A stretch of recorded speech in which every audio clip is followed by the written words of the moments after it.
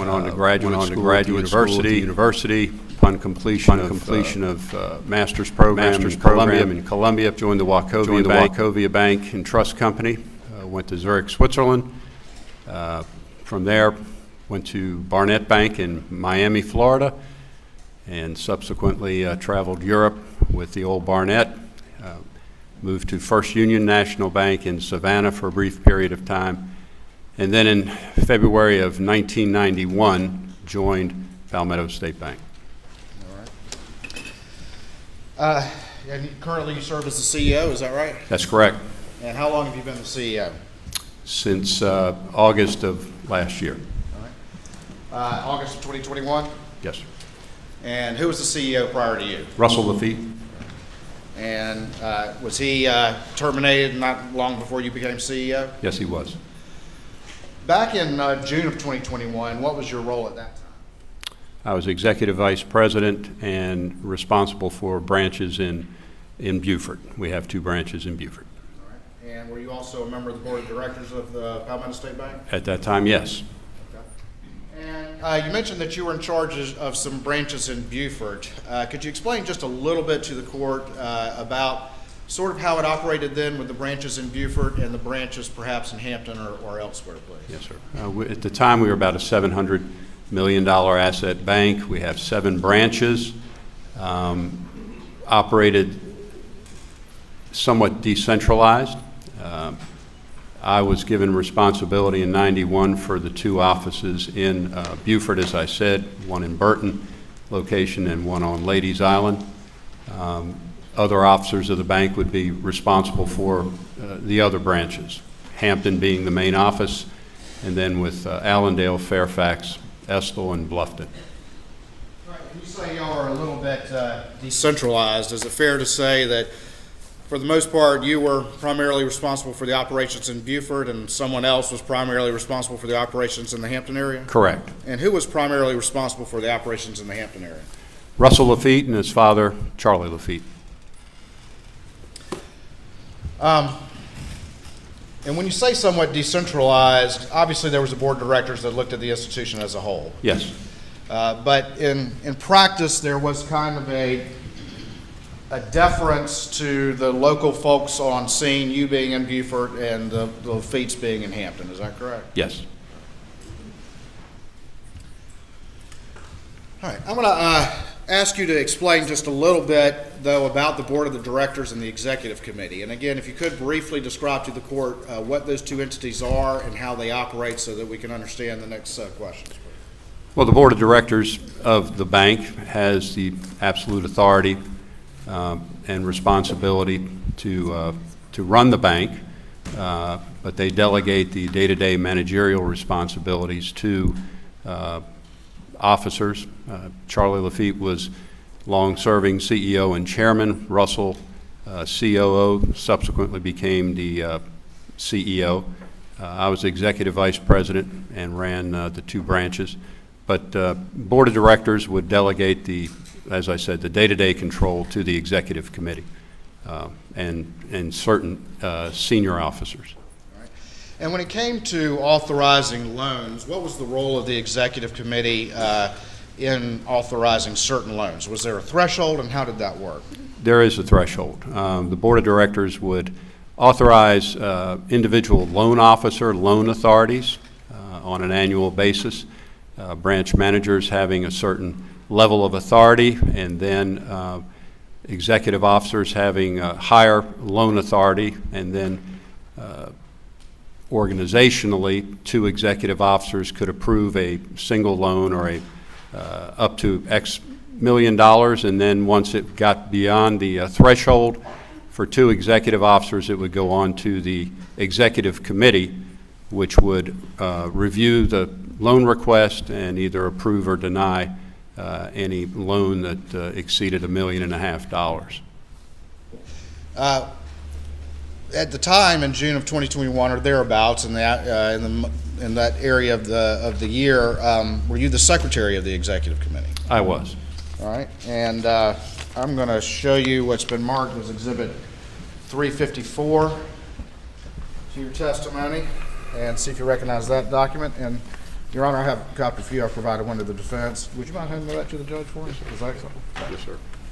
All right, do you recognize that document? I do. Tell me what that is, please. It's in the minutes of the Executive Committee of August 12th of 2021. All right. And a number of topics were discussed, but primarily the relationship of Richard Alexander Alex Murdaugh and his total relationship with the bank. All right. And this is on August 12th, 2021? Correct. Can I get the elbow, please?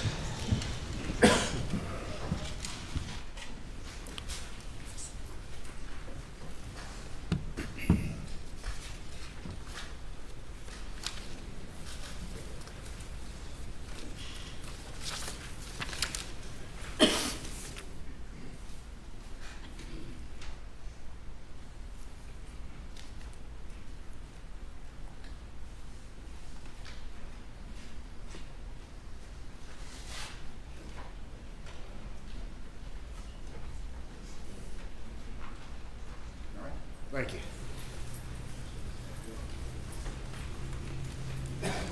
All right, so these are the minutes that you're referring to, is that correct? That's correct.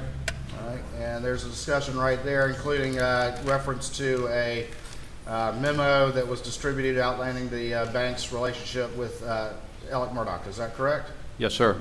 And there's a reference also to the total indebtedness that Alex Murdaugh had to the bank at that point in time. Yes, sir. As of the day of that memo that was presented to the Executive Committee, Mr. Murdaugh owed directly or indirectly $4.2 million. $4.2 million, is that correct? Yes, sir. All right.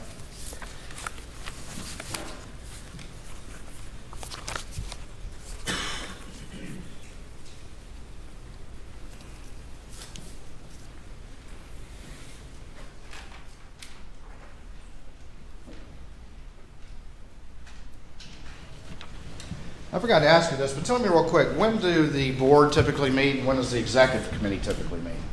The Executive Committee typically meets on the second Tuesday of every month, and the board meets on the third Tuesday of every month.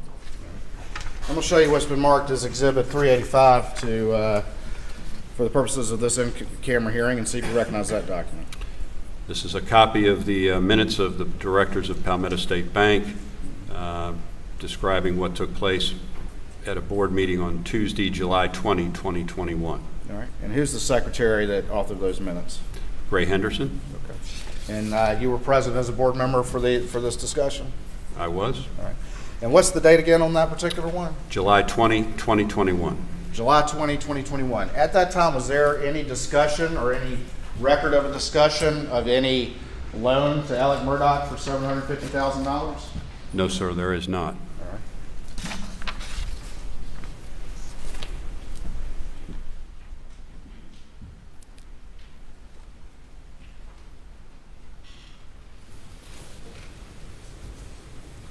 Again, that's July 20th, 2021. That's correct. All right, going back to this August 12th, 2021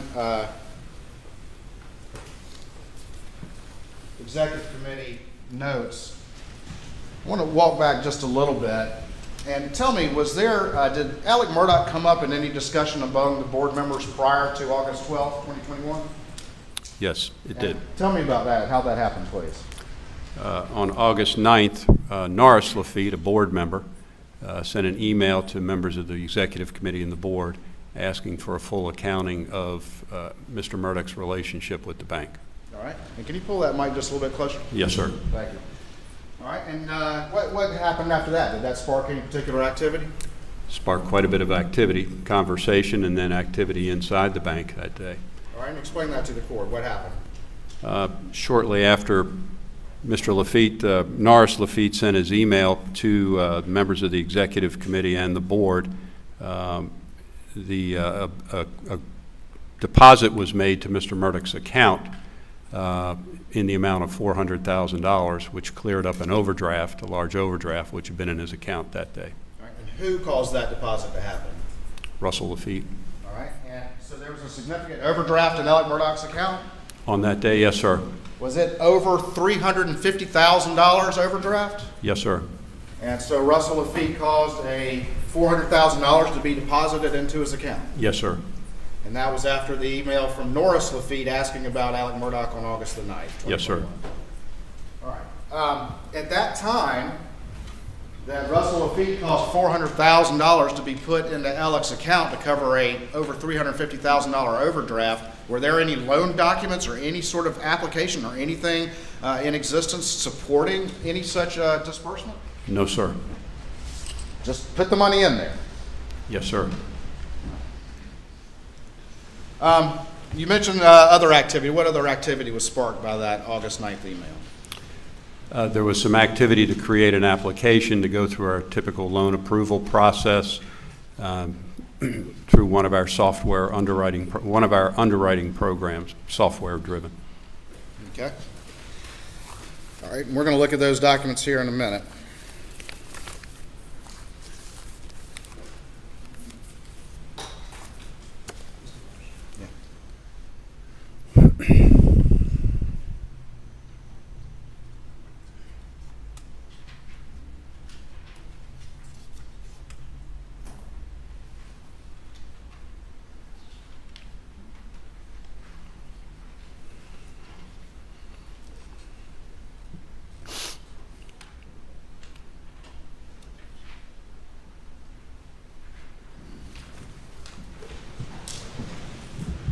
All right, I'm going to show you what's been marked as State 356 and see if you recognize that.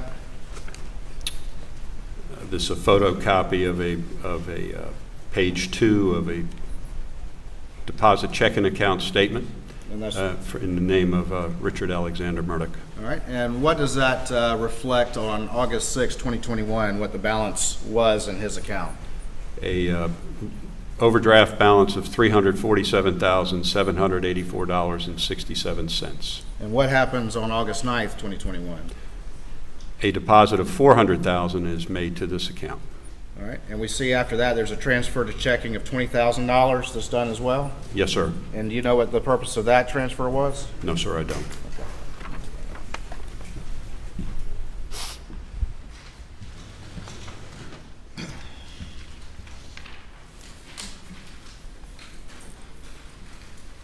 So right there on August 6, 2021, Alex's account was negative $347,000. Is that correct? Yes, sir.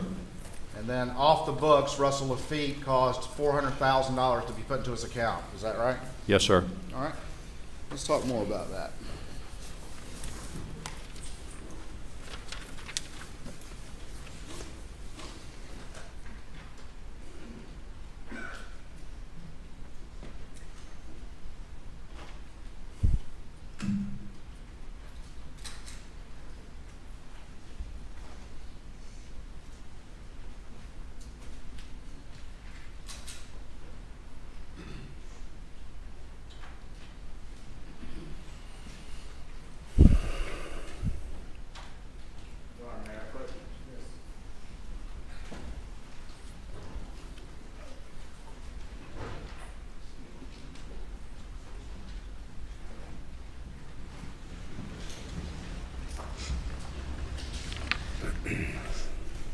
I'm going to show you what's been marked as Exhibit 357 to your testimony and see if you recognize that. This is a copy of minutes of the directors of Palmetto State Bank dated August 17th, 2021. Okay. And who was the secretary for these? Do you know? Gray Henderson. No. And were you present for these board meetings? I was. All right. And these minutes accurately reflect what was discussed at the board? Yes, sir. We'll turn over to the second page.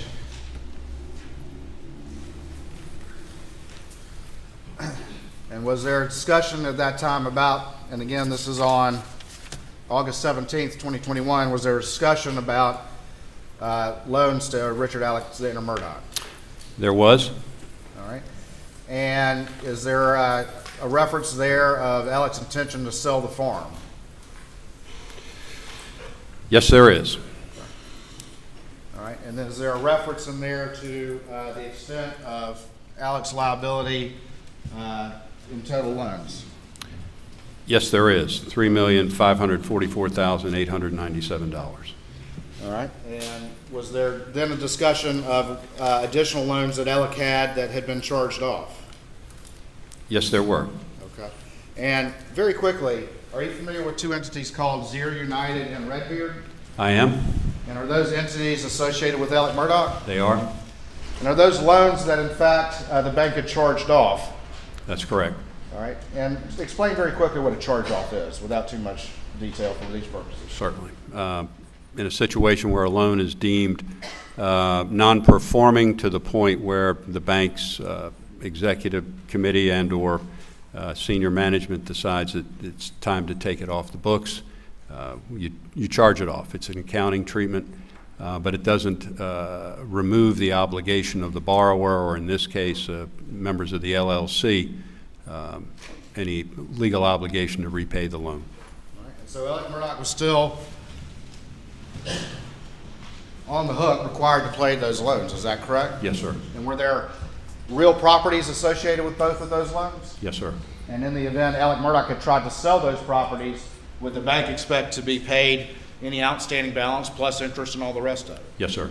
And in fact, was Alex still paying on those notes even though they were charged off? He had periodically, yes. And so the ultimate liability to the bank for Alex was somewhat larger if those are included. Is that correct? Yes, sir. There's discussion in here about a $750,000 loan in this particular board discussion. Is that correct? Yes, there is. And this is on August 12th, 2021, I believe. Is that right? The date, I think it's 17th.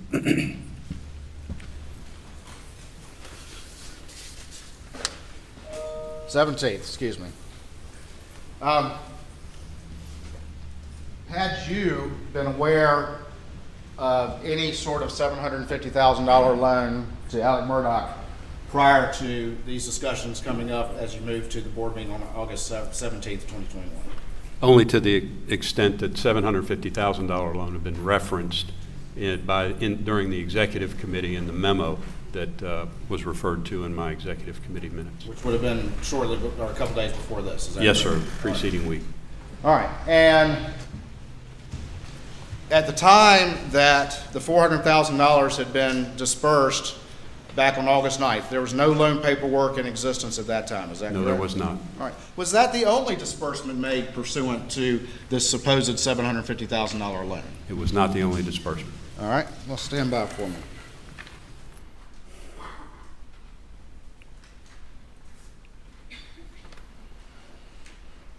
This is in that first packet I gave you. I'll show you what's been marked as States 358 and see if you recognize that. It's a wire request form on our standard documentation dated July 15, 2021. The Palmetto State's going to wire funds to South State Bank. The beneficiary of the wire is the Wilson Law Group, LLC, to their IOLTA account in the amount of $350,000. $350,000 to the Wilson Law Group? Yes, sir. All right. And then what's the next page in this document? Are the wiring instructions to the Wilson Law Group. And does it have contact information? Contact information is to Chris at wilsonlawgroupse.com. All right. And is that Chris Wilson, the lawyer in South Carolina, in Bamberg, South Carolina, excuse me? As I currently understand, yes, sir. This is on July 15th, 2021. Yes, sir. $350,000 was wired to Chris Wilson. Yes, sir. Was there any documentation, loan application, any sort of paperwork whatsoever justifying Palmetto State Bank sending $350,000 to Chris Wilson? No, sir. All right. And then whose benefit was this sent for? Alex Murdaugh's. Alex Murdaugh's. All right, let me ask you about this, and I'm going to put it up on the screen.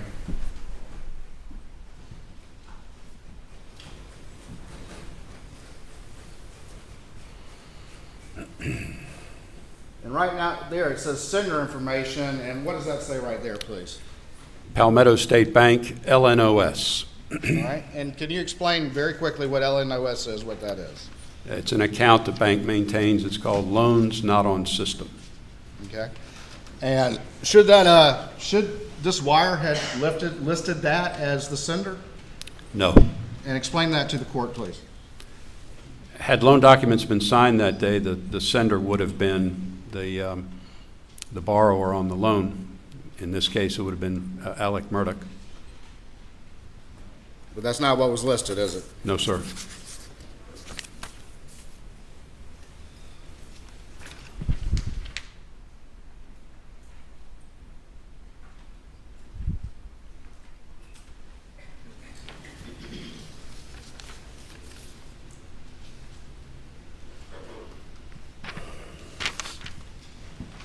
I'll show you what's been marked as 359 to your testimony and see if you recognize this document.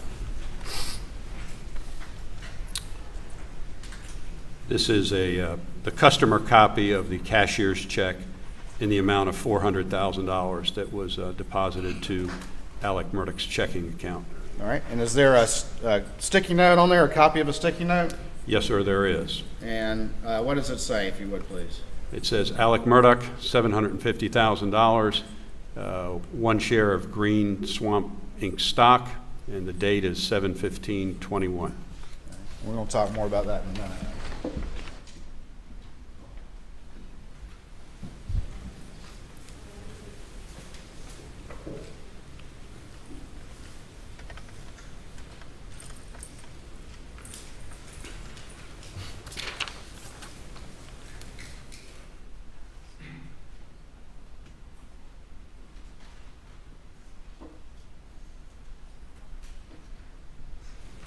I've got states 360 and 361.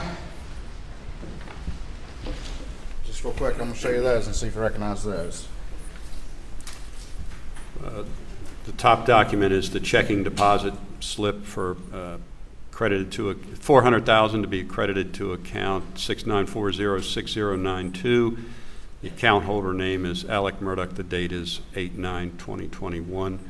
And then we see a copy of the cashier's check dated 8/9/2021 in the amount of $400,000. All right, and then the next exhibit, 361.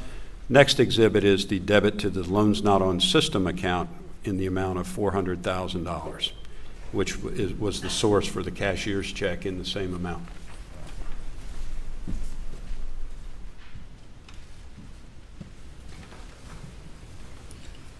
And the date on those again? 8/9/2021. And that was the same day that Norris Lafitte sent an email to the board directors making an inquiry about the bank's relationship with Alex Murdaugh. That's correct. Just a couple more.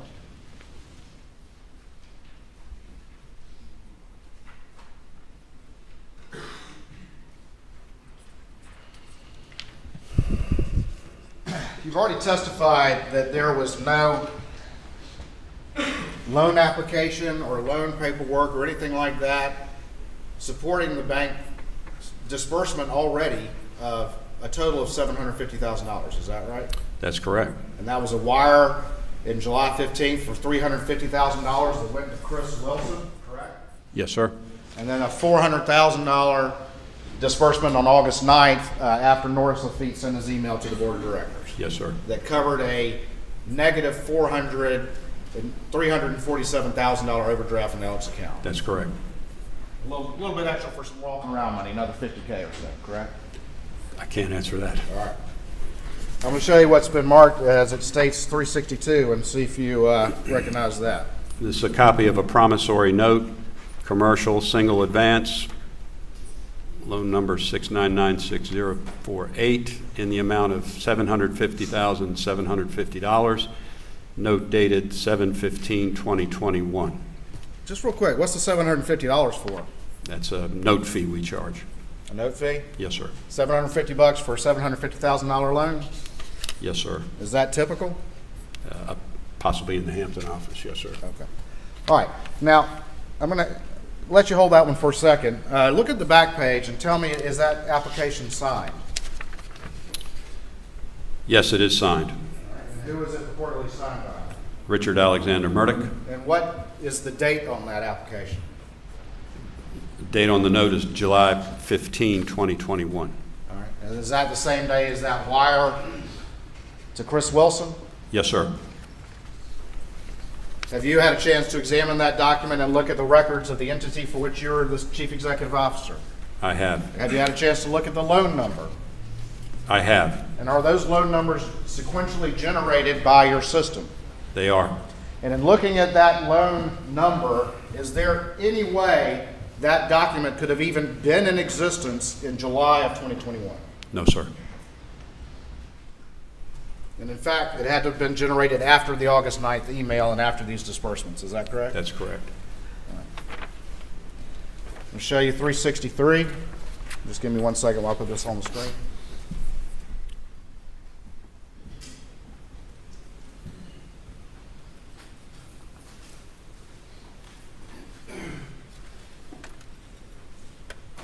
And just real quick, can you see that on the screen? Yes, sir. Is that the loan number, the sequential loan number you're talking about? Yes, sir.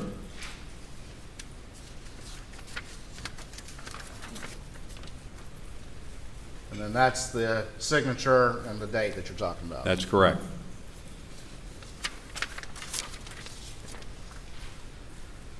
All right, that last exhibit I just handed to you, can you tell me the number on the back of it? 6996048. I'm sorry, I was talking about that number. 363, states 363. No, that was my job. I was asking you to do my job. All right, tell me what that document is, please. It's a business purpose statement. All right, and It accompanied the loan, 6996048. what is the supposed purpose for the loan that's listed on that? Business expenses. Okay. See that?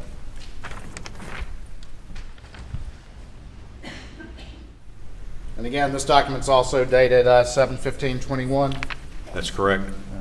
But is this the kind of document that also would be generated along with the application that we just saw? It would in the note documentation system, yes, sir. All right. The application which you said could not have existed in July of 2021. That's correct. Let me go back. We had a reference to the board minutes.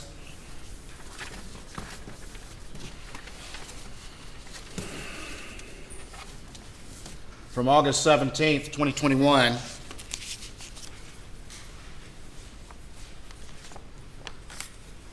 And there was some discussion of this particular loan at that board board meeting. Is that correct?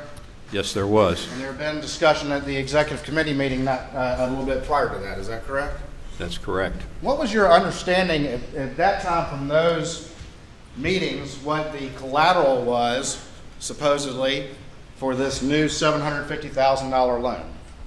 There'd be a mortgage on Edisto Beach House and a share of Green Swamp stock. And is that the green swamp that was referred to on the sticky note that we saw earlier? Yes, sir. And what is your understanding, though, as things developed as to whether or not that collateral actually was able to be used for this particular loan? Certainly the second mortgage did not exist or was not placed on the property. The property was in the name of Mrs. Murdaugh. Okay. And what about the green swamp? Was that already collateralized? It was cross-collateralized with other loans. Right. So this loan was heavily under collateralized, is that correct? Yes, sir. Okay.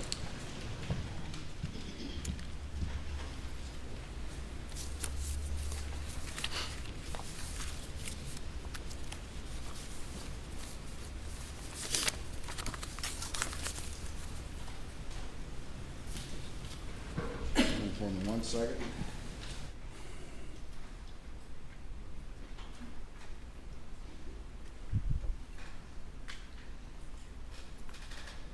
There's been some discussion about whether or not an appraisal had been ordered prior to June of 2021 for this supposed $750,000 loan. Was there an appraisal that had been ordered prior to June of 2021 on the Edisto property? There was. Did that have anything at all to do with some sort of loan for an additional $750,000? No, sir. And I'm going to show you what's been marked as states 364 and see if you recognize that document's an email, but there's an attachment. Email from Chastity Malfris to Charles Lafitte III, who's the bank's appraisal officer, referencing 3606 Big Bay Drive, Edisto. And it's an appraisal request form dated April 22, 2021. The intended use of the appraisal is for a refinance.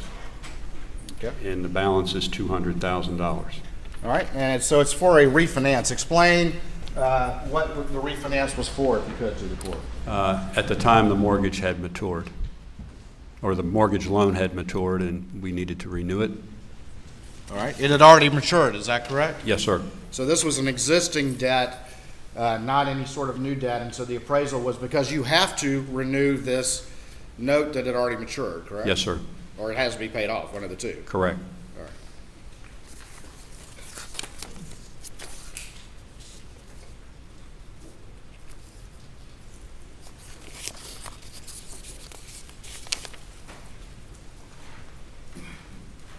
Ron, can I approach? Yes.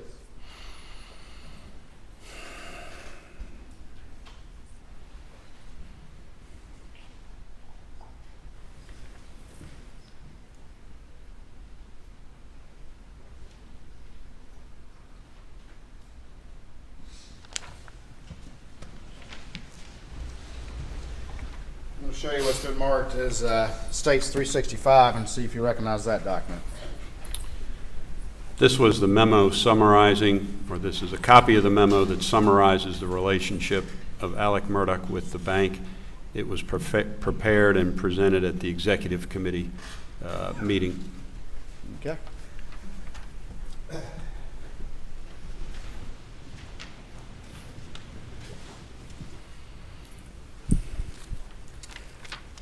Again, I'm going to put that up on the screen, but this lists some of the indebtedness that Alec had to the bank that you previously described earlier, Yes, sir. and including the Zero United with outstanding $307,761, Yes, sir. and then outstanding and charged off not only Zero United but also $362,896 for Redbeard. Yes, sir.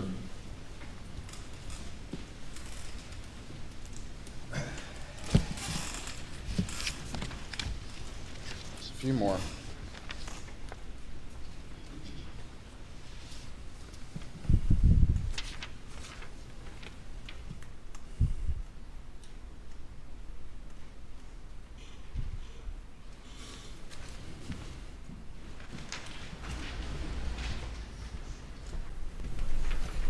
I'm going to show you what's been marked as States 366 and see if you recognize that document.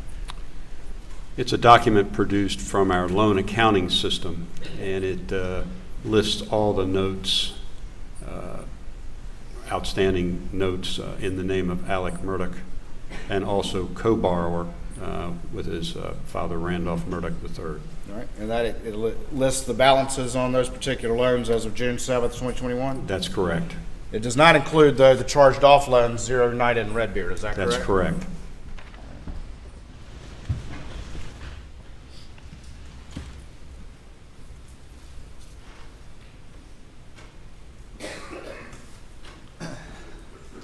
So on the first one, is that the balance right there, $104,119.80? That's the principal owed, yes, sir. That's the principal owed. These are not deposits, correct? That's correct. Owed by who? I think for the $104,000 was Williams Islands. Right. But I mean, what borrower owed those? That would have been Mr. Murdaugh, Alex Murdaugh, yes. All right. And then this next one, what's the balance on that? How much is owed for this loan? $806,666.26. The next one, how much is owed for this loan? $195,171.64. How much is owed for this loan? $999,650.94. And this is actually a $1 million line of credit. Is that correct? Yes, sir. It's pretty much maxed out, isn't it? Yes, sir.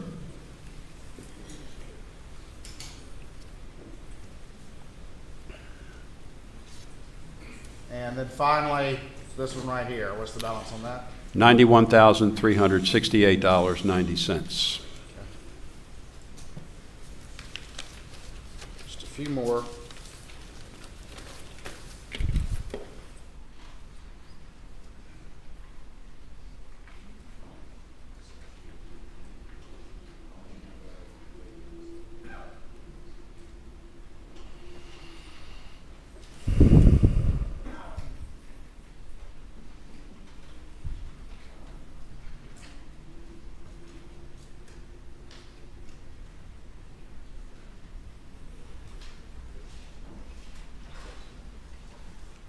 All right. Last set of documents here. I'm going to show you what's been marked as states. Stand by for me real quick.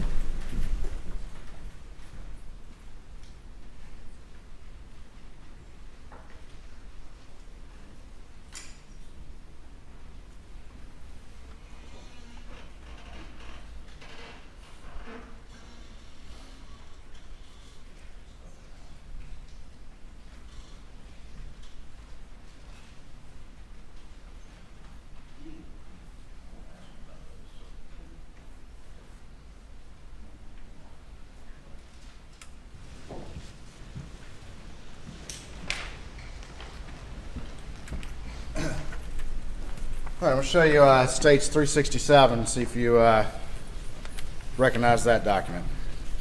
It's a copy of a bank statement, Alex Murdaugh farm account. And what is the balance of that on June 7th, 2021? June 7, 2021 shows a deficit balance of $2,458.23. Negative balance? Yes, sir. Show you what's been marked as 368, and do you recognize that? Again, it's a checking account statement, Richard Alexander Murdaugh for account 6092. All right, can you tell me what the balance was on June 7th, 2021? $2,185.23. I'm going to show you what's been marked as States 369, and see if you recognize that. This is a again, statement for a health savings account, 3094, in the name of Richard Alexander Murdaugh. All right, and what's the balance on that? $7,540.61. And that's a health savings account? Yes, sir. Can that be used for any purpose or only for legitimate medical purposes? I think the latter, the medical purposes.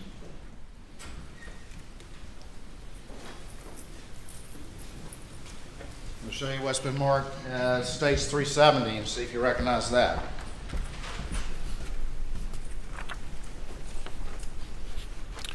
Again, a bank statement, copy of a bank statement in the name of Alex Murdaugh, account number 6649. And the balance on 6/7 would have been $62,115.06. All right, and then finally 371, if you could, tell me if you recognize that. This is a account statement, interest checking account in the name of Margaret Maggie Murdaugh and Alex Murdaugh, number 5109, and the balance on 6/7, $3,900.04.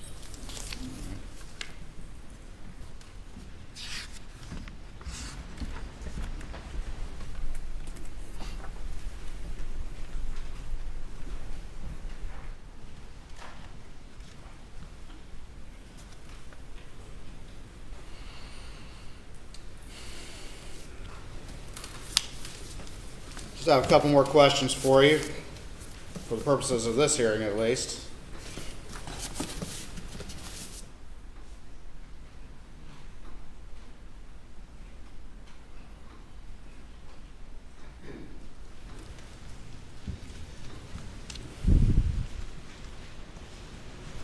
It's fair to say that of June 2021 and the months after, the indebtedness to Palmetto State Bank from Alex Murdaugh was very, very large. Yes, sir.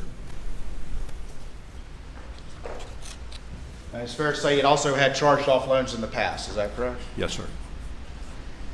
If it had come out at any particular time from, let's say, 2010 on up to June of 2021, or at any time, that Alex Murdaugh had been stealing money from his partners or stealing money from his clients, would this bank have continued to loan him money? No, sir. Nothing further at this time, Your Honor. Private defense. Yes, Your Honor, briefly. Just to be clear, Mr. Malinowski, on June 7th, 2021, Mr. Murdaugh was not overdrawn at Palmetto State Bank, correct? No, well, June 7. Yes, sir. Do you have his bank statement? Well, we just went through them. Right. Well, there was one statement, the farm account was minus $2,045. There was another account that was plus $2,185, according to Exhibit 368. His health savings account, Exhibit 369, had $7,540. Exhibit 370 had a positive balance of $62,000 and some change. And then Maggie's account, Exhibit 371, had $3,904. Yes, sir. So there's one account that was Overdrawn. for $2,000, but positive balances in all the other. Yes, sir. And Alex Murdaugh had been a customer of Palmetto State Bank for many, many years. Is that correct? That's correct. And had he ever been denied a request from Palmetto State Bank for a line of credit or a loan up until September of 2021? To my knowledge, no. And in July of 2021, apparently he got a $750,000 loan that was approved according to the documents here by 3 members of the board of directors. Do you remember that? See if I can find that.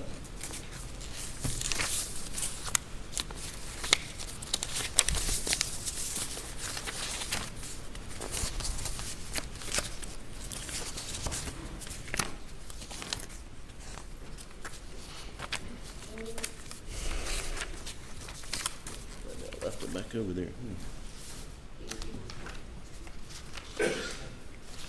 Here it is. Is Elmo up? All right. Can you see the highlighted language there? I can see the highlighted language. Yes, sir. Yes, sir. And this is from. Let's be sure we know what we're talking about.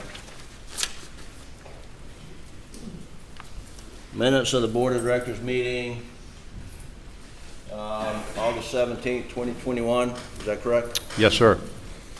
And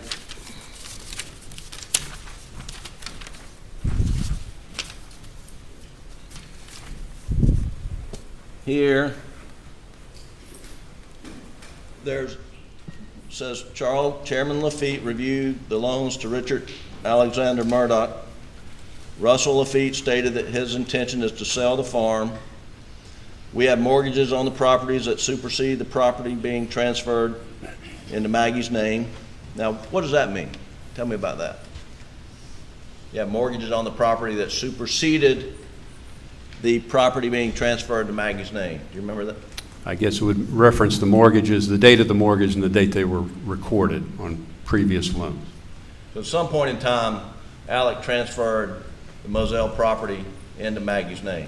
It's my understanding, yes. And before that date, your bank already had a mortgage on the property. Yes, sir. Okay.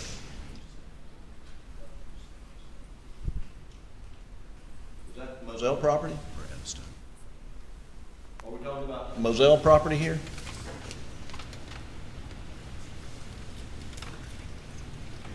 If you're referring to the farm, I'm assuming he's referring to Moselle. Yes, sir. Okay.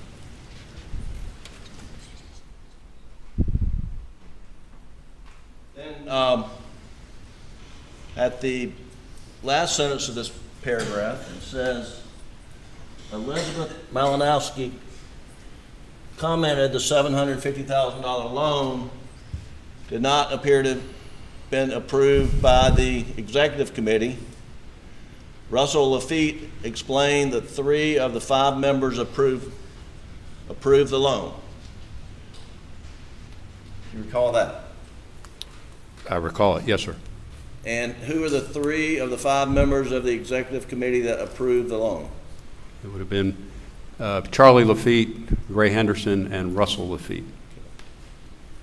And do you recall Charlie Lafitte telling you at some point in time, maybe around in here or even before, that if Alex Murdaugh wanted to receive a loan from the bank, that he would get it? That was Mr. Lafitte's opinion, yes. And who was Mr. Lafitte in relation to the bank in June of 2007? 2007? Excuse me, June 7th, 2021. He was chairman of the bank. Okay. And was Russell Lafitte related to Mr. Lafitte? His son. Okay. And who are the members of the executive committee? The executive committee, Charlie Lafitte, Gray Henderson, Russell Lafitte, Scott Swain, and myself. And so Mr. Lafitte, Mr. Charlie Lafitte's opinion was if Alex Murdaugh wanted a loan from the bank, he would get it. Is that correct? That was his opinion. And on the $750,000 loan he was provided, apparently without a lot of paperwork done on the front end, but it was approved by Mr. Lafitte, his son, Russell Lafitte, is that correct? Yes, sir. And his daughter, Gray Henderson, is that right? Yes, sir.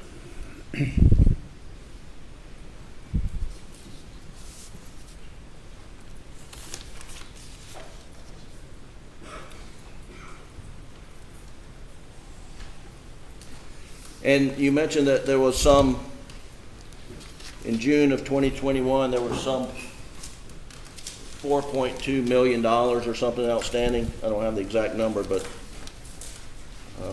maybe we can find that. Do you know how much was secured and unsecured when you reviewed the indebtedness? Do you have a document I can refer to? I'm trying to find it. Hold on.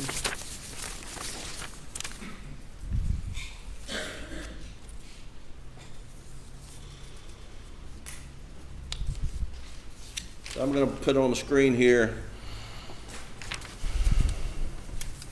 You may be talking about the same document we looked at, and I have the highlighted language. It says here, well, let's just refer to the, it says Norris Lafitte had found a mathematical error which will be corrected to $3,544,897 total loans, and those are total loans to Mr. Murdaugh, is that correct? According to another memo that came. Okay, so as to this amount, how much was it all secured? Without seeing the memo, I couldn't tell.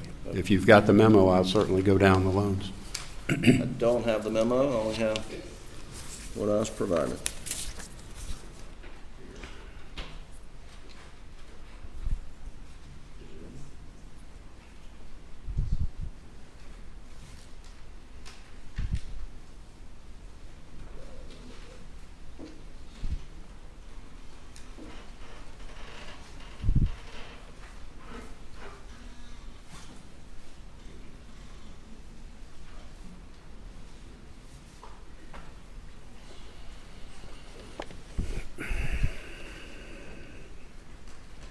Thank you.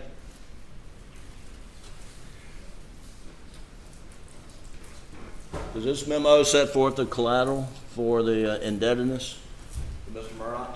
And I am referring to Exhibit 365. Can you pull down that memo? There we go. Thank you. Can you read that? Yes, sir. Try to zoom it in without putting too many shadows on it.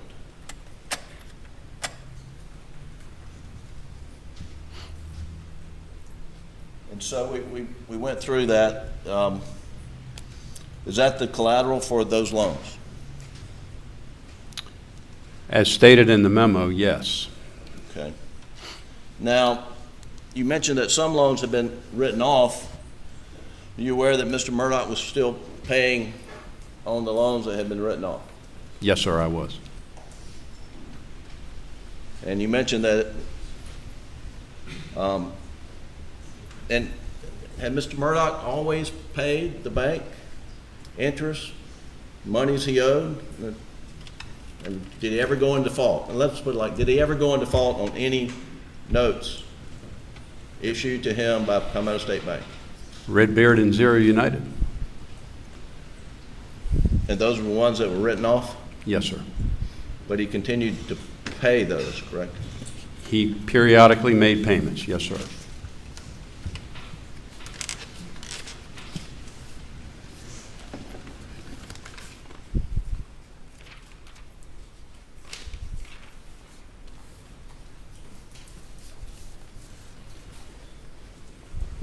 Are you aware that on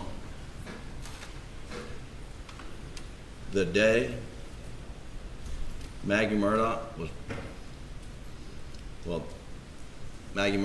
murdered sometime the night of June the 7th, are you aware that she was scheduled to meet your appraiser at Edisto on June the 8th? No, sir.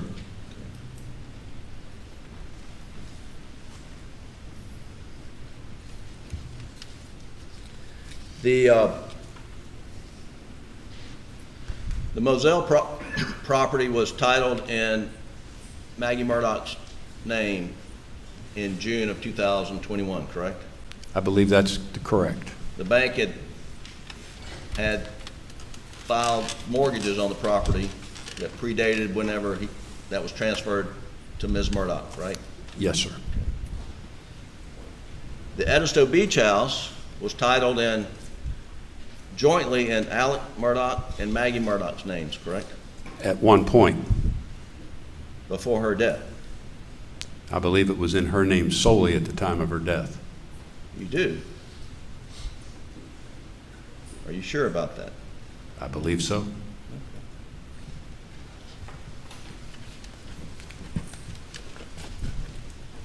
And what information are you relying upon to say that? Looking at the Colleton County deed records.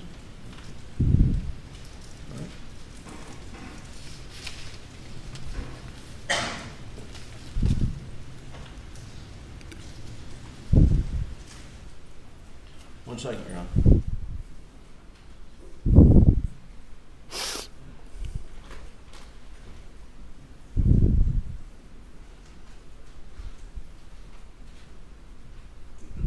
Does the bank undergo routine FDIC audits, Palmetto State Bank? Yes, sir. And had Mr. Murdaugh's relationship with the bank ever been flagged in any audit conducted by the FDIC or their contract auditors? To my knowledge, no. That's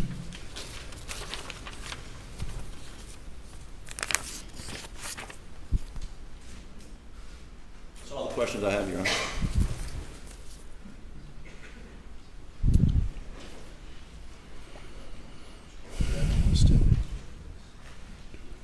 Mr. Malinowski, just a few more questions.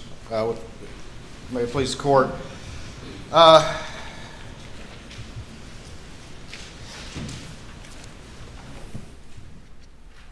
that 365 back that we were just looking at.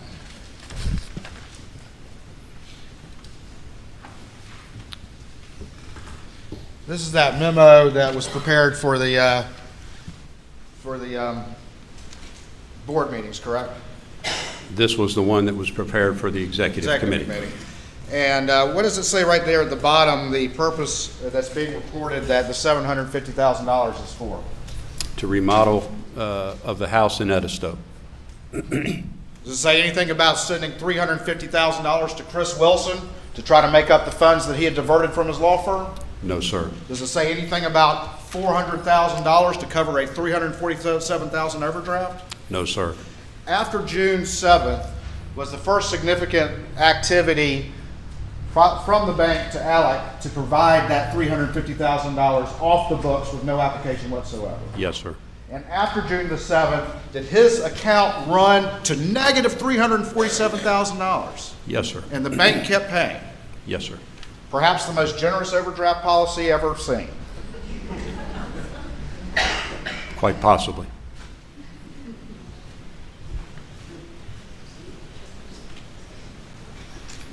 You were asked a little bit about Zero United and Redbeard, which are up on the screen. the bank did not foreclose on those properties, is that correct? That is correct. So Alex Murdaugh still owned those properties, correct? He and partners, yes, sir. All right, but if he were to try to sell them, could he have sold them without having to account to the bank? He would have had to pay back the monies he had borrowed from the bank. And we see that up on that screen, what happened to my exhibit?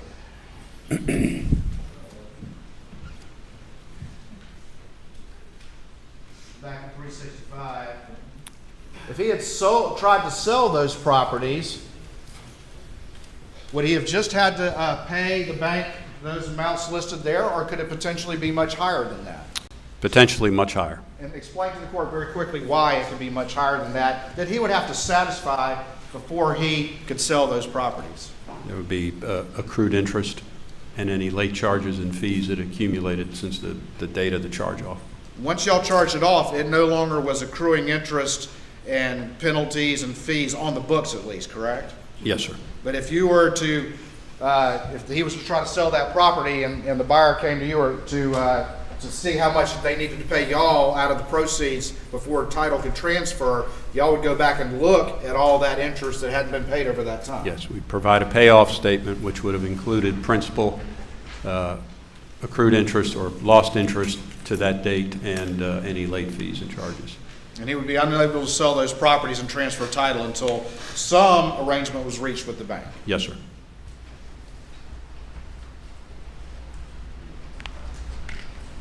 We just, you were just asked about whether or not Maggie was going to be meeting an appraisal at the Edisto property, but you've testified in no uncertain terms that appraisal was to renew the mortgage that was already in existence that had matured, correct? Yes, sir. It had nothing to do with a new 750. Yes, sir.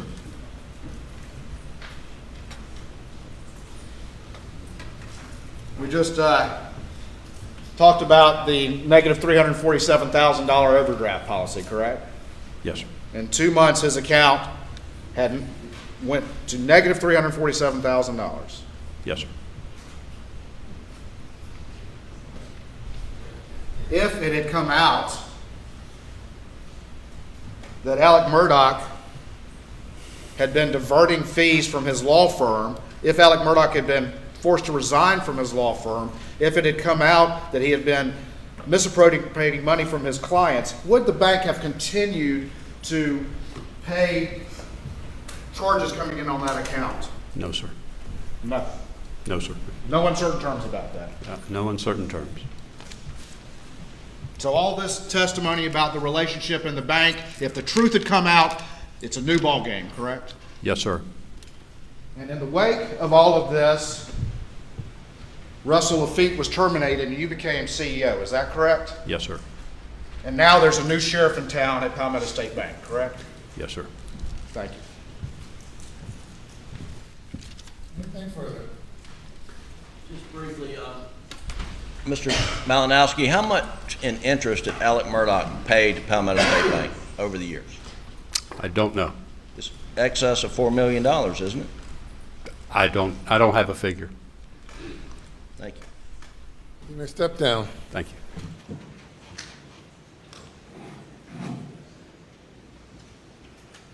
Let me call your next witness. Thank you, Your Honor. We'll stand just a moment while that next witness is coming.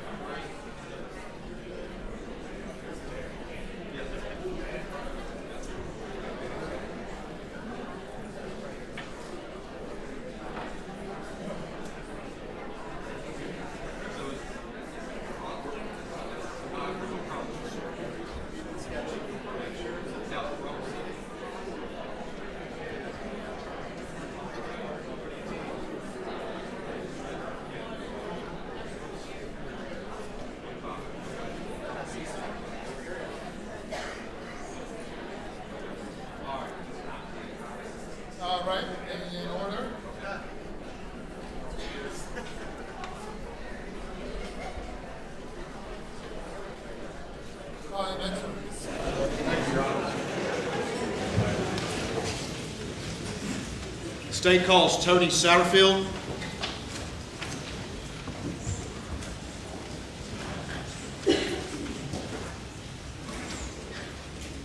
Raise your right hand, left hand on the Bible.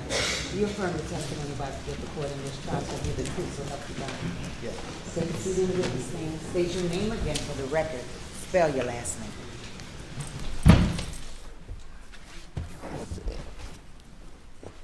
My name is Michael Satterfield. My last name is spelled Satterfield. How you doing today? Good, how are you? All right, pull that mic to you just a little bit close so we can hear you good. How old are you? I'm 33. All right, where do you work? I work at Beaufort Memorial Hospital Okay. And where'd you grow up? in Hampton.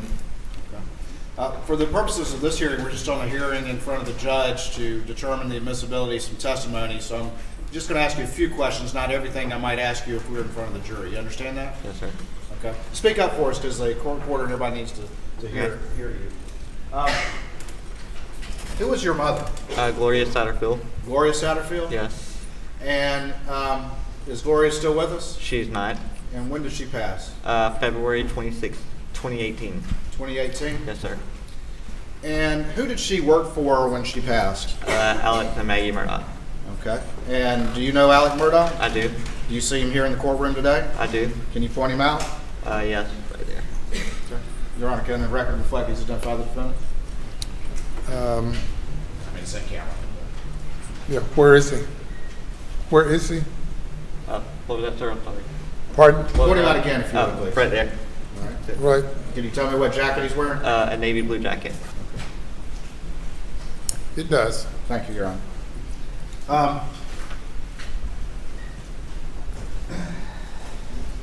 How long did your mom, roughly, how long did she work for Alec? Do you know? If I had to take an estimated guess, 20-something years, maybe, give and take. I don't know that years. Okay. And slide up just a little bit more and talk right into that mic. There you go. Just a little bit. You need to get up on the mic so we can hear you. All right. What did your mom do for Alec? She was their housekeeper. She babysat for them. She cleaned their house, and kind of anything else they kind of need. Okay. And she had been doing that for a long time? Yes. During the course of that, you got to know Alec and his family to some extent as well? Yes. Did you trust Mr. Murdaugh? Yes. What happened to your mom? She fell and hit her head. Okay. And where was she when that happened? She was at Alice's house in Moselle. In Moselle? Yes. Did she pass right away or did she live for a while? She lived for a few weeks. Was she ever able to say to you what happened, how she felt or anything? No, she was not. After she passed, did you have any conversation with Alec about what to do about it? I did. And what was the conversation you had with Alec? I What did he say? barely, Go ahead. I barely remember, but it's like, let me go after my insurance company for this or whatever, kind of get these medical bills and stuff paid. Okay. So he said he was going to go after his insurance company Yes. and get medical bills for your mom paid? Yes. Did he say he might get any of that money for you and your brother? Yes. Did he say how much that might be? No. Ultimately, was there a lawsuit filed? Yes. All right. And who did you consider your lawyer was in all of this? Alex. At some point in time, did he bring another lawyer in? Yes. And what did he tell you about that? He said, if I understood it correctly, I can't do it myself because it's conflict of interest. I'm going to send you to my buddy, Corey Fleming. Corey Fleming? Yes. Did he tell you anything about his relationship with Corey Fleming other than they were buddies? Can you repeat the question? I'm sorry, I didn't hear you. Did he tell you anything more about his relationship with Corey Fleming? No. After he brought in Corey Fleming, were you still communicating directly with Alec about the case? Yes. Who did you think your lawyer was? Alex. The whole time? Yes. Did he ever bring in a person, or did they ever bring in a person by the name of Chad? Yes. And you remember Chad's last name? Westendorf. Okay. And what did they tell you about Chad? That he should be my PR. Your PR? Yes. Did you ever meet with Chad? Yes. Did you meet with him a lot or just? One time I can think of. Alec told you that he was going after his insurance company. Did he say how much that insurance was? One of them that I know of was like $500,000, and that's the only one. That's the only one he told you about? Yes. Did he ever tell you that there was also an umbrella policy worth upwards of $5 million? No. Never mentioned that to you, did he? No.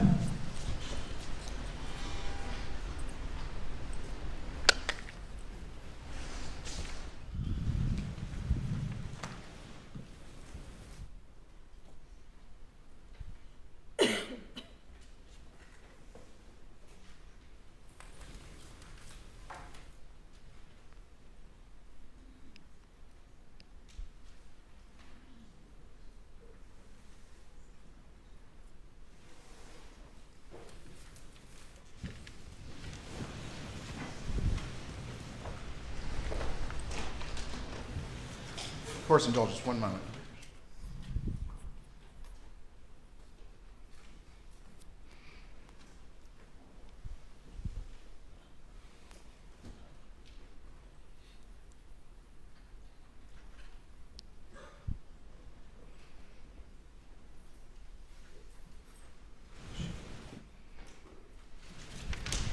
We'll show you what's been marked as states 372 to your testimony and just have you take a look at that. And do you recognize that document? Yes. And tell me what that is.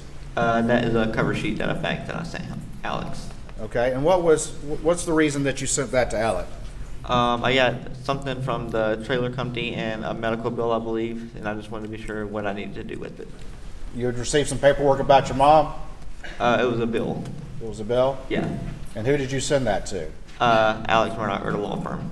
All right, and why did you send it to Alex Murdaugh? Because he said if we got any medical bills, just forward them to him, and I didn't know if I needed to do anything with it. Because you thought he was your lawyer? Yes. All right, and this had your phone number on there, but we blacked it out, correct? Yes.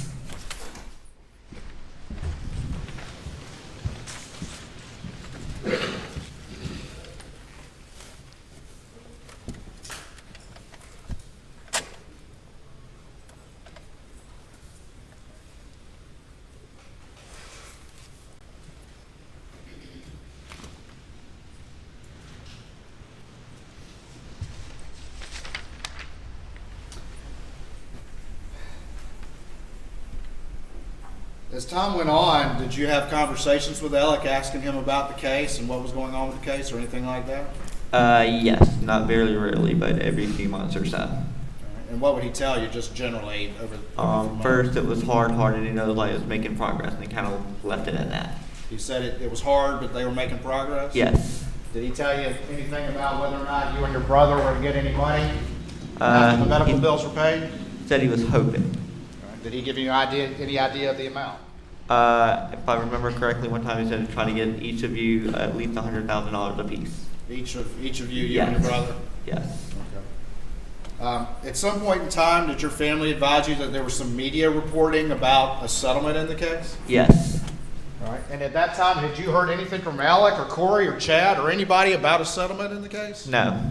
All right. And what, if anything, did you do after your family? Did they ask you to do anything? Yeah, they said you might want to kind of follow up on it and kind of see. And did you make a phone call to Alec? Yes. All right. And what month was that in? I believe the last time I talked to him was in June of 21. June of 21? Yes. Around the time of the murders? Yes. And what did you ask him? I can't believe what I asked him, but it was still making progress and be ready to settle, by the end of the year. He told you it was still making progress and he was hoping to settle by the end of the year. Yes. Did he tell you that they had already gotten a settlement for $505,000? No. Did he tell you that they had already gotten a settlement for $3.8 million? No. Had he ever told you that there was an umbrella policy for $5 million?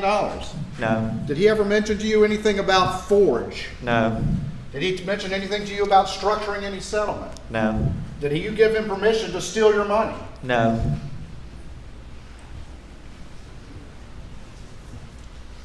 Ultimately, in the wake of all of this, you've come to find out that there was a settlement for $505,000, correct? Yes. And it was diverted by Alex Murdaugh, correct? Yes. And ultimately, you've come to find out that there was a settlement under the umbrella policy for $3.8 million. Is that correct? Yes. Or thereabouts, correct? Yes. And a large proportion of that was diverted by Alex Murdaugh, is that right? Yes. Did you ever get 1 cent from Alex Murdaugh when he was still, before all of this happened? No. And it took, after this happening, and it took a legal process for that to happen, is that right? Yes. And ultimately, is it your understanding that he confessed judgment to taking money for both of those, is that Yes. right? In June of 2021, you made a call to him asking the status of this case, is that correct? I can't remember if he called me or if I called him, but yes, I talked to him in June 2021. You talked to him in June of 2021? Yes. And there were reports in the media about that settlement, correct? Yes. Thank you. Thank you. And please answer any questions the defense has, okay? By the defense.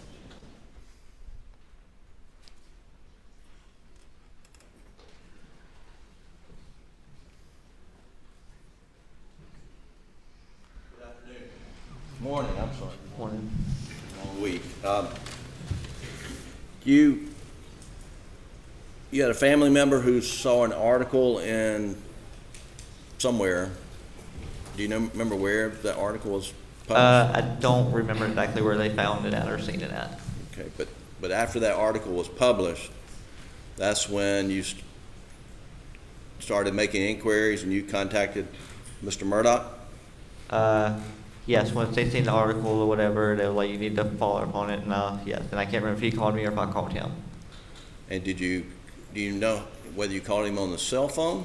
It was on his cell phone normally, that's how I called him, yes. So you called him on the cell phone? Yes. Okay, and his cell phone record would reflect, how many times did you call him? What was that? How many times did you call him? Like, once, twice, three, we talked like 3 or 4 times, throughout the whole year, if I remember correctly. Okay. And when you called him after reading some article about a settlement, do you know if that was before or after Maggie and Paul were murdered? It was around the time, but I don't remember if it was before or after. Okay, all right, thank you. Nothing further, Your Honor. Thank you. You may step down.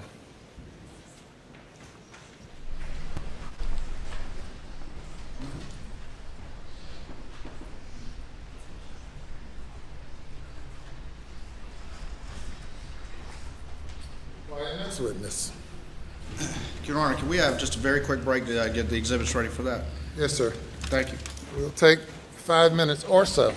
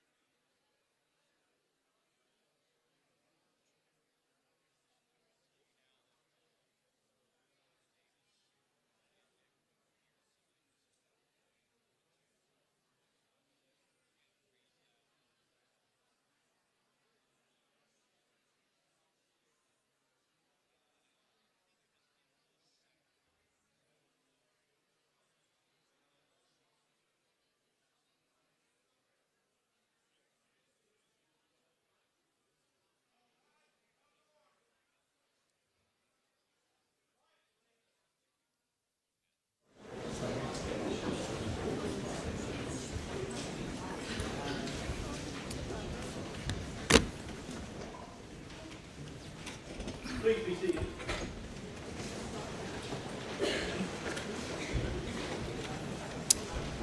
Call your next witness. State calls Carson Burney.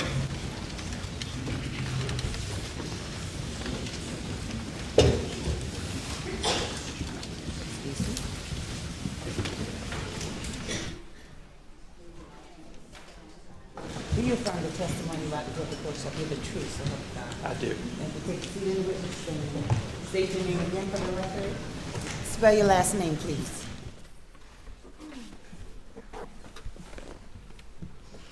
Carson Burney, B-U-R-N-E-Y. Morning, Mr. Burney. Good morning. Still morning, just barely. It is. Where do you work, Mr. Burney? I work for the South Carolina Attorney General's office. And what is your job and title at the South Carolina Attorney General's office? I am the forensic accountant in the state grand jury division. All right, and how long have you been a forensic accountant? Approximately a year and a half. All right, and what do you do as a forensic accountant for the state grand jury? As a forensic accountant, I identify, compile, analyze different financial records to include bank statements, credit card statements, loan documents. I also trace assets from source to ultimate disposition.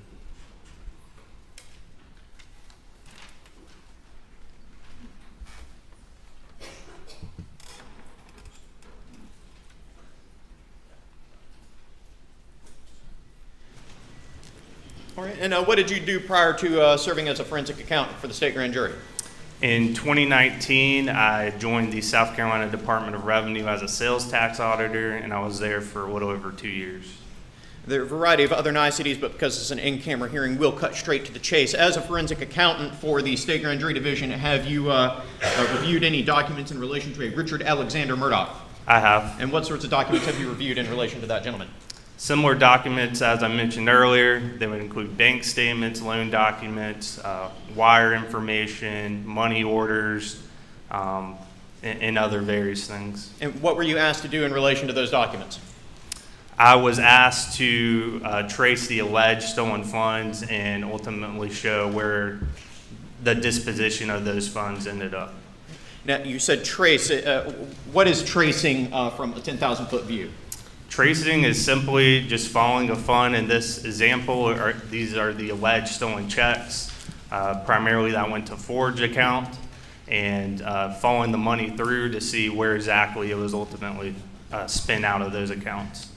And so in analyzing records and in coordination with law enforcement, were specific instruments identified and asked of you to trace where their ultimate disposition was? I was. Now, when we say ultimate disposition, can you follow that same dollar forever and ever onto eternity, or is there sort of a line where you have to just draw it and stop and say that's as far as we can go? You have to draw a line. Obviously, you could follow money forever, forever, and forever, but for the purposes of my analysis, I looked at when they ultimately went out of an account controlled by Alex Murdaugh.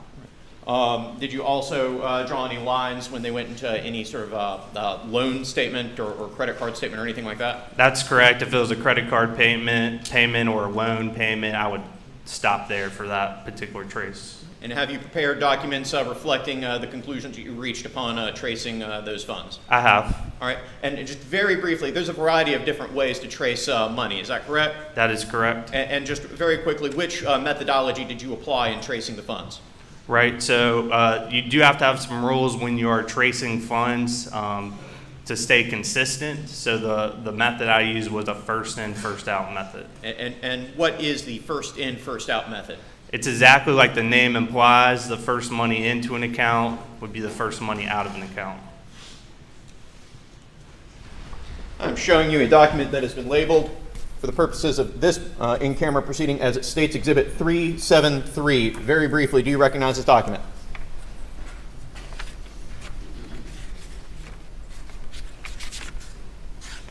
I do. What is it? This is a tracing of funds regarding the $792,000 with the Ferris case.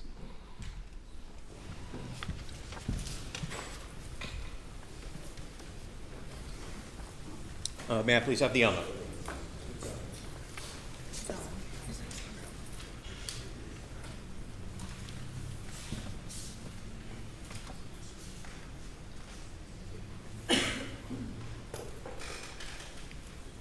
And Mr. Burden, can you see that?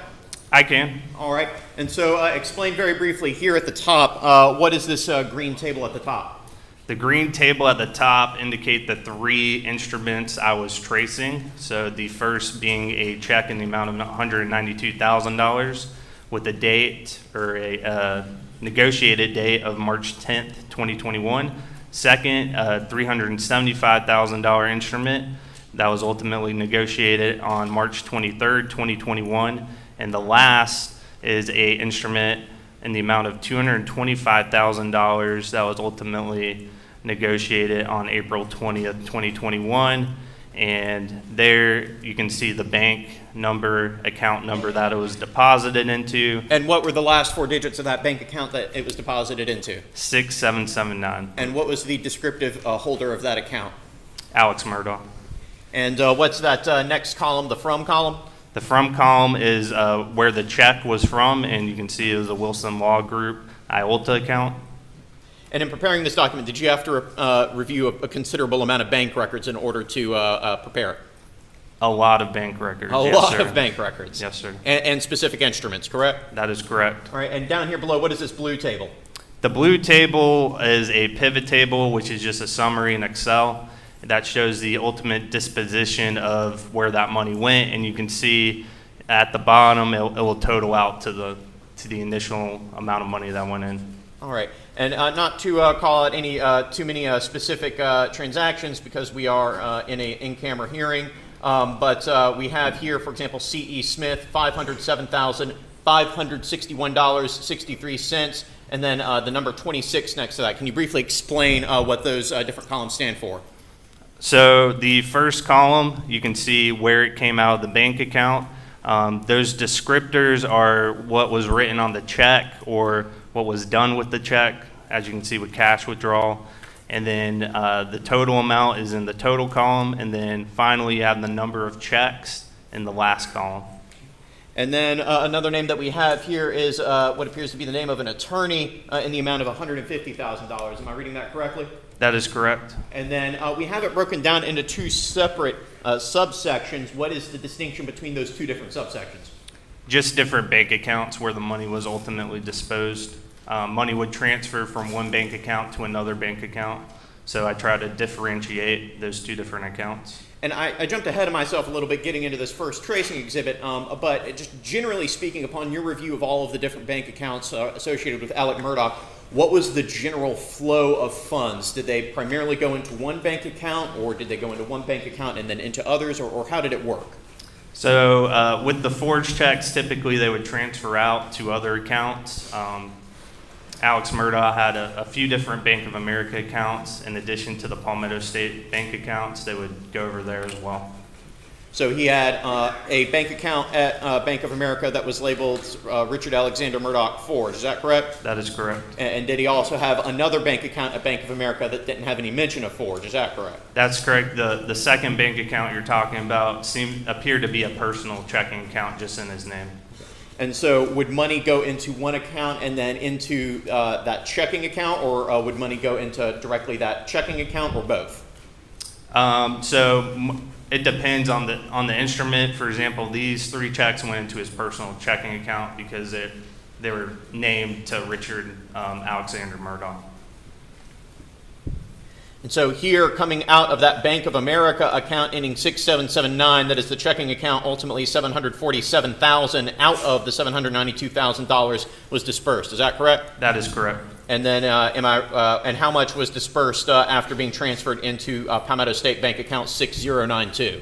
$42,000. 6092 is that a particularly active account for Mr. Murdaugh? It is. It's one of his most active accounts at Palmetto State Bank. And then a little bit further down here, we have something that's labeled PSB 1646 Alex Murdaugh Farm. What was that account?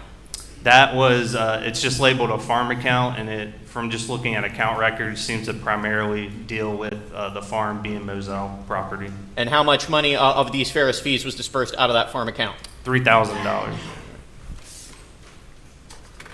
And then flipping behind that facial summary page, we're not going to go through line by line here, but we have every single individual transaction that is summarized in that covers pivot table. Is that correct? That is correct. Some of the details I would include on those pivot tables, if there's a date on the check, the date it was negotiated, the amount, and the account number. And then what we're looking at here, the $192,000, is that one of the instruments that you were tracing? Yes, sir. And then this next page, $375,000, is that one of the instruments? Yes. And then the next page, the $225,000, is that one of the instruments? Yes, sir.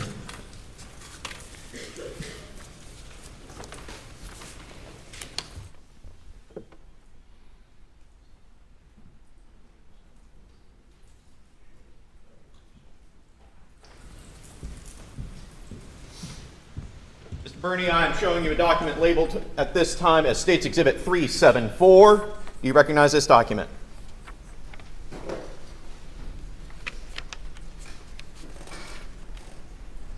I do. What is it? This is a tracing summary for a check in the amount of $403,500 from the Moss, Kuhn, and Fleming client trust account. Is this identified in common parlance as Satterfield money? Yes.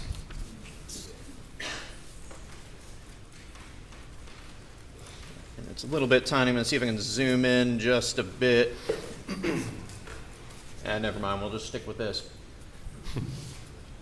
All right. So on what date was that $403,000 deposited? January 9th, 2019. And I said the number, but how much money are we talking here? $403,500. All right. And then how much was ultimately, into what account was it deposited?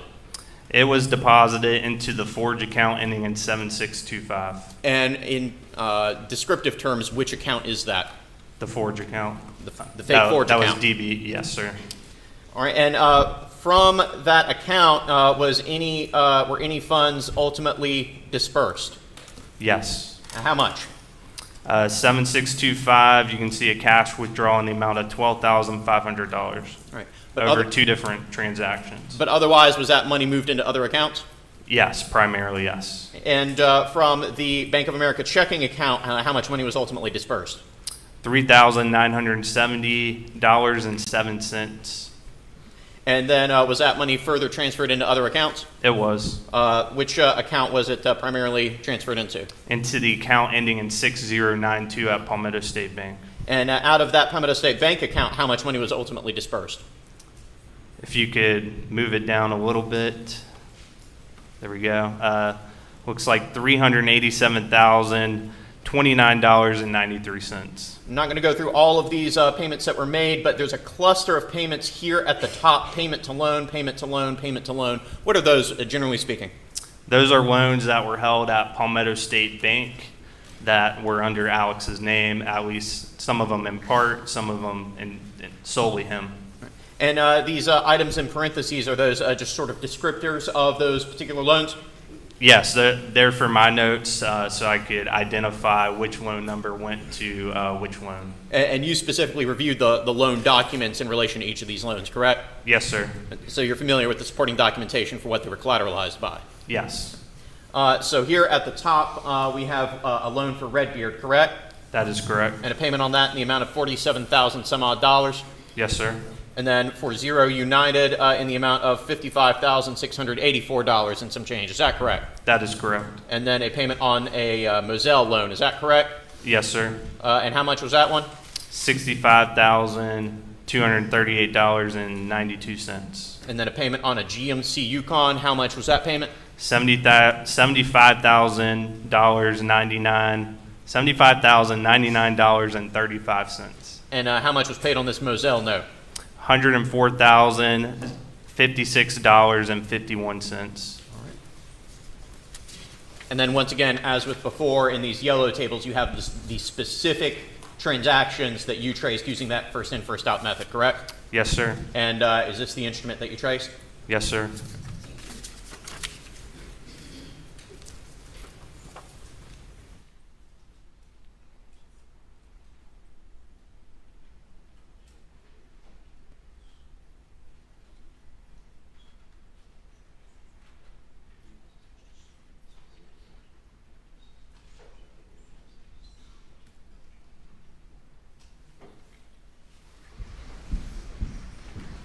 I'm showing you a document labeled as States Exhibit 375. Do you recognize this document?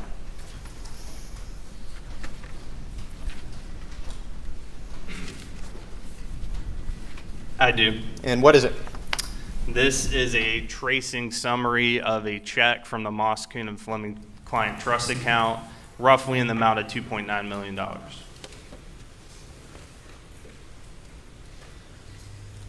And when was this instrument deposited?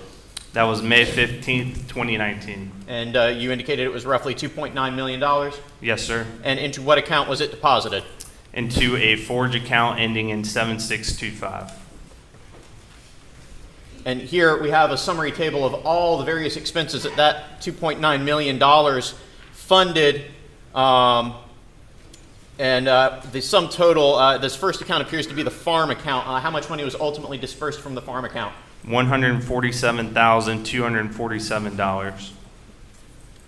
And this next one would be for the checking account, is that correct? That is correct, ending in 6092. And how much money, this one's a long one, so we have to flip over. How much money was ultimately dispersed from that checking account? $1,429,753.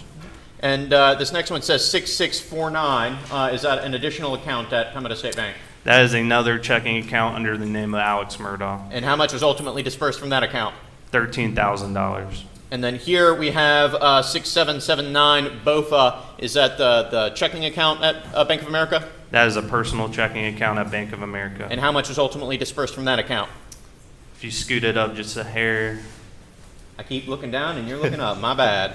$1,208,449.89. All right, and to identify just a handful of specific transactions or specific individuals who received some of this money, here we have a C.E. Smith.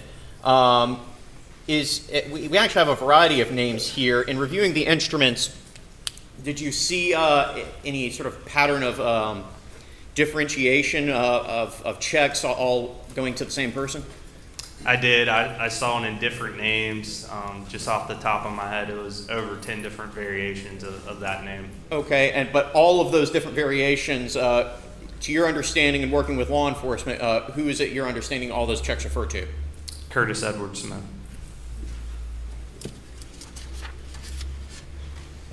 And so here we have a line that says C.E. Smith, and how much went out of this money to him?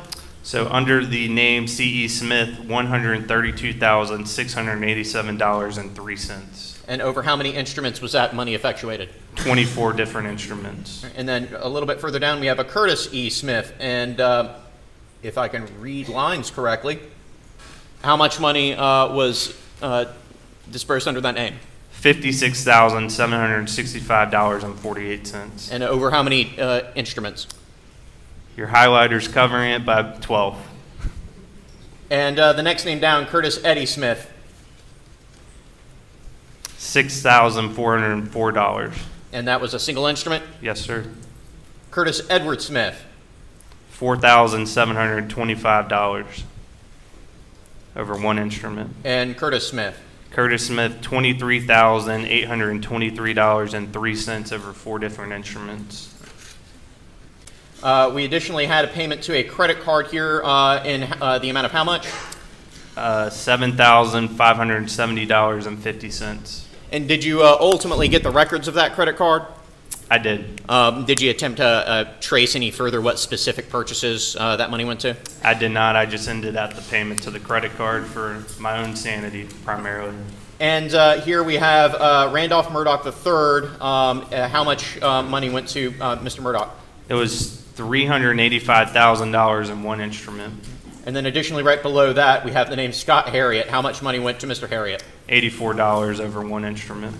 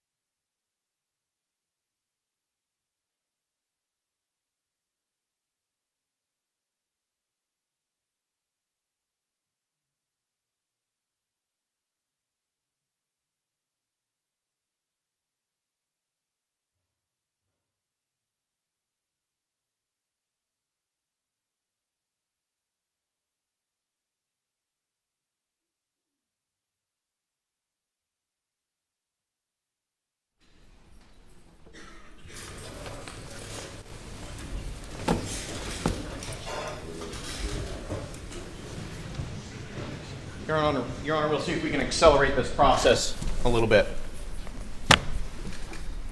Mr. Burney, I have handed you a series of exhibits starting with states 376 and ending in states 397. Do you recognize these documents?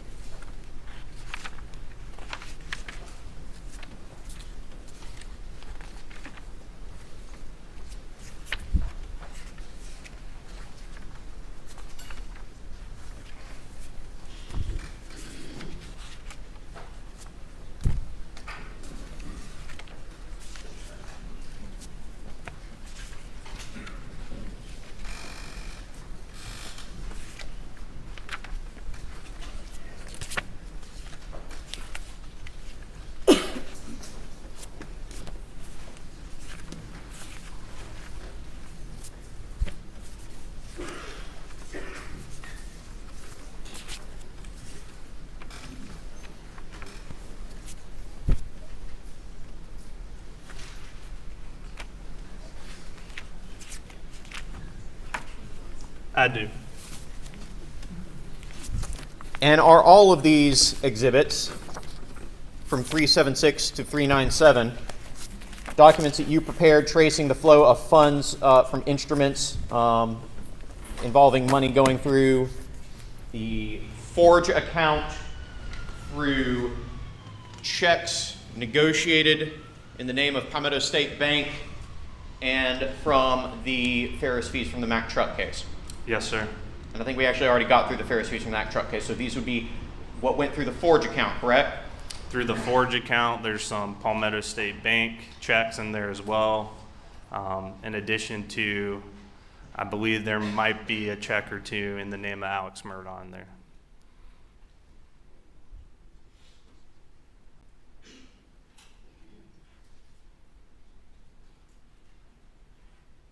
And throughout all of these tracings and all of these summaries, do they reflect that the money that Mr. Murdaugh took went to his personal use and benefit?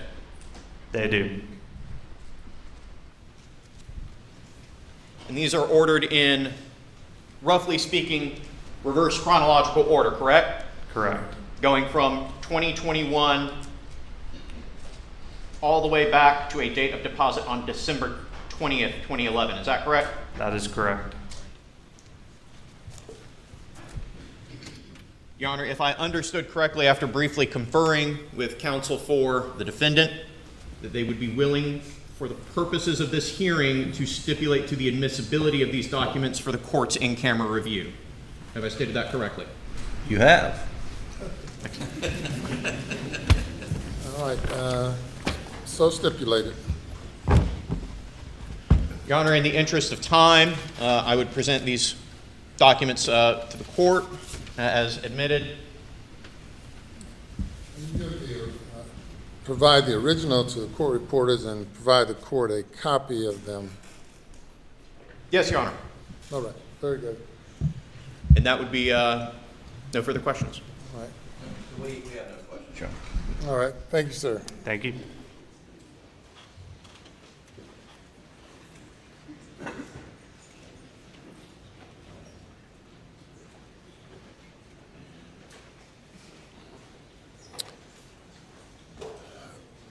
State ready for the jury, state and defense. Your Honor, one moment, please.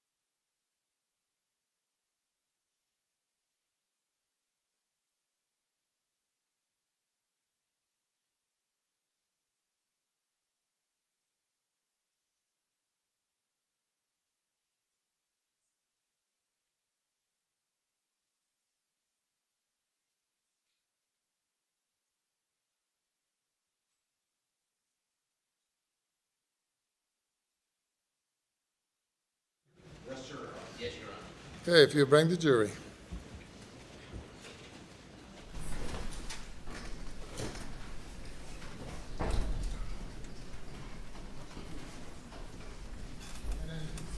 Participation of the jury will stand for a moment.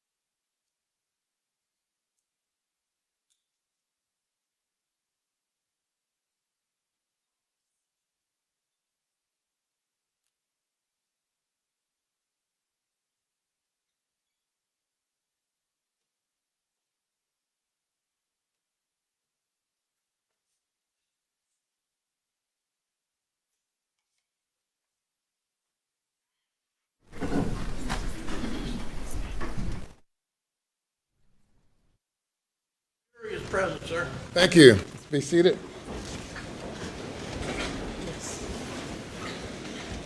All right, good morning. All right, welcome back. Day number 10. State's case, next witness. State calls Tom Darnell.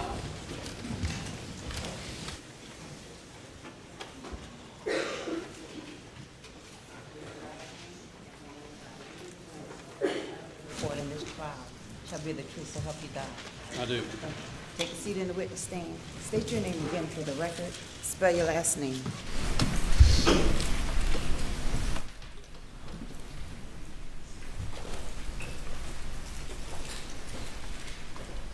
My name is Thomas Edward Darnell.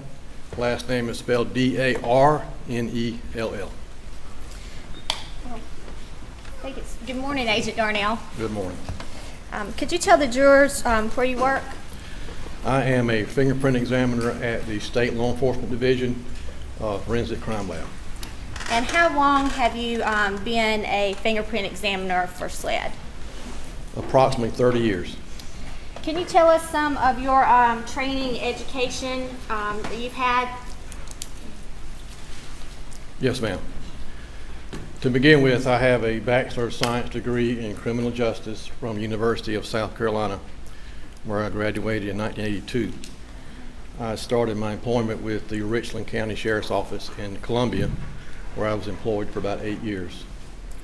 I started my career at SLED in 1990 in the Late Print Crime Scene Department. During that time, I completed an in-house training program that dealt with all aspects of fingerprint science. I've attended a number of courses across the state, as well as out-of-state courses that dealt with all areas of fingerprint science, to include how to process evidence for fingerprints and how to compare fingerprints. And I also trained under the FBI Academy in Quantico, Virginia, in the same area of fingerprints. I've also trained other examiners to do the same job that I'm doing today. Your Honor, at this time, the state would move to qualify Agent Tom Darnell as an expert in fingerprint analysis. Says the defense. He's so qualified. Thank you, Your Honor. All right, Agent Darnell, could you just kind of tell us in general about fingerprint evidence? Well, basically, fingerprint evidence can be most anything. It can be items that are porous, items that are non-porous, items that come to SLED and where we get requested to process them to see if we can identify any fingerprints that might be on the surface. Fingerprints are primarily moisture. About 98% of the fingerprint that may be left on the surface is nothing more than moisture, perspiration, or sweat, if you want to call it sweat. And then once we determine the type of evidence that we have, then we try to develop it. We try to enhance any impressions that might be there. One thing to keep in mind is that in most cases, the fingerprints that we're trying to develop are invisible, basically latent a latent print means just that, hidden or invisible. So it would require some enhancement. And how, or what is the process of finding these hidden fingerprints? Well, we have several different techniques that we can use, everything from super glue fuming to alternate light sources to fluorescent dye stains to different chemicals that we can use. There's also the black fingerprint powder, which is still being used. We don't use a whole lot of that in our laboratory today, but we tend to go with the fluorescent dye stains and the different light sources. It just depends on the type of evidence that we're trying to process. And now you mentioned, was it, did you say super glue fuming? Yes, ma'am. Could you describe how that works? Super glue, what we do is we take the evidence. First of all, it has to be a non-porous surface. And can you give us an example of a non-porous surface versus a porous surface? Non-porous would be like a can, a gun, a cartridge case. Porous would be like paper, a paper cup, paper plate, a piece of like a handwritten note or a check or something like along that line. But the super glue is a commonly used process across the country, in fact across the world, and the super glue is simply heated and it creates a vapor or a fume, and that vapor will affix itself to any impressions that might be present on the surface. It enables us to see it better, and it also enables us to use a different technique or a different step of the process when it comes to trying to enhance the impression. Okay, and when that print, I guess, is revealed in the fuming process, what do you do to analyze the print? Well, once we get the print developed, we have it photographed. We have the luxury of having a photo studio within our laboratory, and we have a photographer that will document that for us photographically so that we can then compare it to any known standards that we may be asked to compare it to. So you would use the photograph for comparison purposes? Yes, ma'am. You don't do any kind of lifts of the print or anything like that? I've done lots of lifts over my career with the black powder and the clear tape, which is what most of you are probably familiar with. But in this case, black powder was not used. I was working strictly off of a photograph. So you did receive some items to test in this case for fingerprints? I did. I'm going to have you take a look at State's Exhibit 63, 64, 65, 66, 67, and 68.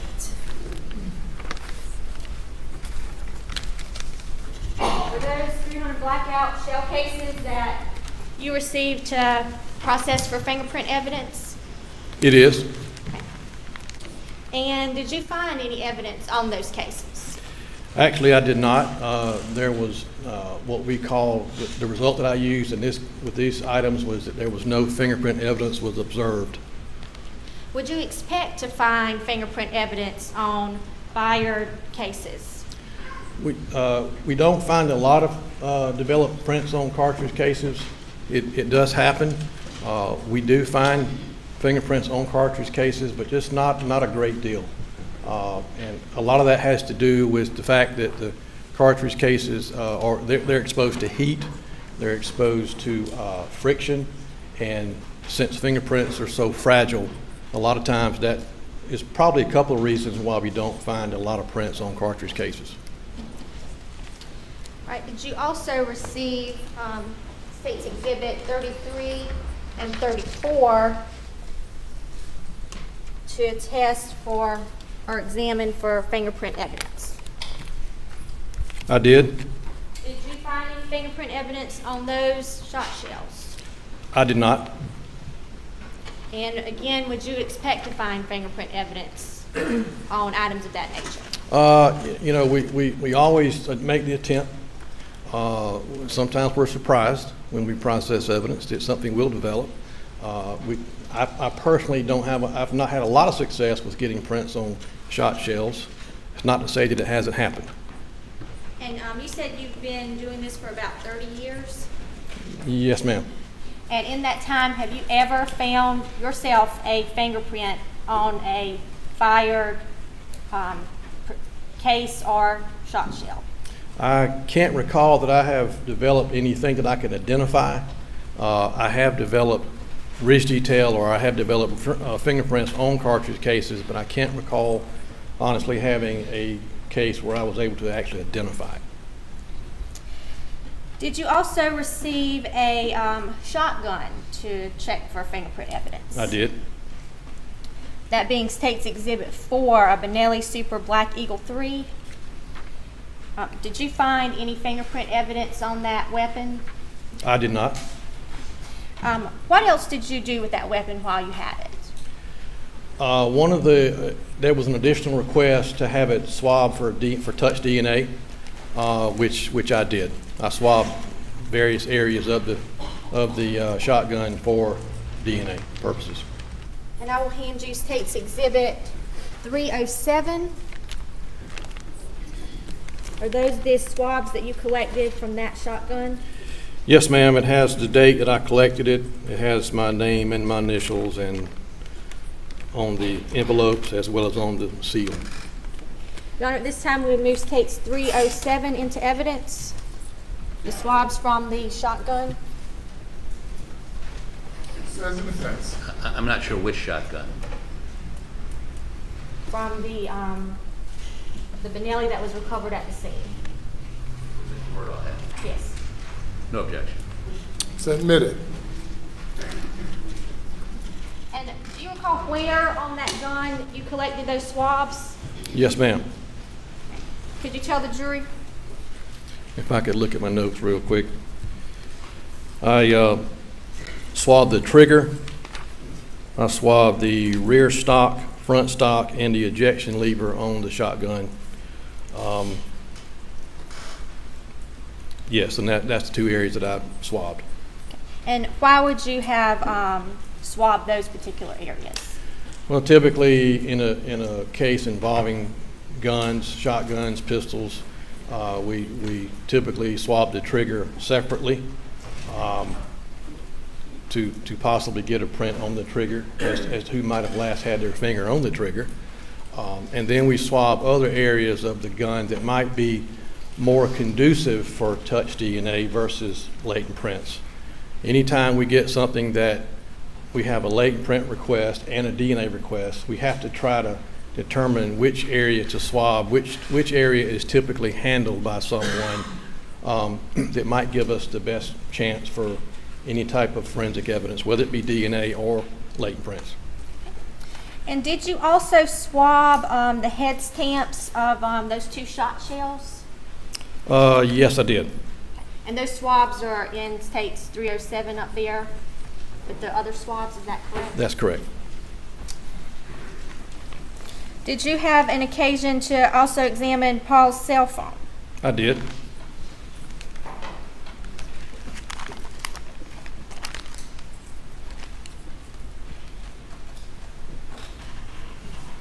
I'm going to hand you States Exhibit 309.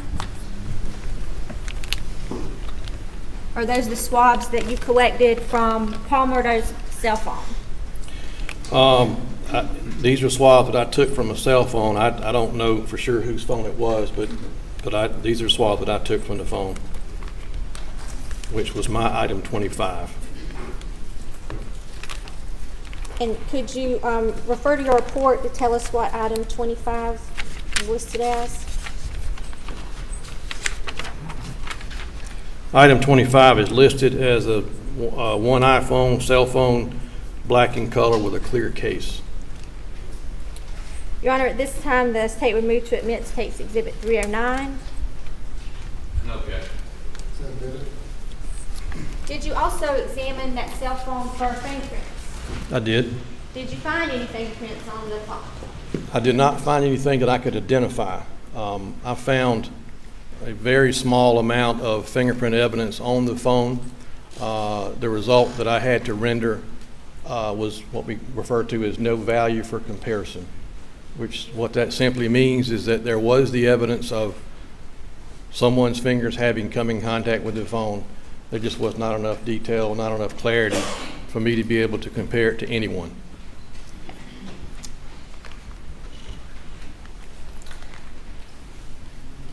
Do you recall examining some other shotguns or rifles in this case? Yes, ma'am.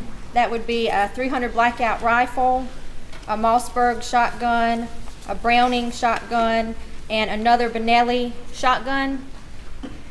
That's correct. Did you find any fingerprints on any of those guns? Nothing that I could identify. Again, the result of no value for comparison was the result that I reported. And if a gun has a camouflage print, for example, would that make it harder to find fingerprints on that weapon? Well, not necessarily. We have some very bright lights that we would use to help us pick up anything that might be on a camouflage type surface. Keep in mind we're spraying a fluorescent dye stain prior to using the light source, so that does help us see the prints much better. There are some areas on these shotguns that were like textured, which would not be very conducive to prints. But as far as the camouflage area, it makes it a little harder to see, but we do have the means to be able to analyze it thoroughly. Okay. And these items that we've been talking about, when you process them for fingerprint evidence, you use the super glue fuming method? Yes, ma'am. While you were processing those guns, did you collect swabs from each gun? Yes, ma'am. I'm going to hand you State's Exhibit 308, if you take a look at that. Yes, ma'am. These are the envelopes that I placed the swabs from the shotguns. It's got my date and initials and where it came from on the shotgun. Your Honor, at this time, the state would move State's Exhibit 308 into evidence. Good.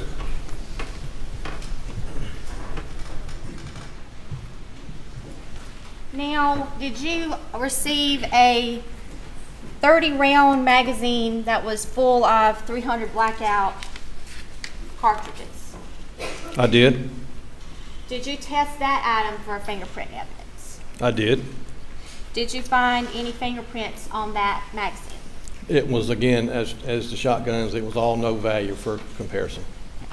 What about each of the bullets that was in that magazine? Did you examine them in any way? Yes, ma'am. I took each one of them out of the magazine and processed all of them individually. Did you find any fingerprint evidence on those bullets? No, ma'am, I did not. And what did you do with these swabs that you collected? Once I collect the swabs, I allow them to air dry, and then once I secure them into envelopes, I seal them, put my date, initials, and then I package them up accordingly, and they ultimately wind up with the DNA department. I believe in this case, I took them down to our evidence control department, and then DNA will pick them up from there. All right. One moment, Darnell.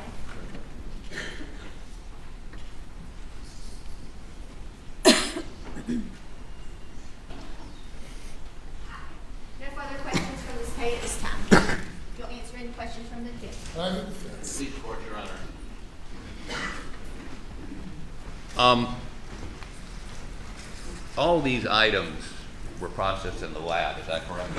That's correct, yes, sir. And help me to understand this. You processed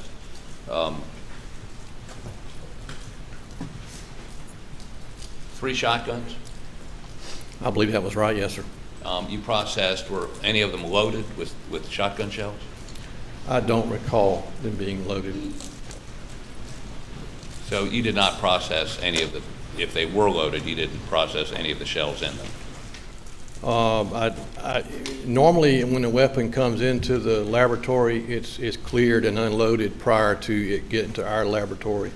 So had they been unloaded, or had they been loaded, they would have been unloaded prior to me receiving them, and I would have processed what had been inside the weapon at that time. So the weapon we identified earlier as, let me put the glasses on here, as, wait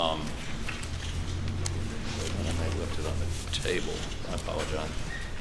Yeah, right here. Number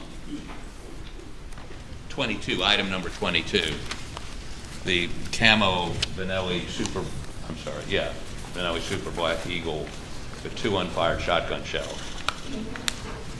You processed that at the lab? Yes, sir. Was the gun loaded when it came to you? My notes do not indicate that it was loaded, and as I said, normally when a weapon, a shotgun, comes into the laboratory, it's unloaded prior to it coming to me. My notes indicate that it was not loaded. And the other shotguns, I've looked at your analysis on them, that there were no fingerprints of evidentiary value on the 3 other shotguns, right? That's correct. But there's no indication that you processed if they had been loaded and unloaded any of those shotgun shells, correct? That's correct. I only processed what was given, what was brought into the laboratory. And you processed those on June 9th, is that correct? That sounds right, yes, sir, June 9th. Okay. Now,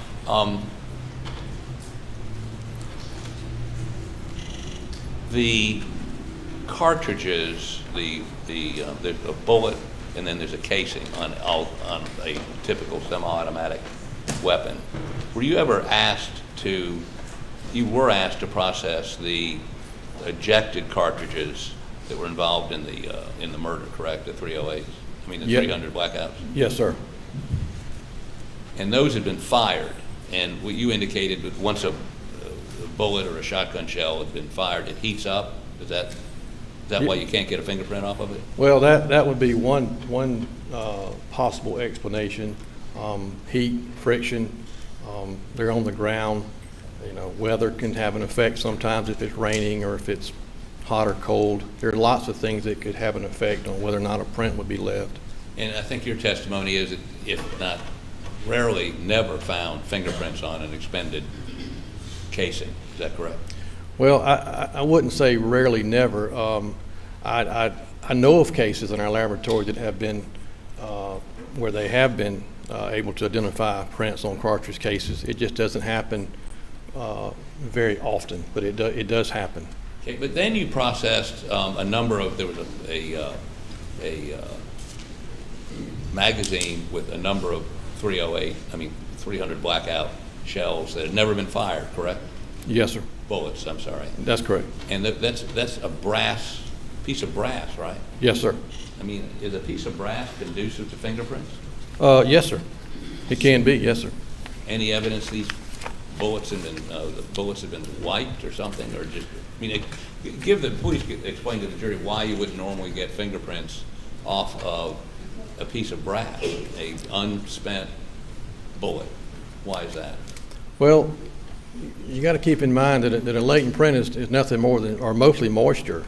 They're very fragile. It doesn't take much to wipe a print off of the surface. The cartridges I think that you're speaking of were in a magazine, so they've been shoved into a magazine, and then you got to get them out. So you got friction there going on, but any surface that's smooth and fairly clean and not corrugated or textured can be conducive to prints. I have developed prints on cartridges before. It just doesn't happen very often. But again, it's a brass surface, almost a polished brass surface. Did you say because it's mostly moisture, isn't there some oil involved in that from the finger? Or am I wrong about that? Well, you would have, as far as coming from your fingerprints, from the fingers, or well, from? I mean, the finger, it's always just moisture? It's mostly 98 to 99% moisture. And then you might have some other substances mixed in there, but it's mostly just sweat is what's left behind. You do retrieve fingerprints occasionally, do you not? You find fingerprints on things? Oh yes, sir.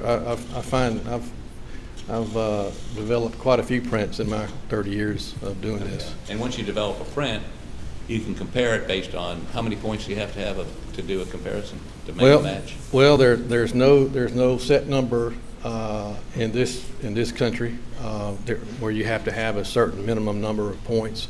You just have to have a sufficient amount of clarity and to be able to determine that an impression was made by a certain individual. Okay. Did you ever go to the scene of these murders? No, sir, I did not. You were not called out that night? No, sir. So the forensic folks that went out there, to your knowledge, did they throw any powder down? Did they do anything to find any fingerprints that night? I honestly don't know. I did not look at their notes from their crime scene or what have you. I really had no real reason to. I was just asked to process the things that they brought me. So let me ask you this. You got a doorknob right here. Doorknob. I just grabbed it to open it. It's brass. Would that leave a fingerprint? It's possible. You have to consider how much someone perspires when they touch something. You have to consider how soon after the doorknob was touched did someone else grab the doorknob, because a leg print is extremely fragile. It doesn't take much to obliterate a print. But you would check. If you were on the scene, you'd look. If I was on the scene and I felt like that area was accessed by someone, I probably would have checked, yes, sir. I mean, if it appeared that there had been a shotgun blast to the victim inside a room behind that door, and you didn't know whether the door was open or closed before that person was shepherded in there or walked in there, you would want to at least look at the knob, right? Yes, sir. I probably would, but I was not on this scene, so I don't really know exactly what all they had going on. So, but if with your scenario that you're speaking of, yes, sir, I probably would have checked. And you would expect to see notes somewhere from the crime scene folks that they looked at the doorknob. But you can't just eyeball it. Don't you have to put some powder on it, or don't you have to put something on it to raise the visibility of the fingerprint? Well, yes, sir. In some cases, you can actually see a print if it's more of what we call a patent print. A patent print is a print that might be left behind with in a residue. Could be in grease, could be in blood, it could be in dirt, anything such as that. So, but ordinarily, when you go to look for prints, you've got to do some sort of processing to a surface, depending on the surface and depending on just what you're trying to do. So, if you had a relatively small room where somebody's head had exploded and blood and all kinds of bodily fluids were sprayed over the inside of that room, you would want to take a meticulous examination of that room to see if there are any fingerprints in blood or other bodily fluids, would you not? Would you? I would, yes, sir. And you would expect to see something in some report by the crime scene folks where they actually did such an examination, would you not? Would you expect to see notes detailing that they at least looked at it? Yes, sir. I mean, again, this is, I wasn't at the scene. I can, but if you're describing this type of a scene, if it was me, I would take notes. Detailed notes. Because photographs, notes, sketches, all that kind of goes hand in hand. But there should have been, well, strike that. You would also expect to see any surface that could have come into contact with a perpetrator to have been processed, either photographed or processed in some way. You would expect to see that in the notes of the crime scene investigators, correct? I would think in the notes or in their testimony or anything such as that, there should be something to explain what was done. Yes, sir. Okay. Do you know if there was a fingerprint person or somebody that had those skills in the crime scene team that came out that night? I don't know. I know that there was no one from the Layton Printing Department where I work at the scene that day. Do you go out to crime scenes? Do you go to crime scenes? I've done plenty in my earlier days, but I have not been on crime scenes for quite some time. You have people in your Layton Print unit that do go to crime scenes. Not really. The Layton Print Department, the way it was set up, we pretty much are in the laboratory setting, and we process evidence that comes in from crime scenes. We don't typically go to the crime scene. And so I guess if I'm summarizing this, everything they had you looked at in the lab. Yes, sir. And you found no, when I say identifiable prints, it sounds to me like you found no evidence of any prints. Well, I found anytime I report something as no value for comparison, that means that I did find evidence of fingerprints. It just wasn't enough to compare it to anyone. Anytime I say nothing was observed, that means there was nothing observed. So, I looked at all these. Other than the no value for comparison on the cell phone, that would mean you saw something but you didn't have enough to compare. Yes, sir, and it was no value. Keep in mind again, their Laytons are fragile. You've got weather involved, water, rain, that sort of thing. Certainly is detrimental to fingerprint evidence being left behind. So, other than the cell phone, everyone else says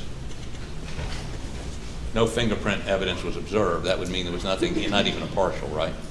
Yes, sir. Anytime that result is in the report, that's what that means, yes, sir. Other than the cell phone, you didn't even find any evidence of fingerprints, not a partial, not a smudge, not anything.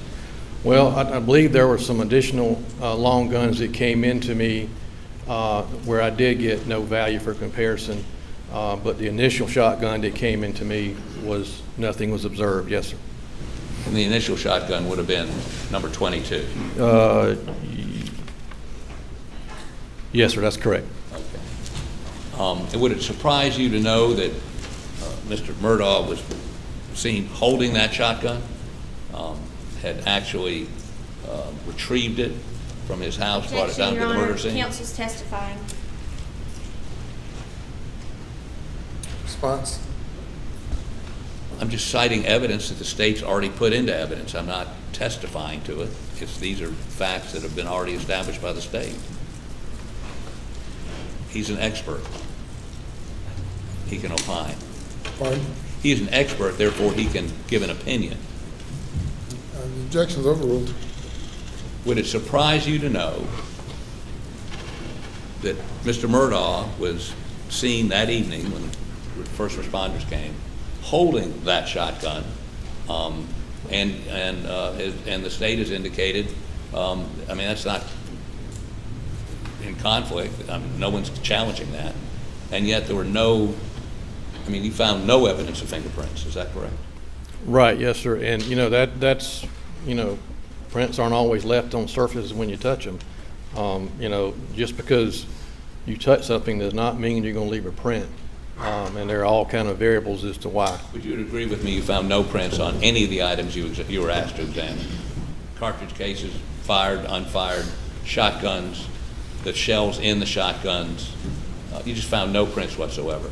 I found none of value for comparison, which tells me that there was something there, but it just wasn't of value to compare. And it's only yes. on the cell phone.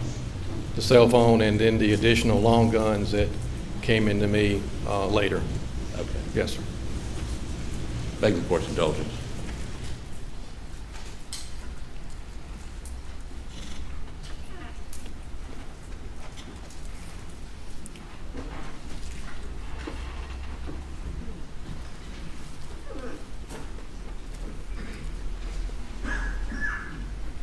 Thanks. There are no more questions. And redirect. Briefly, Your Honor. Agent Darnell, you were previously lieutenant of crime scene? Yes, ma'am. I was actually promoted to lieutenant over the Lake Print Crime Scene Department in 1998, where I was in that role for about 6 years. And in your experience in that position, are crime scene personnel trained to look for fingerprints at a crime scene? Yes, ma'am. Back when I was a lieutenant over the crime scene department, we used to do the crime scene, we did the printing, we did everything. Now it's two separate departments. We have a lake print department and we have a crime scene department. The crime scene department, as I understand it, they are trained in how to process crime scenes, which would include how to process certain things on its own scene for fingerprints. In other words, if it was something that was large and not able to transport it back to the laboratory, they do get some training in how to process for prints. And with such a bloody scene, did you get any bloody prints in this case? I was not submitted any bloody prints in this case. Thank you. Nothing further from the staff. Nothing further. Nothing further, Your Honor. Thank you. You may step down. Thanks, sir.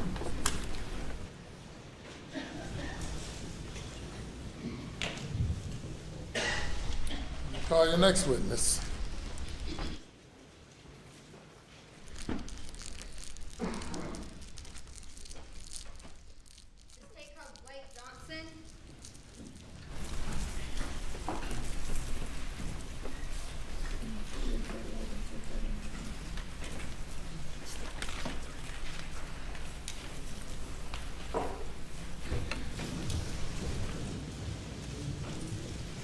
Put your left hand on the Bible, raise your right hand. Do you swear or affirm that the testimony you're about to give to this court to be the whole truth, so help you God? I do. Okay, thank you. Have a seat on the witness stand. Repeat your name and spell your last name for the record.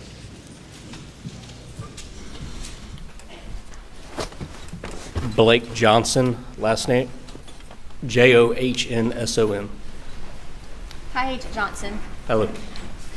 Could you tell the jury where you work? I work for the South Carolina Law Enforcement Division. And how long have you been with SLED? Been with SLED a little over 5 years. And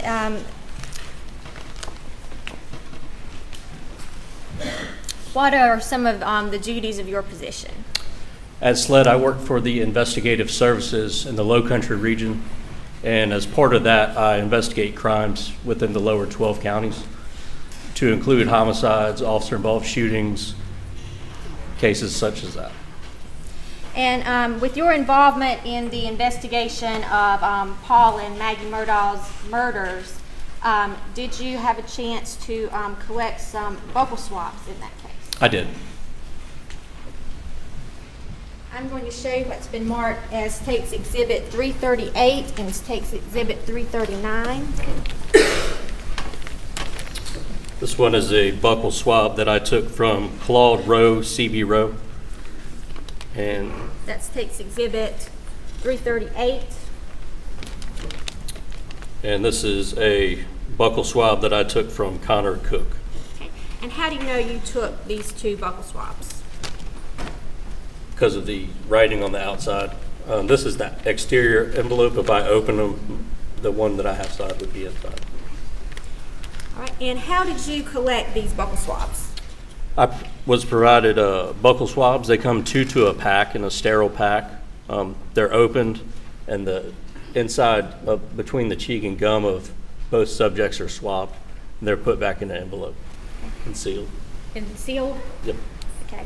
They're sealed so nobody can tamper or alter those buccal swabs? Yep. Evidence tape is placed on the seal, and it's signed and initialed and dated. Okay. Your Honor, at this time, the state removes State's Exhibit 338 and 339 into evidence. No objection, Your Honor. You're admitted. And Your Honor, we have no further questions for this witness. No questions. Thank you. You may Thank you, step down. Your next witness. Lawrence Wiggins.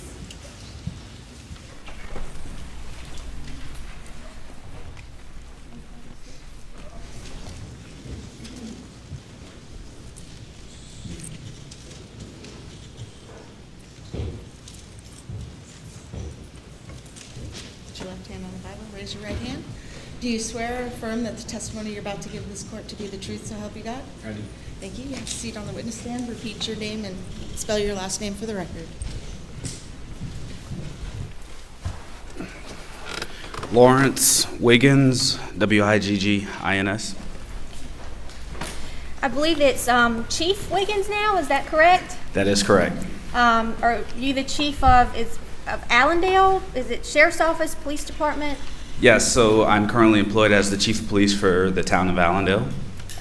But back in 2021, where were you employed? I was employed with the South Carolina Law Enforcement Division. I was assigned to the investigative services, and I worked out of the regional office in Walterboro. And at that time, were you involved in the investigation of the deaths of Maggie and Paul Murdaugh? I was preliminarily. And did you have an occasion to collect some buckle swabs? I did. I'm going to hand you State's Exhibit 336 and 337. You could take a look at those and tell us what we have there. We have buccal swabs taken from Mr. Roger Davis and Anthony Cook. And you collected those swabs? I did. And how do you know you collected it? My initials and I'll consent to the admission of these rather than going through the process of how he identified them and collected them. Now, she's welcome to do that, but I'm just trying to save a little time here. All right. So, there's State's Exhibit 336 and 337. Ms. Evans? Well, Your Honor, we would have no further questions for this witness then. No questions, Your Honor. All right. Thank you, sir.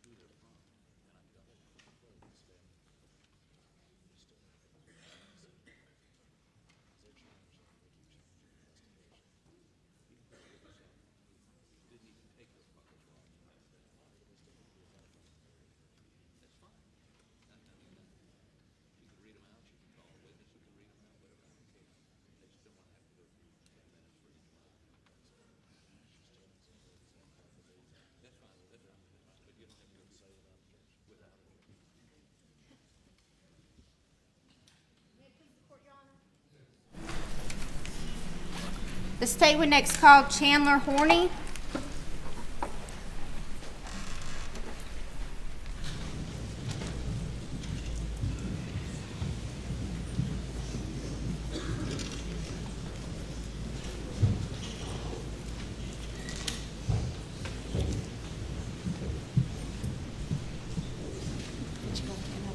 Raise your right hand. Do you swear or affirm the testimony you're about to give this court to be the truth, so help you God? Okay, have a seat on the witness stand. Please repeat your name and spell your last name for the record.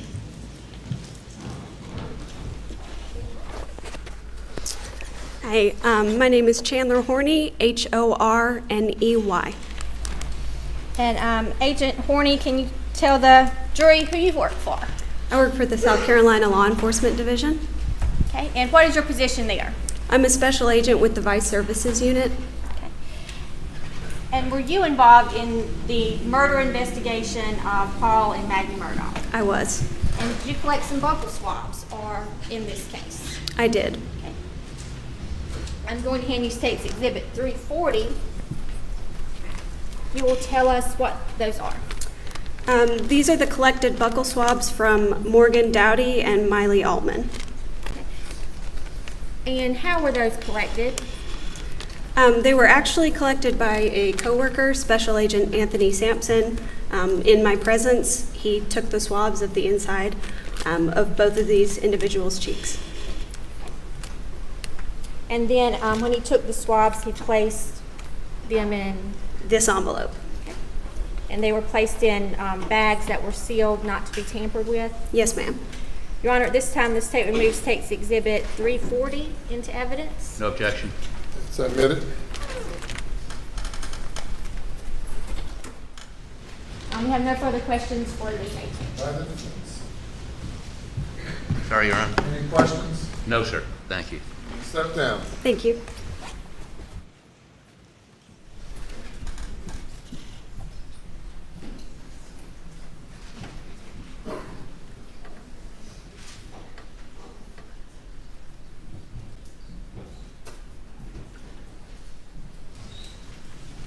The state next calls Joe Moore, I'll be all day.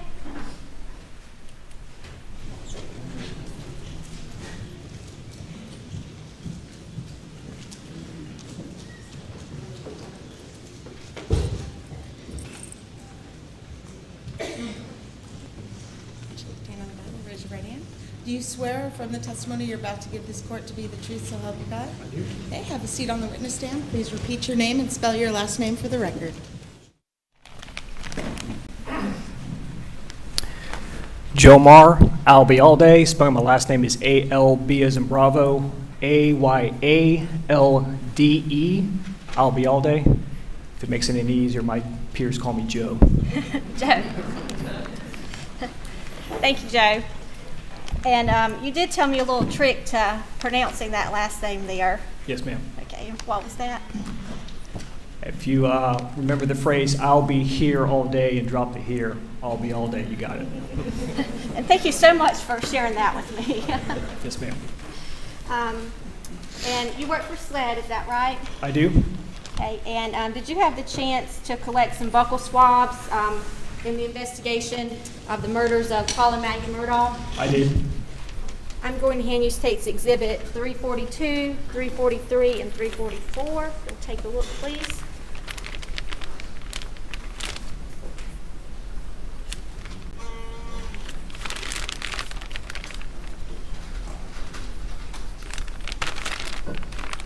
Yes, ma'am. Okay, and State's Exhibit 342 is a buccal swab you collected from who?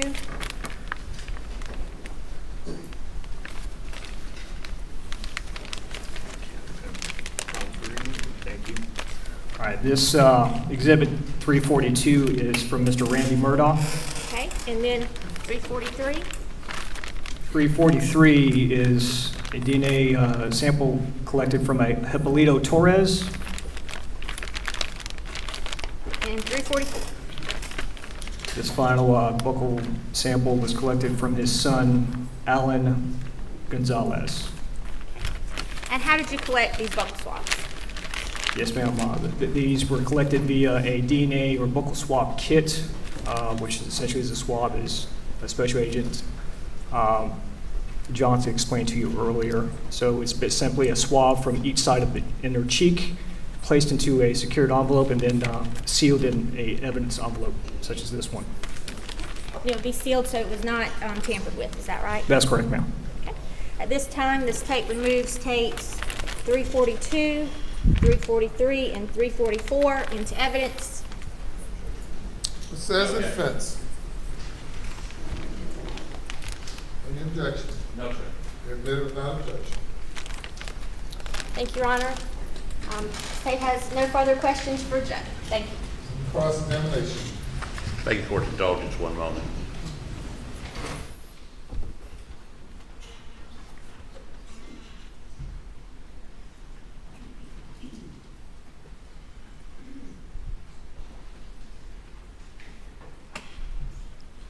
No questions, Your Honor. Thank you. You may step down. Thank you, Your Honor.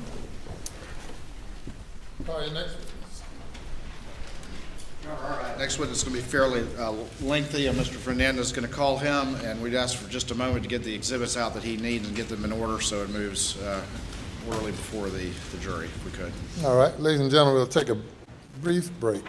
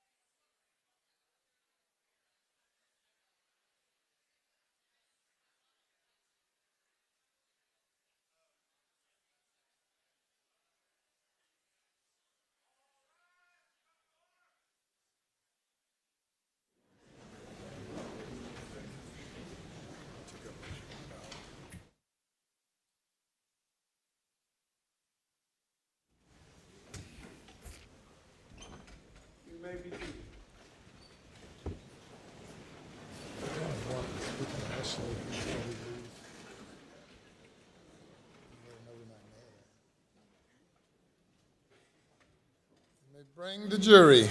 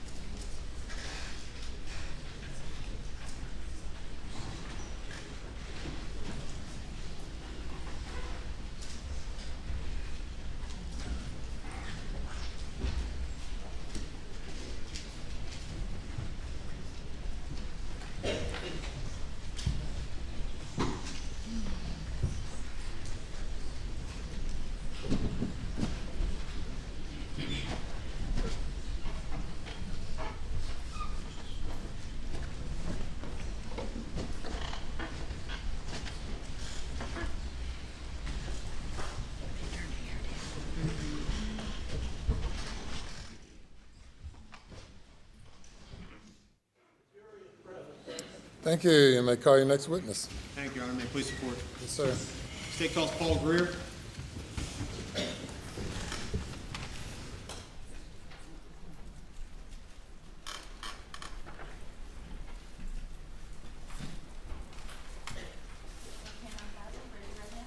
Do you swear or affirm the testimony you're about to give the court to be the truth, so help you God? I do. Okay, please have a seat in the witness stand. Repeat your name and spell your last name for the record.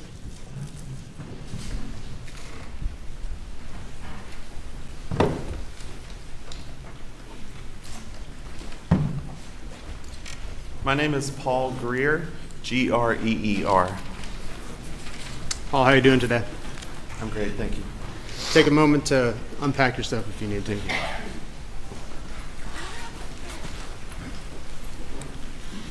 Paul, if you would, please introduce yourself to the jury and tell us a little bit when you graduated high school and where you went for education. Sure. My name is Paul Greer. I am originally from the upstate of South Carolina, went to school and graduated high school in 2009. Upon graduating high school, I attended the University of South Carolina and received a Bachelor's of Science in Biological Sciences from the University of South Carolina. Thank you, Paul. I'm going to ask you, if you would, to pull that microphone a little closer so we can all hear you. Yes, sir. Oh, thank you. All right, Paul, walk us through a little bit about your career. With whom are you currently employed? I'm employed at the South Carolina Law Enforcement Division, which is commonly known as SLED. All right, and tell us a little bit about your professional career. How did you get started at SLED and what is it that you do there? Yes, sir. After completing my Bachelor of Science at USC, I began an internship at SLED in the Forensic Services Laboratory. I specifically did that internship with our Firearm and Toolmark department. I interned there for several months and ultimately achieved a position there in that unit. I began my employment officially at SLED in March of 2014 in the Firearms department, where I began training to become a firearms examiner. All right, and are you currently employed as a firearms examiner with SLED? Yes, sir. All right, Paul, Mr. Greer, if you would, walk us through what that required in order to become a firearms examiner. Sure.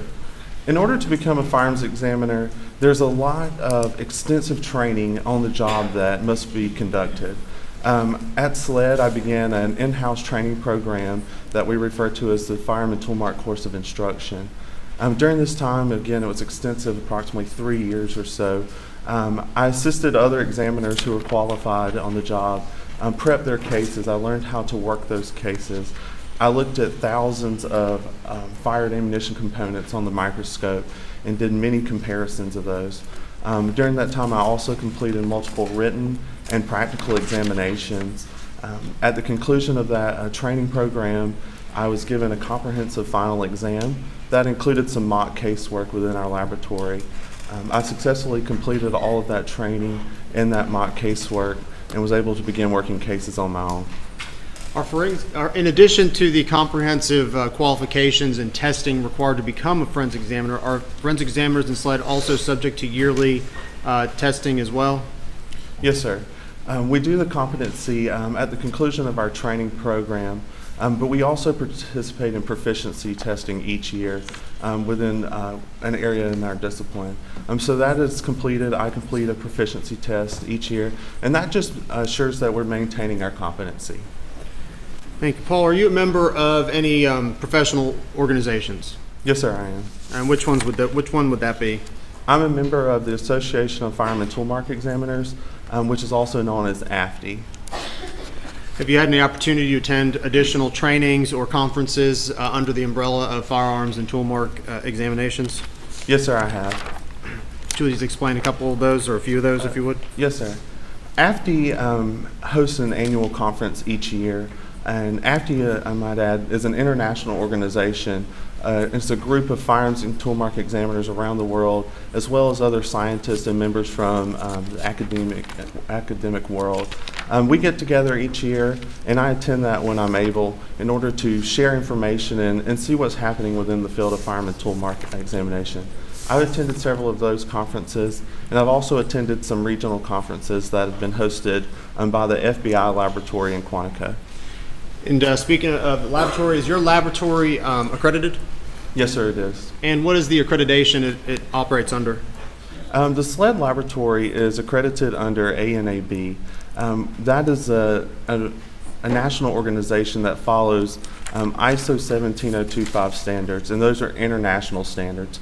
So our laboratory is operating within the same set of standards as other labs in the United States that are accredited with ANAB, and also those who follow the ISO 17025. And in order to maintain accreditation, is there an inspection process that ANAB requires? Yes, sir. All right, and explain, if you would, the couple of inspections that are typically required. In order to maintain our accreditation, we have a visit approximately every 4 years. Auditors come in to the laboratory to check our casework, review our files, make sure that we're operating within those standards, and they watch us perform casework. That's a huge component, and they do this for all of the disciplines within the laboratory. And that audit every 4 years within that cycle helps to ensure that we're meeting those standards. Internally at SLED, we also have internal audits each year. So even though the ANAB inspectors that come every 4 years, we may not see them every year, there is some type of audit being performed within our departments and in our casework each year. Thank you. Does the SLED laboratory operate under a policies and procedures guideline for the overall agency? Yes, sir, we do. All right, and explain a little bit about how that involves the lab. Correct. SLED in general has a large set of policies that we must adhere to. Within the laboratory, each department has a manual that they must follow that gives them information on how to conduct their everyday work and how to perform casework. Additionally, and following the ANAB accreditation, we have a SLED quality manual that is specifically for the laboratory. We must follow that as well, and those are all guidelines to help us to conduct casework. And in addition to the SLED quality assurance manual, would there additionally be a SLED firearms department manual that you have to comply with? Yes, sir. There is a firearms manual that we must follow. Okay. Just very briefly, please explain what that involves. Yes, sir. That again is just a document that gives us information on how to conduct our day-to-day casework, what to do with evidence, how we should examine that. It also gives us information into our training program, any type of calibration or measurement references that we need to consult for our equipment that we use. All of that information is contained within that manual that we have to follow and can reference. All right, and if you would, please explain to the jury what firearms identification, generally the subject matter, what that is. Sure. Firearms identification is a discipline in forensic science where our main objective each day is to examine those fired ammunition components. So imagine a fired cartridge case or a fired bullet, and we're looking at those in order to determine if they were fired by a specific firearm. Thank you. How long again have you been working in the SLED laboratory? I've been employed in the firearms department at SLED for almost 9 years. And have you had an opportunity to testify in court such as this? I have. Would that be both state and federal courts? I have testified in state and federal courts, yes, sir. Approximately how many times, or do you know how many times? Approximately 27 times, yes, sir. Your Honor, at this point, state moves to admit Mr. Greer as a firearms and tool mark examination expert. Your Honor, no objections to his qualifications. He's so qualified. Thank you, Your Honor. All right, Mr. Greer, I'd like to take the moment to kind of educate the jury a little bit on firearms. Yes, sir. And if you would, please tell us a little bit about the, well, first of all, are you familiar with the two kind of cartridge rounds we're going to primarily be talking about today? Yes, sir. And are you familiar with the two kind of firearms we're going to generally be talking about today? Yes, sir, I am. All right. If you would, please give us a little, an intro to firearms, beginning with perhaps the shotgun. Tell us what makes that a unique type of firearm and how it generally operates. Yes, sir. In general, a firearm is a mechanism that propels a projectile through the combustion of gunpowder. As he was stating, there are several different types of firearms, and one of them is a shotgun. A shotgun, if you imagine, is a long gun, typically that is designed to be fired from the shoulder, and that has a smooth bore. And what the bore is just the inside of that barrel, so there's no rifling inside that barrel typically. A shotgun is also different than maybe a handgun that you may be familiar with, and it fires shot shells. And a shot shell is a cartridge, if you will, that could be plastic or metal that can contain multiple projectiles or a single projectile. And when you said barrel, smooth bore, and rifling, would rifling mean sort of the interior of the barrel where the bullet exits is spiraled inside? Correct. That rifling is in barrels in order to give a bullet that's traveling down that barrel its rotary twist and spin so that way it can travel to a target or its destination. And does that rifling assist in the bullet traveling in a straight line consistently? I'm sorry, can you repeat the question? The rifling, spinning the bullet, making it go out, does that allow it to travel in a straight line? Yes, that rifling that's inserted into that barrel, if you'll think of kind of like a quarterback throwing a football, it helps it give it that nice spiral so that it can travel more efficiently. And kind of the opposite of that would be the smooth bore of a shotgun. How does that affect the pellets or the BBs inside of the shotgun? So in a typical shotgun, you don't have that rifling that gives it that spin or twist, but that's not the design of the shotgun. So when those pellets or a slug or whatever is traveling down the bore of that shotgun, it is just traveling out the barrel based on the combustion from it firing. And if you would please describe to us what type of ammunition a shotgun will shoot. Typically, you use a shot shell. That can be made of some type of plastic. Typically, we see that with some type of metal head on it. Inside that shot shell, there can be multiple projectiles. You hear of pellets. We think of birdshot, buckshot. That's what would be inside of a shot shell. Also in there may be other components. That could be plastic or some type of paper material, and that would be a wad. And those have different jobs within a shot shell. Those can be to protect the pellets, to keep them together as they travel, to provide some type of cushioning between those pellets and the powder. So they all have different various purposes inside that shot shell. Mr. Greer, did you bring with you some demonstrative items to kind of just demonstrate generically what you're talking about in a shot shell? Yes, sir. All right, can I see that real quick? Yes, sir.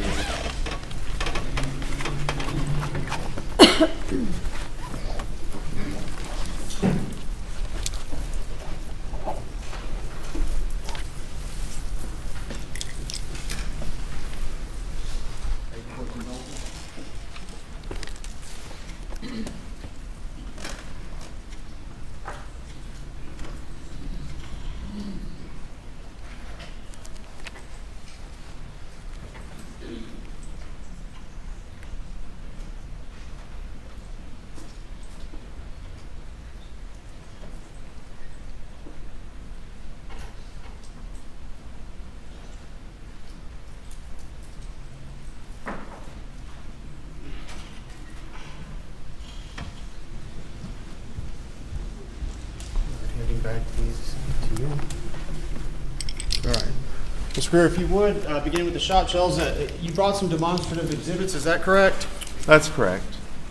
If you would, just please hold them up, show them to the jury, and explain what it is we see when what we're looking at and what the components are in there. Sure. Again, these are just two examples of a shot shell. Here you have a plastic body there of the shell with a metal head. On this end of it, that is the end that's going to be up against the breech face of the firearm. And in the middle, you'll see a small circle. That's the primer area, and that's what's going to be struck by a firing pin in a firearm so that it will fire. That's what's going to detonate inside the shot shell to cause it to be fired. Out this end, you see it's crimped on this end. This is the end that the projectiles or the pellets that are inside of this shot shell will exit and travel down the barrel of that shotgun. Thank you. All right, Mr. Greer, the second firearm would be, if you would, talk about a little bit about what the AR platform is. Sure. An AR platform is something that is commonly seen throughout America. Originally, it was designed by Armalite, and it's just a modular platform, and it's a rifle, a semi-automatic rifle in its normal state, and that's what we have here today. Okay. And what would be the more common caliber that you might find on the AR platform? Yes, sir. Typically, what is very common that we see in the laboratory and that you may be more familiar with is it's chambered in .223 Remington caliber 5.56 NATO. That is a very common caliber for an AR-15 type firearm. Okay. And what were some of the items that you examined in this case as far as rifle calibers? In this case, I received one rifle, and it was chambered in .300 blackout caliber. All right, explain to us what the .300 blackout round is, and maybe how it's similar and different from a .556 round NATO. Sure. Again, you may be familiar with the .223 Remington or 5.56 NATO caliber. The .300 blackout cartridge is sort of similar to that. When that was designed, it was designed so that it could be used with a lot of the original features of an AR-15. So the overall dimensions of those cartridges are very similar, with the exception of a shorter case length and a much heavier or larger bullet. And .300 blackout being a relatively, at least compared to 5.56 NATO round, were some of the components interchangeable on the AR platform? It's my understanding that when that .300 blackout caliber was developed, it was designed so that some of the components from the original AR-15 type that were chambered in the 5.56 NATO or the .223 Remington could be used with a .300 blackout. And it is possible, maybe not ideal, but possible to use a magazine that would be formatted for the .223 5.56 round in a .300 blackout rifle. Yes, sir, I would say it's possible. And did you bring any .223 and 5.56 and .300 blackout rounds with you today for demonstrative purposes? Yes, sir, I have two. All right, if you please identify the two and tell us what we're looking at and what the similarities and differences would be. Sure. To start off, this is an example of a .223 Remington. This is the one that you may be more familiar with. I will show you now. Side by side, this is the .300 blackout. And I'm trying to do this so you can see. You can see that their overall dimensions there are a little larger. Are about the same, with the exception of the larger bullet. And I'll give you a little bit of anatomy here of the cartridge. What we would refer to as this item right here is an unfired cartridge. Terminology in our firearms department is very key to us in being accurate in what we do. So we would refer to this as an unfired cartridge. That contains a bullet, which is this portion right here, this copper-colored projectile, and that's what's going to travel down the barrel of the firearm towards the target. Again, on this end, just like the shot shell, there's a primer there in the middle. You see the circle object there, and that's what the firing pin is going to strike, so that way it can detonate and cause the cartridge to be fired. When it's fired, we'll have a cartridge case, which is just the brass-colored portion here. And that is the cylindrical component there that holds it all together. It holds the primer, the bullet, and the gunpowder inside of it. Thank you, Mr. Greer. For your permission to approach, just for demonstrative purposes, I'm going to put it on the helmet. Greer, if you would just pay attention, you have a little video screen there. Let's see if this will work.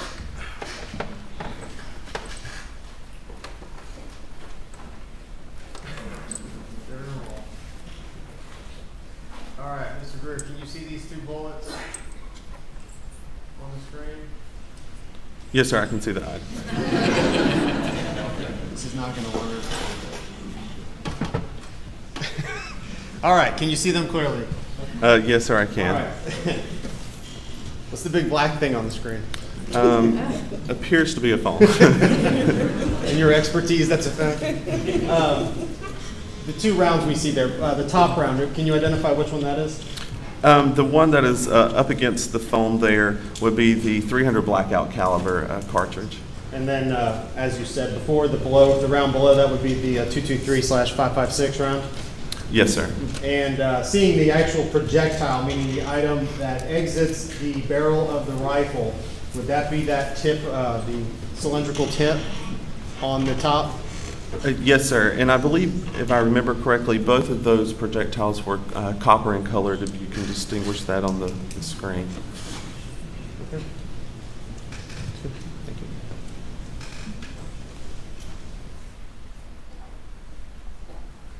And I don't know if you mentioned it, but I'll ask, as compared to each other, does the 300 blackout have a higher grain typically than the 5.56?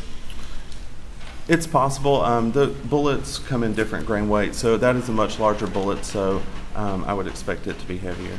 And when we are going to hear about grain weights, could you explain what that means also? Sure. Grain is a term that we use in firearms, and it's just a unit of measurement. So when we measure our projectiles, we are going to measure those in grains. And just as a common way to relate to that, if you imagine 7,000 grains, that's equivalent to approximately a pound. Thank you. So measurements in bullets are done in grains, basically. Yes, sir. That's what we refer to them in. Going back to shotgun shells very briefly, are there various types of shotgun shells and gauges or calibers? Yes, sir, there are. Could you explain a couple of the types that you might commonly find, and then just some of the calibers so we know what we're talking about?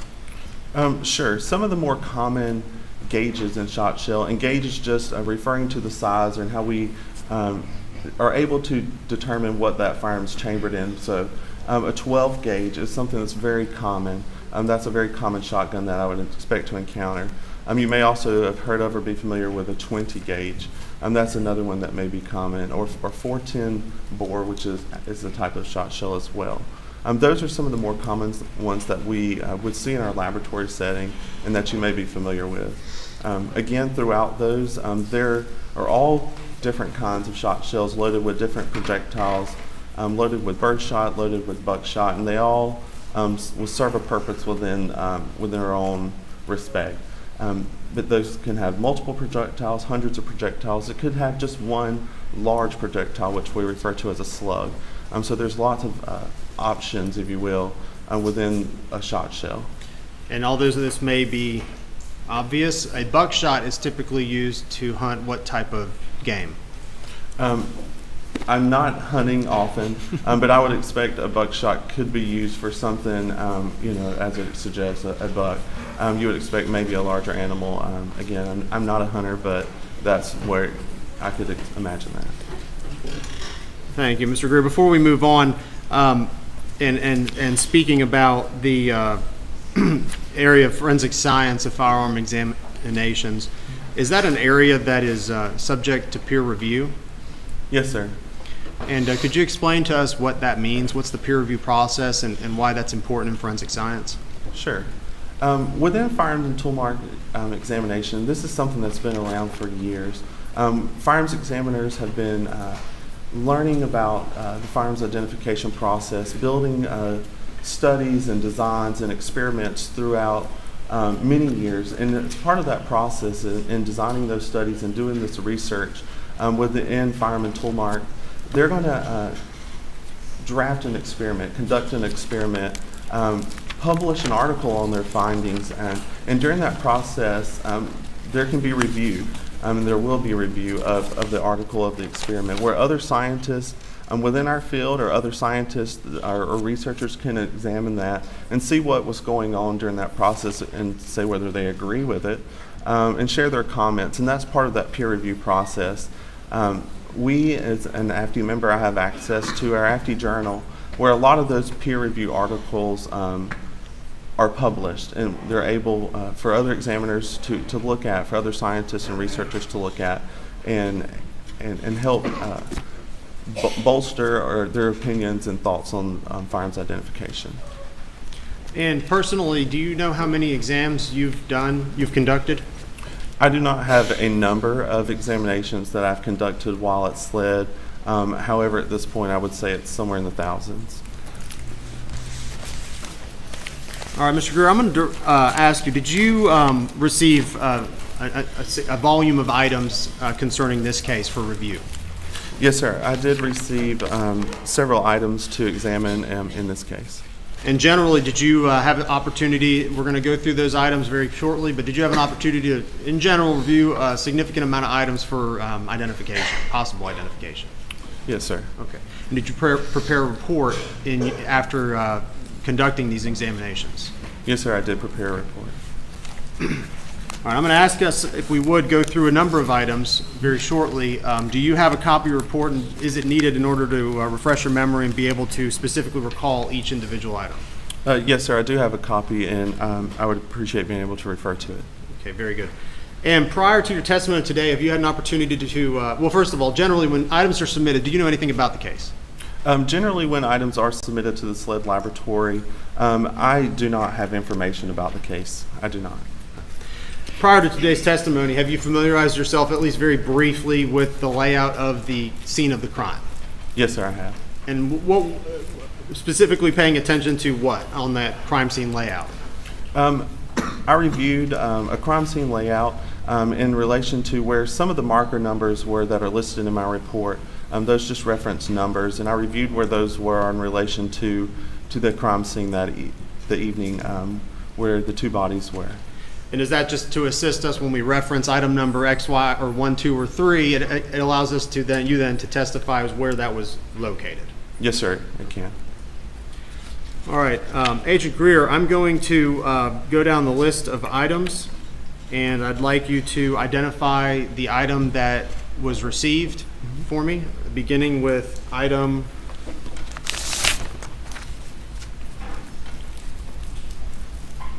numbers 2 through 5. Is slide item 2 through 5? Yes, sir. Your items 2 through 5?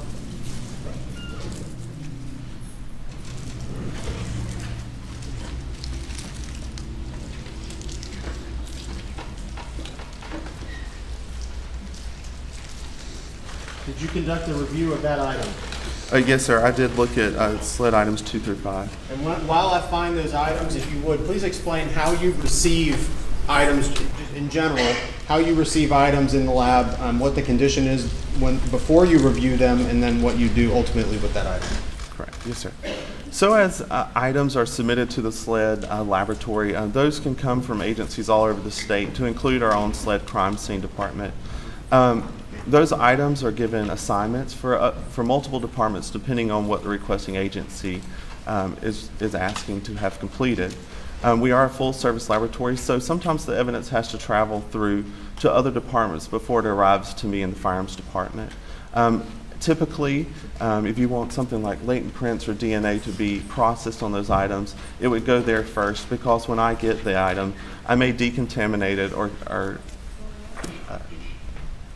touch it, and those prints or DNA may not be relevant anymore, because you would find me on it. Evidence travels throughout the laboratory to those departments and through our evidence control department. I receive those items either from those analysts or from our evidence control technicians. And when I receive that item and before I begin my examination, I want to make sure that the item is submitted to me in a manner that I can tell that it's not been tampered with. So we use a lot of heat-sealed pouches, so I'll make sure those are sealed, or our cardboard box that it's sealed up, and I can tell that there's either evidence tape or initials of that sealing examiner prior to me, so that way the evidence has been preserved in a manner that I know no one has altered with it. And just so we're clear, thank you, Mr. Greer. Just so we're clear, when I refer to items, sometimes I'll say items 2. Does that refer to the items that you received them as a SLED designation? Yes, sir. One other thing about the SLED laboratory, when evidence is submitted to the lab, it receives its own unique lab number that's specific to our laboratory, and it also receives new item numbers, and that's so we can track it throughout the laboratory, and our analysts throughout the lab can report and identify those clearly. Thank you, Mr. Greer. I'm going to hand you what's been entered into evidence already as States Exhibits 63 through 68. And I believe they correlate to items 2 through 7 on your report. Would you please take a moment to look at these items and let me know if you're familiar with them?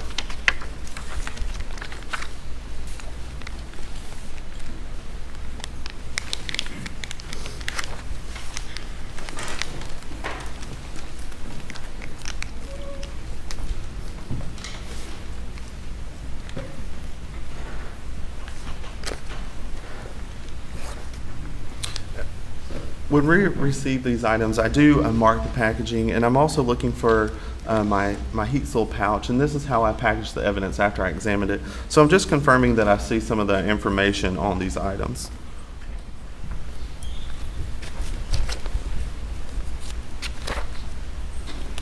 Yes, sir. This appears to be what was submitted to the SLED laboratory as items 2 through 7 in your States Exhibits 63 through 68. Thank you. And did you have an opportunity? I'll take those from you. Did you have an opportunity to examine these items? Yes, sir, I did. And if you would, please tell us what your findings were for these items. I determined that each of those items, they were all fired S&B heads. Your Honor, I'm renew my prior objection to the opinion testimony based upon the hearing we had, if it's for the record. Yes, sir. You may continue.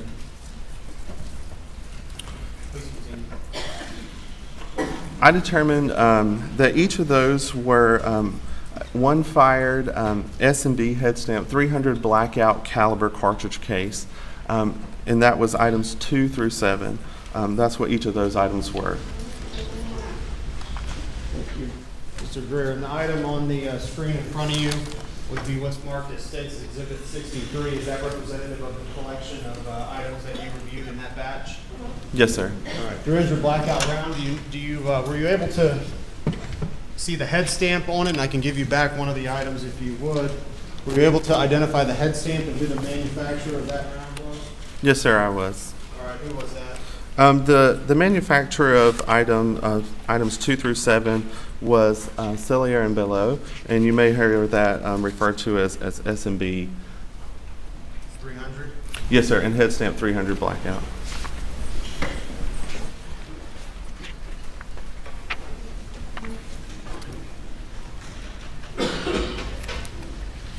All right. Mr. Greer, I'm handing you what's been marked and entered into evidence already as States Exhibits 33 and 34. Jim, do you want to see those? 33 and 34, which I believe correlate to 9 and 10 on your report. Would you please take a look at these items and let me know if you recognize them?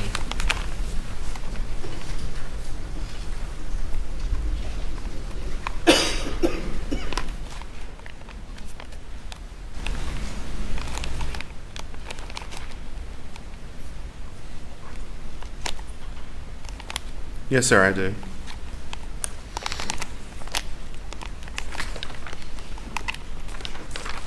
Okay, and please tell us what they are. SLED item 9, which is States Exhibit 34, is a fired Federal Premium Double-Aught Buck 3-inch Magnum shot shell. And SLED item 10, which is States Exhibit 33, is one fired Winchester Drylock number 2 12-gauge shot shell.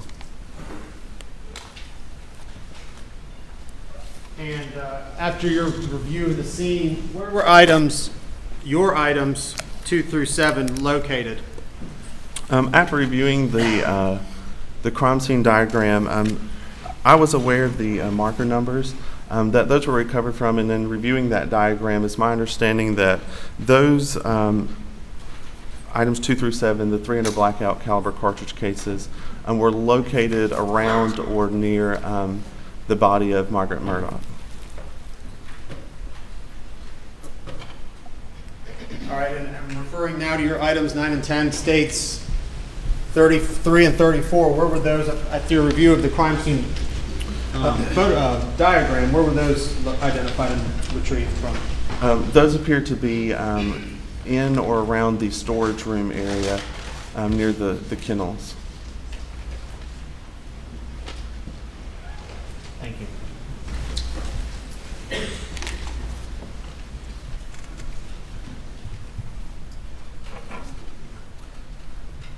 I'm putting these two up on the screen. Mr. Greer, are these the items you just testified to having examined?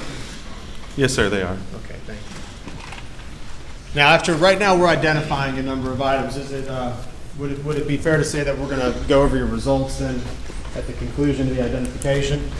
Yes, sir, we can. All right, referring to item States Exhibit number 4, your item number 22, would you please direct your attention to that? Yes, sir.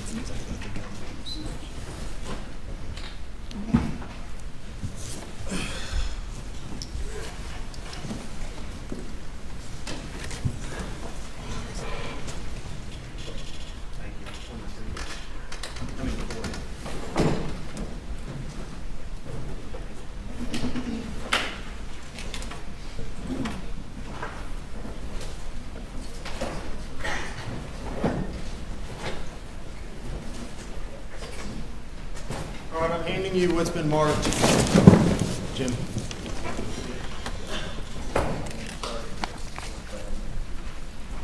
Handing you what's been marked as and entered into evidence as States Exhibit 4. Please take a look at this firearm. Let me know if you're familiar with it.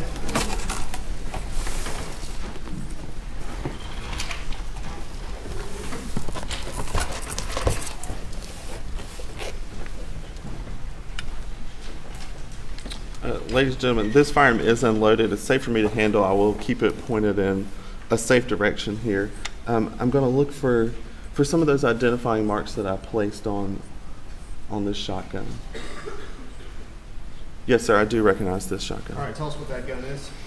This shotgun was determined to be one Benelli model Super Black Eagle 3 semi-automatic shotgun in 12 gauge with a serial number of U573210E17. Thank you.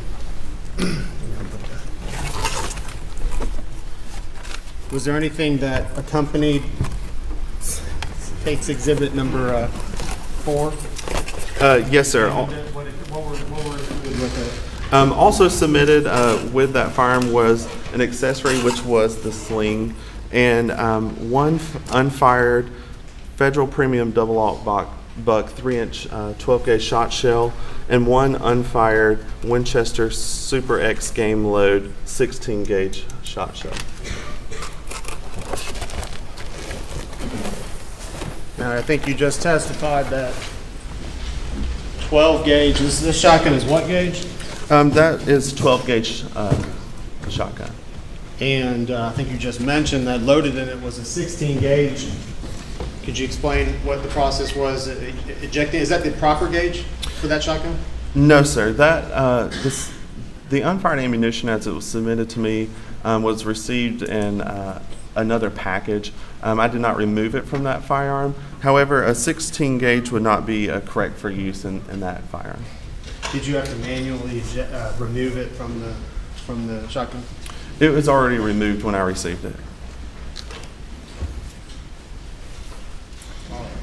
I'm handing you what's been marked as and entered into evidence as State's Exhibit 250, sled item 8.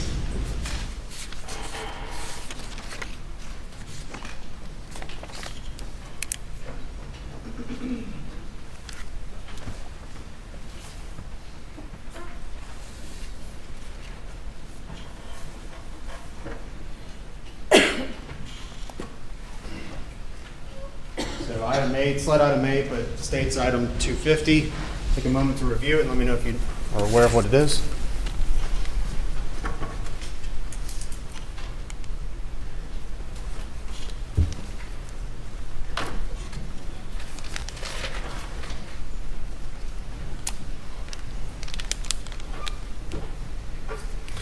Yes, sir. I recognize this as sled item 8. Okay. Did you have an opportunity to examine and review that item? I did. What did you determine it was or is? Sled item 8, State's Exhibit number 250, was determined to be one fired bullet, and that was listed as a near tire impression at marker 8. Okay. And you were able to do further analysis, which we'll get to in the results, to determine its weight? Yes, sir. Very good. So as you testified before, this would be the bullet minus the casing that it originally came in. Is that correct? Yes, sir. That is just one fired bullet. And that's what it looks like when it doesn't have the back part on it? Yes, sir. That's just a bullet without any cartridge case attached to it.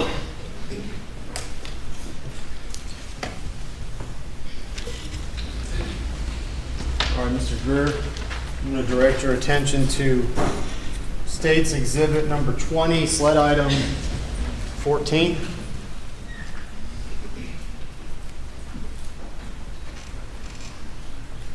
This is entered into evidence already. I'm going to hand it to you,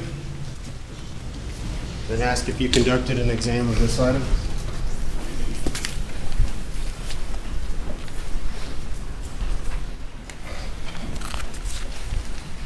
Yes, sir, I did.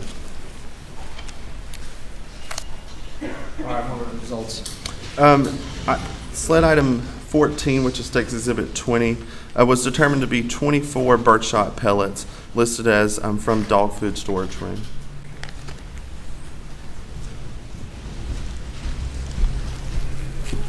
And can you repeat it for my purposes? These were pellets from what? Yes, sir, 24 birdshot pellets, listed as from dog food storage room. You testified before and you presented what a shotgun shell looks like. Would that be what's inside a shotgun shell ultimately? Yes, sir, that would be an example of birdshot pellets that would be loaded into a shotgun shell.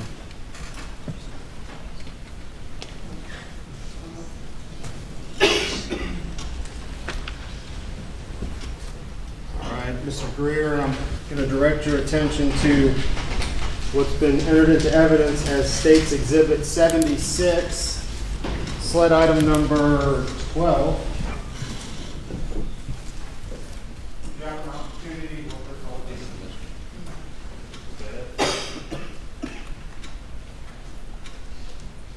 Did you have an opportunity to review this item after you take a look at it?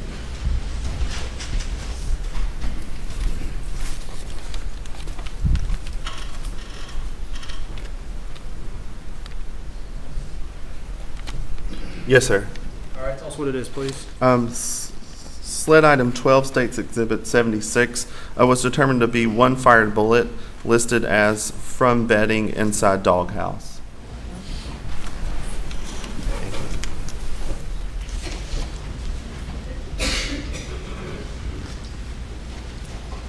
I'm going to direct your attention to State's Exhibit 102, sled item 11.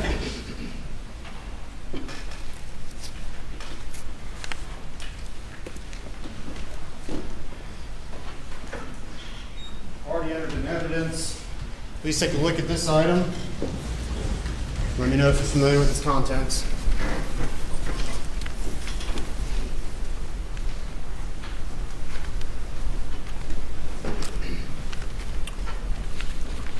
Yes, sir. This is sled item 11, State's Exhibit 102, and that was determined to be one fired bullet jacket fragment, 3 bullet jacket fragments, and 1 piece of lead, listed as defect in ground gravel marker 13.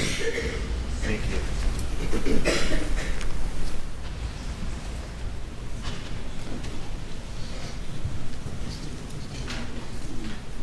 All right, I'm going to refer to what's been identified as State's Exhibit 109. Sled item 137.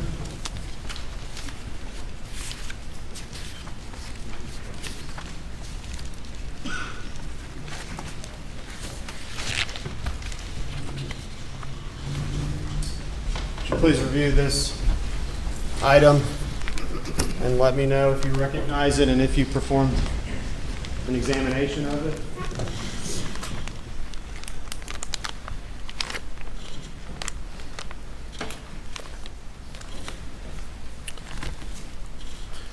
Yes, sir. This is sled item 137, State's Exhibit 109, and it was determined to be one piece of lead listed as from hair on the item 92 dress. At this point, State would move for 109 to be admitted into evidence.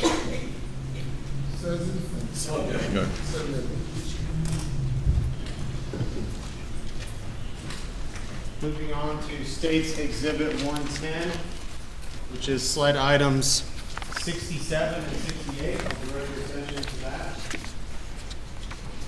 They've been marked as, for identification purposes, as State's item 110. No objection. All right, Mr. Greer, I'm going to show you what's been admitted as evidence as 110. If you would, please take a look at it. Let me know if you've recognized it and performed an examination on it.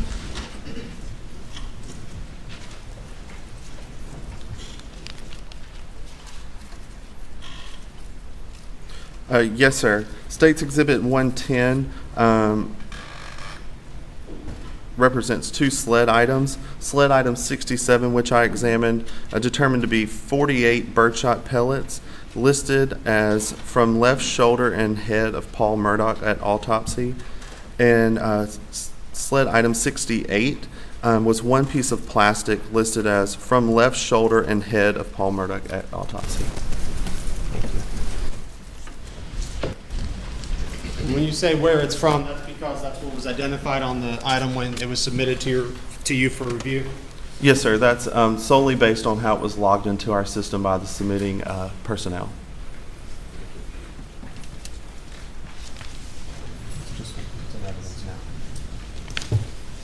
All right, I'm going to recruit your attention now to three items just to speed along the process a little bit. States 111, 112, and 113 marked as identification purposes. Sled items 69, 66, and 104. So if you please take a look at those in your items in your report, I'll be right with you.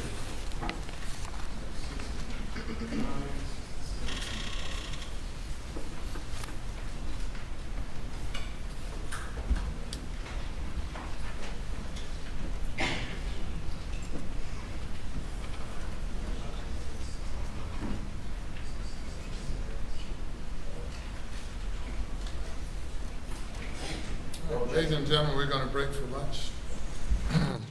We will resume in 1 hour and 15 minutes, 2:45. All right.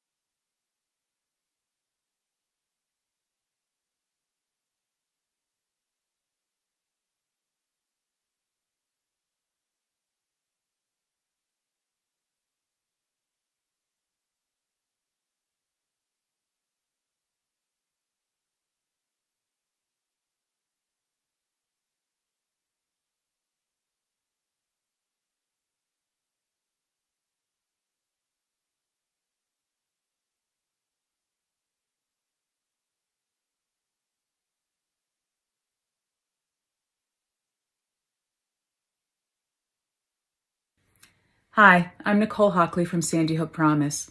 I know this is hard to hear, but it's important.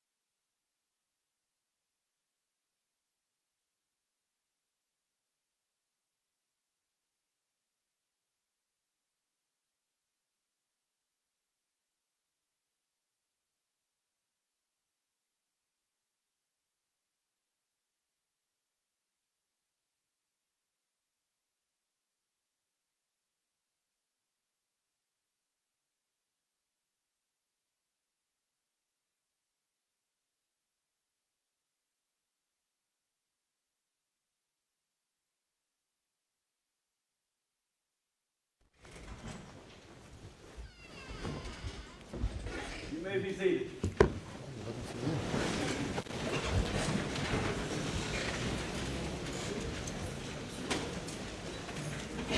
You can bring the jury.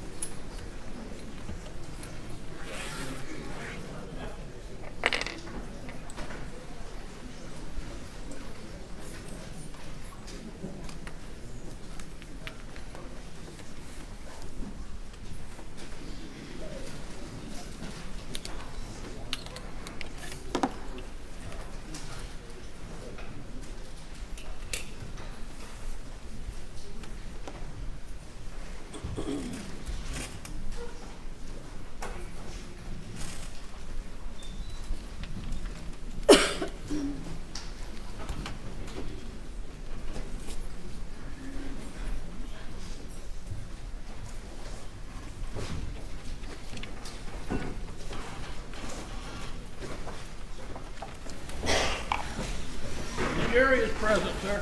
Thank you. You may continue. Thank you, Your Honor. May it please the court? Yes, sir. Beginning with items, State's Exhibits 111, 112, 113, I believe right before we broke, I presented to counsel and was going to offer it to the witness, and I believe it was, without objection, going to be offered into evidence. Is that correct? Without objection. Admitted without objection. All right, Agent, or Mr. Greer, please review what's been marked as State's Exhibit 111, 112, 113, which would align with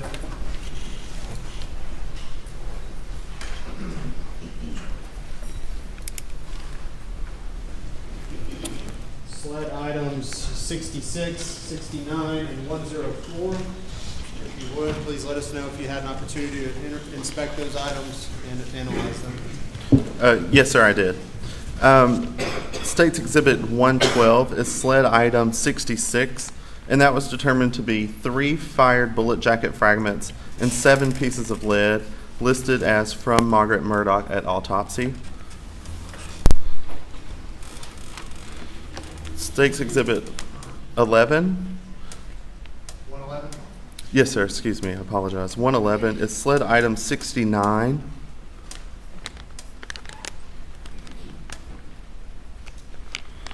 And that is 1 combination wad listed as from left axilla of Paul Murdaugh at autopsy.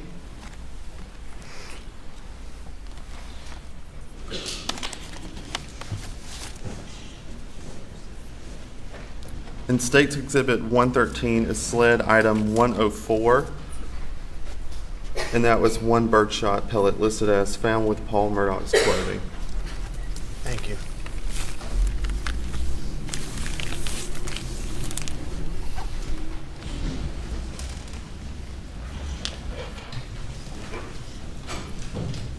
All right, Mr. Greer, I'm going to direct your attention to State's Exhibit 90, sled item 31.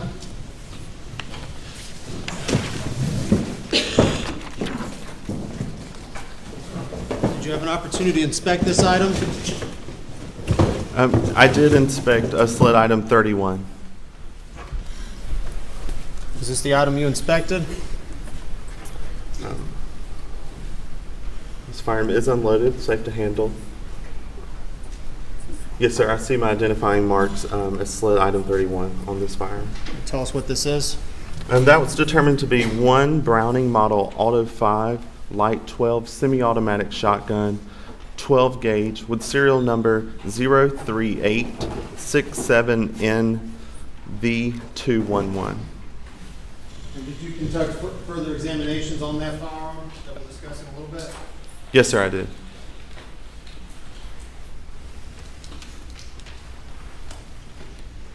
I'm going to show you what's been marked as State's Exhibit and entered into evidence. State's Exhibit 89, item 30 on your report.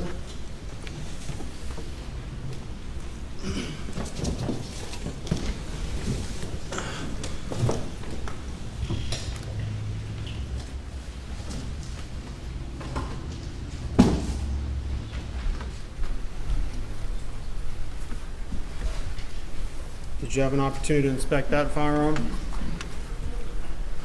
This firearm is also unloaded.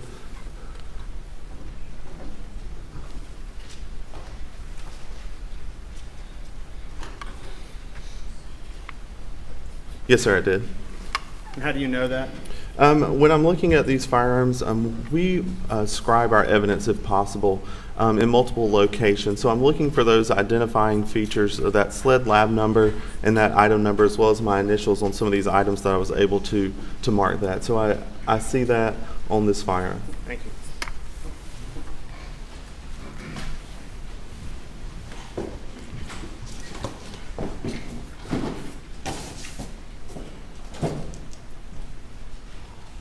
And for purposes of our results that we'll discuss shortly, did you conduct additional testing on that firearm?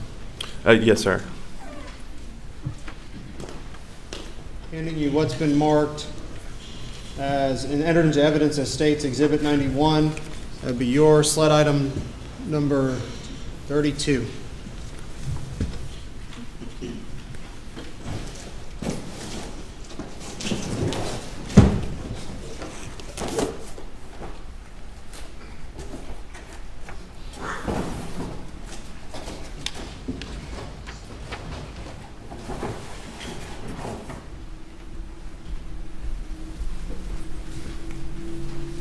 Tell me if you recognize that firearm, if you, in fact, were the one that received it and conducted examinations on it.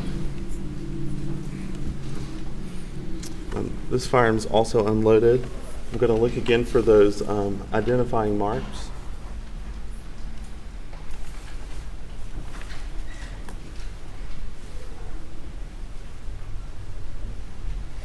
Yes, sir, I identify this as my SLED item 32.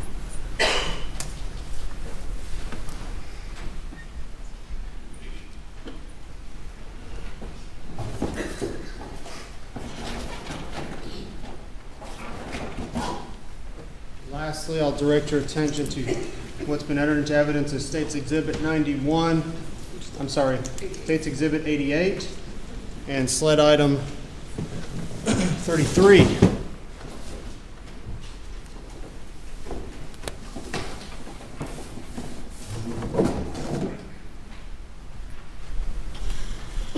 Are you familiar with that item?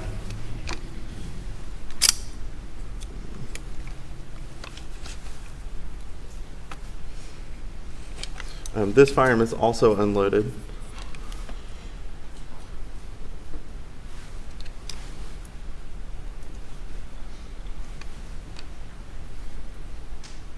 Yes, sir.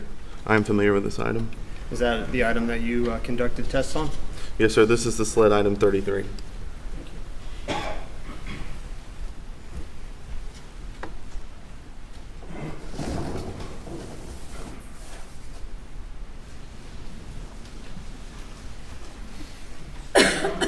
Attention then to State's Exhibit 210, which would be SLED item 34.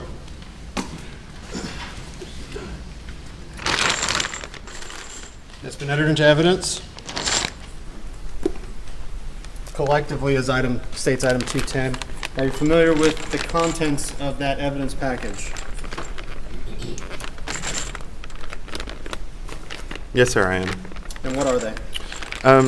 SLED item 34, State's Exhibit 210, was determined to be 1 magazine and 26 unfired cellular and bellow 300 blackout caliber cartridges. It was SLED item 34, but this State's Exhibit 210 included with the rifle we just took a look at? Yes, sir. It was submitted in the same package as the rifle.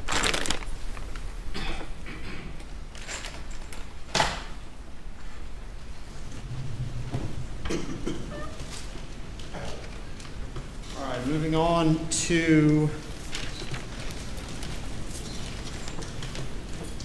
State's Exhibit 143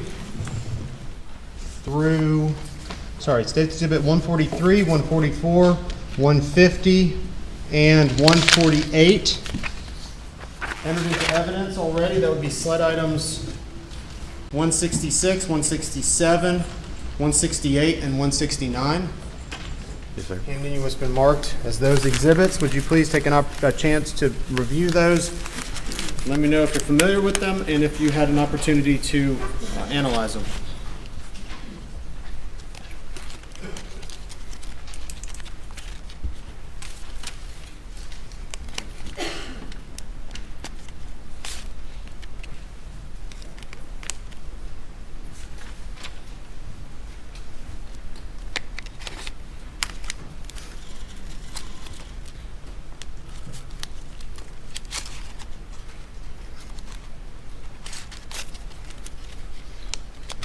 Yes, sir. I believe I have seen these items.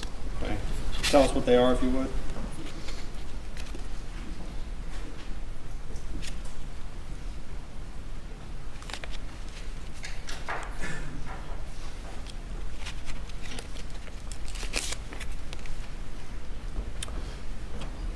Each of these 4 items are 12 gauge federal shot shells, and they each all have the markings that are consistent with each other: a federal premium double-aught buck 3-inch Magnum.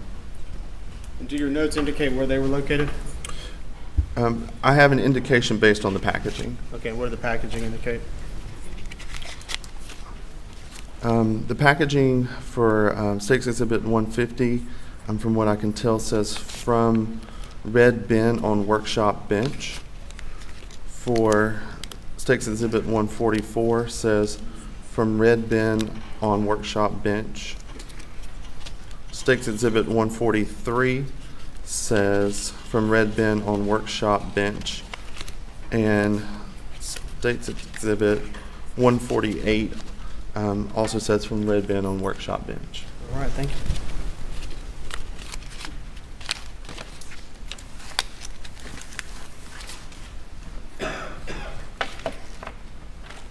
I'm now going to hand you what's been previously entered into evidence as States Exhibits 145, 146, 147, and 149.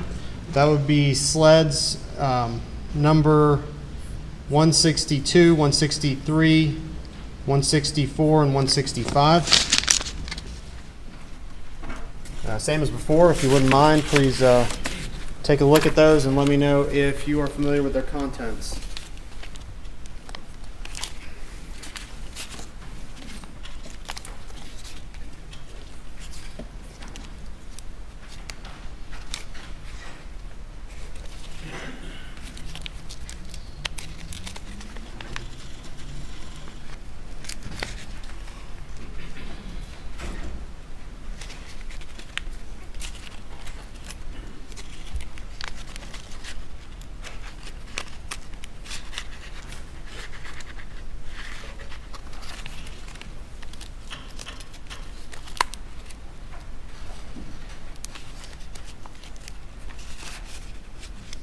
Yes, sir. Okay. Tell us what they are. All 4 of these items are Winchester 12-gauge shot shells, and they all appear to have the same information on the shot shell of dry lock 3-inch with the number 2.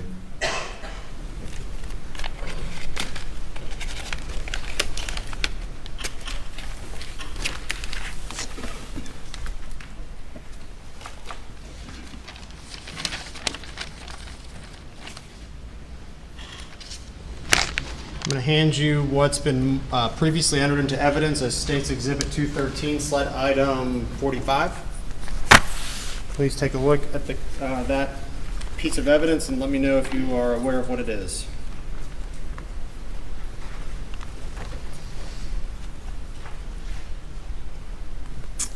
Yes, sir. This appears to be a box for ammunition in the 300 blackout caliber.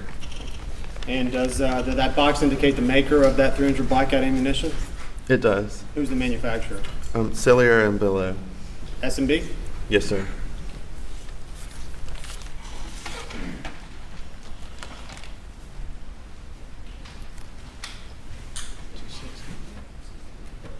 All right, this is States Exhibit 260, which was previously marked for identification purposes only. State's Exhibit 260 contains sled items 35, 36, 37, 38, and 39. Mr.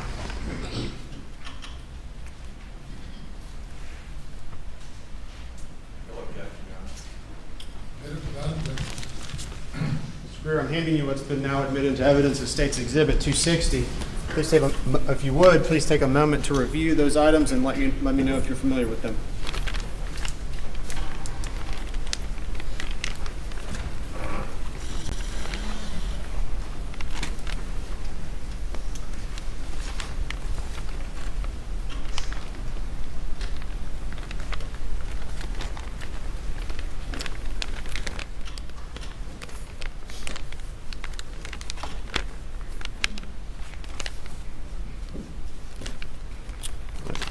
Yes, sir. I am familiar with this evidence.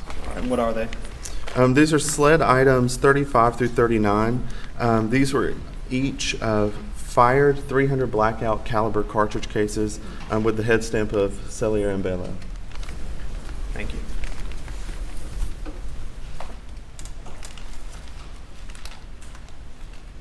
What's been marked previously as State's Exhibit 261 for identification purposes only. This would reference sled item numbers 108 to 135. Collectively.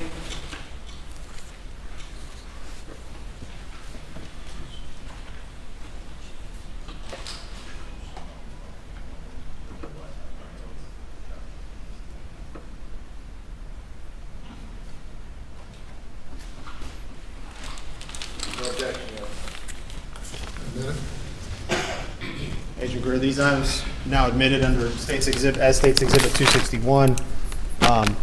Please take a moment to review those items and any notes or information you might have on them, and let me know if you're aware of what they are.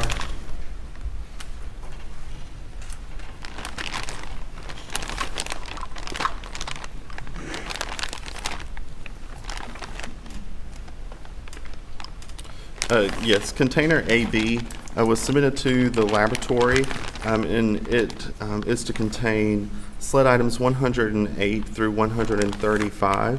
I am familiar with these items, and this package appears to not have been tampered with since I sealed it last, as I see my initials and seal date there at the bottom.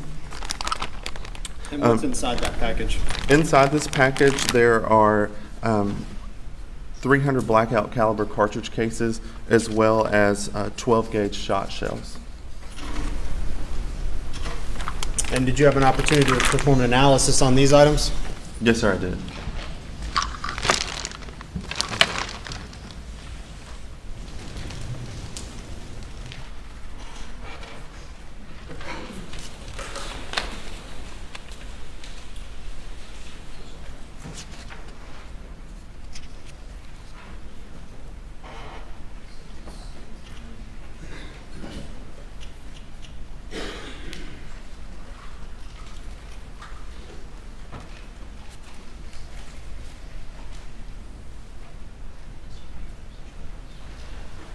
Mr. Greer, I'm offering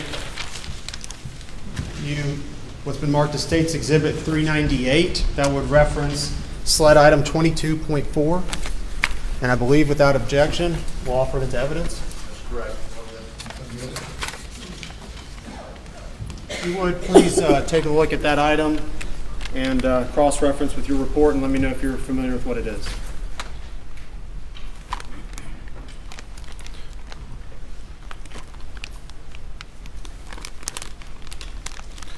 Yes, sir. This container contains 2 sled items. That's sled item 22.4, which is a swab of debris that I took, a reddish-brown debris swab from the right side of the item 22 receiver. Which item is 22? Item 22 was the camouflage Benelli Model Super Black Eagle 3 semi-automatic shotgun. And it also contains sled item 22.5, which was another swab from that same shotgun, and that was reddish-brown debris swab from the left side of the item 22 receiver above manufacturer information. And tell us a little bit about the swabs and what you're looking for with that. Yes, sir. When I receive items of evidence, a part of my process in documenting the evidence and opening the evidence is to look to see if there's any foreign or trace material on that item. When I was examining this firearm and opening it for the first time, I took note of that. And when I did that, I noticed those two areas that I saw reddish-brown debris. In order to preserve that prior to my examination, I swabbed those items so that way they could be collected and maintained.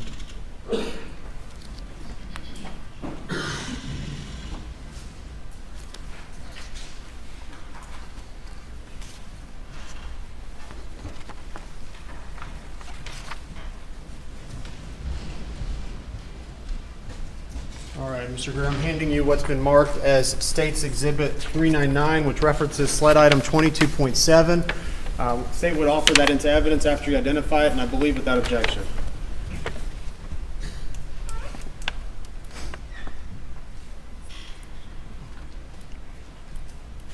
Yes, sir. I do recognize this, and this package is still sealed with my initials and seal date.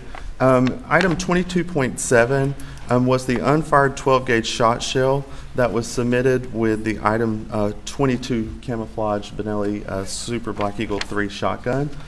During my testing, I used that submitted ammunition that came with the firearm to test fire the weapon with, and that is represented here as sled item 22.7, State's Exhibit 399. Okay. Submitted.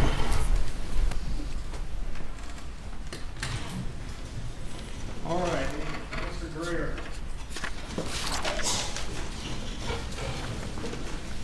Before we move on to your analysis and your results, if you would, please tell me a little bit about the firearms identification process and the number of ways that you use to identify whether a firearm shot a particular projectile.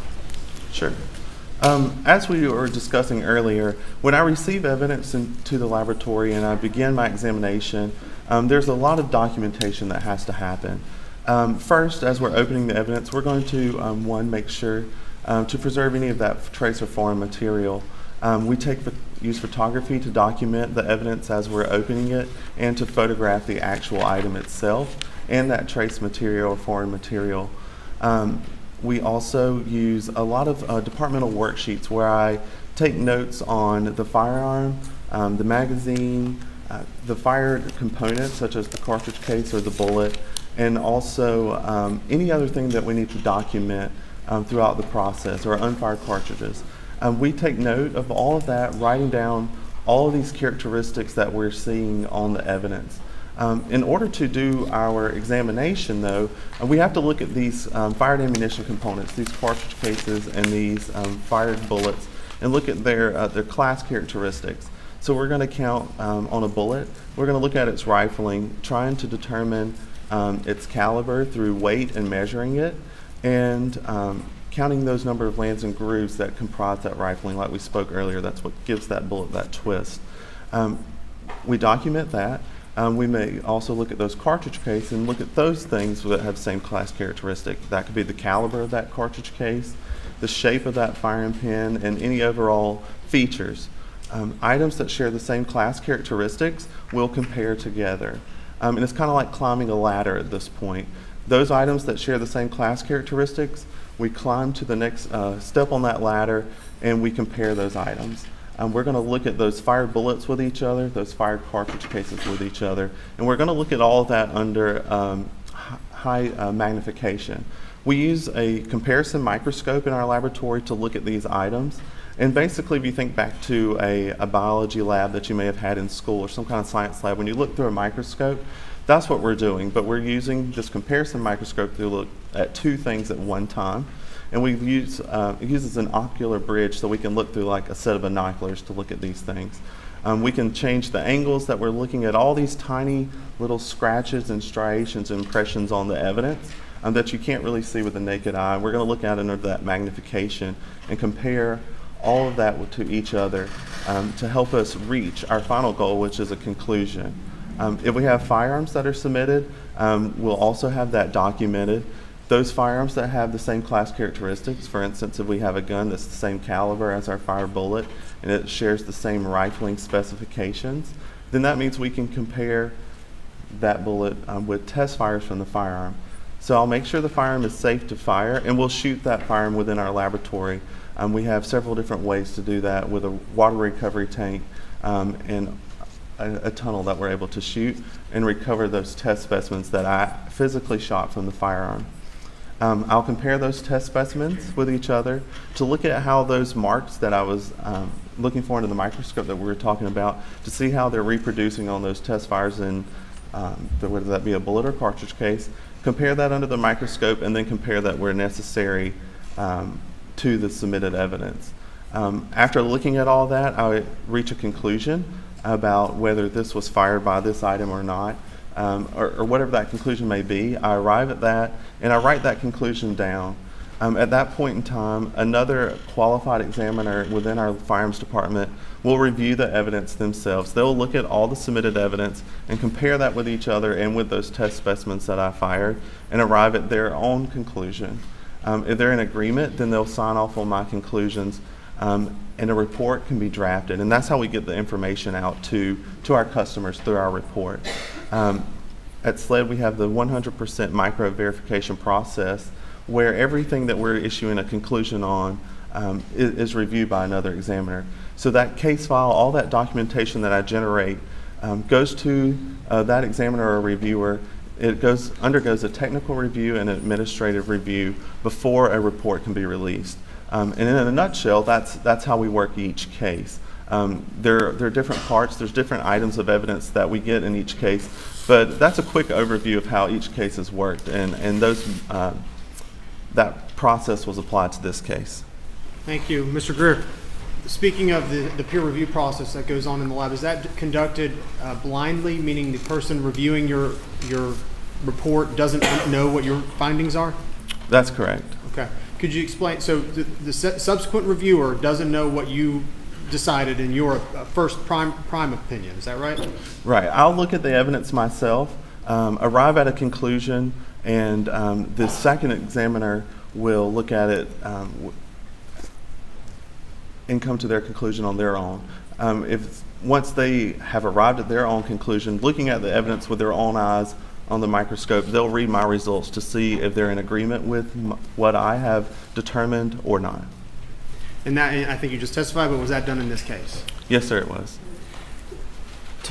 Before we move on, please tell me what it means for a cartridge casing to be cycled through a weapon. What does that mean? Sure. If you think back when we were looking at the cartridge earlier, an unfired cartridge, when we look at these items under magnification on the microscope, there are several different areas that we're going to be concerned with in looking at for those microscopic scratches and impressions, those little striations. One of those would be a firing pin, and that's what comes through the breech face of the gun to detonate the primer. Also the breech face marks on that primer from the gun. Ejector marks, that's what kicks that cartridge out of the gun or the cartridge case. Extractor marks, that's what pulls it out of the chamber of the firearm so that it can be kicked out. And also chamber marks, and that's on the body of the cartridge case, that cylindrical portion. So when we're looking at evidence, our ultimate goal is to say something was fired by this gun or they were fired by the same gun. And we do that, and we can rely on those firing pin marks and those breech face marks, because that's what struck the primer and caused it to detonate and fire that cartridge.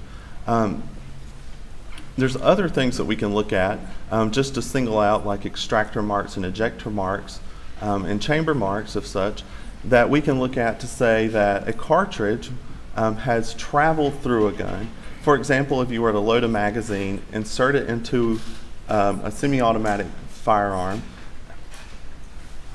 pull the slide back, load that cartridge into the chamber, and then you decide you're not going to shoot or you need to remove that cartridge for any reason, you would pull back on that slide of the handgun and the cartridge would be extracted out of the chamber and ejected.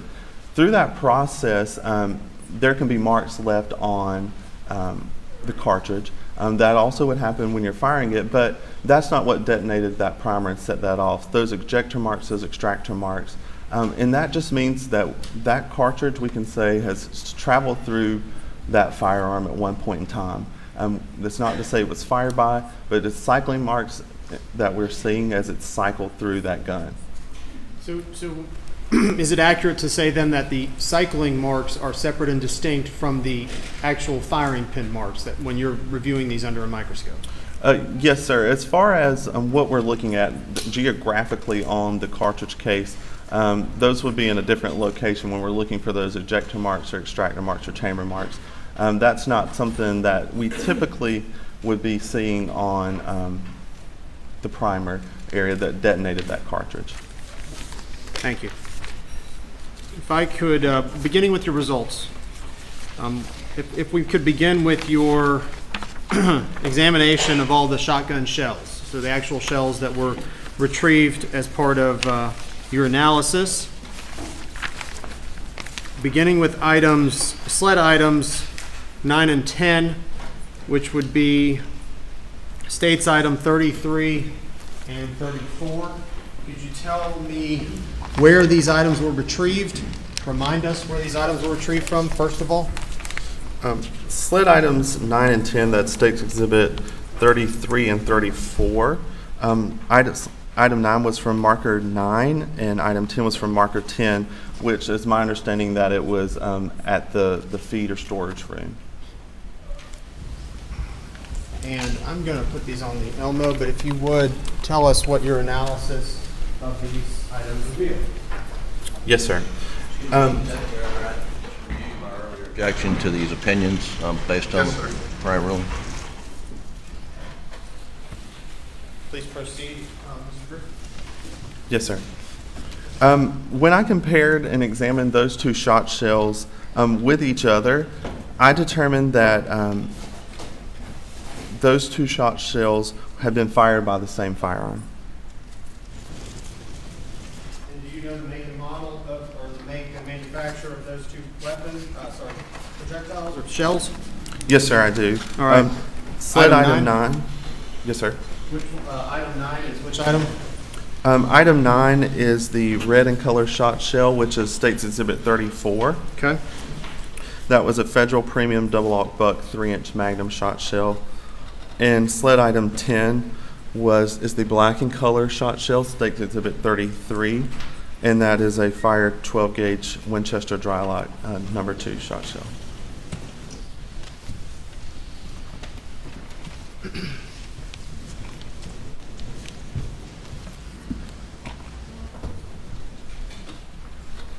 All right, Mr. Greer, moving on to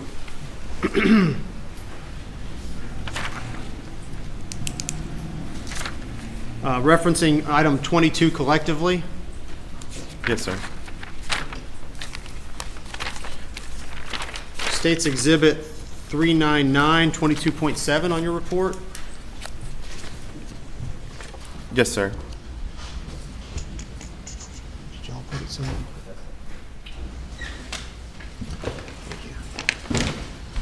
This would be States Exhibit 399. Did you have an opportunity, or could you tell us what that is? Yes, sir. That was the unfired 12-gauge shot shell that was submitted originally with the item 22 shotgun, which is the camouflage color Benelli shotgun. Could you go ahead and open that package for us, please? Yes, sir. Do you have scissors or just?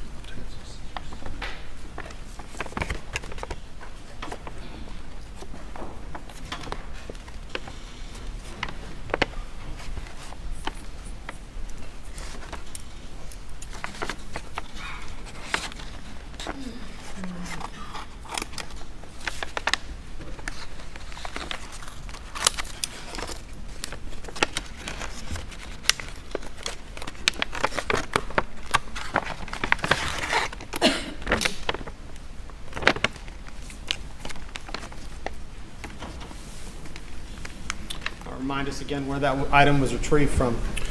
This item was originally submitted with the item 22 camouflage Benelli shotgun that was submitted to the laboratory.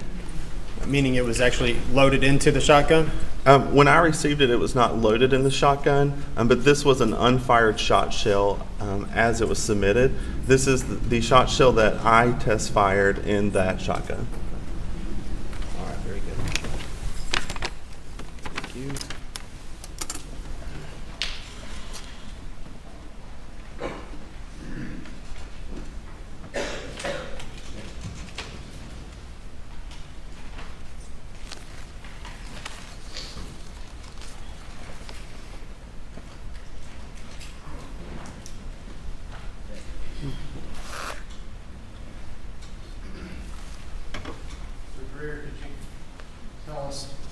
I'll put it on the Elmo.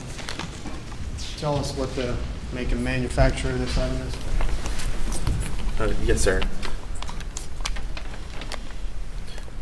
This is also a 12-gauge Federal shot shell, and on the shot shell itself, it also says Federal Premium Double-Aught Buck 3-inch Magnum. I'll direct your attention back to State's Item 34. Are those two items consistent with each other?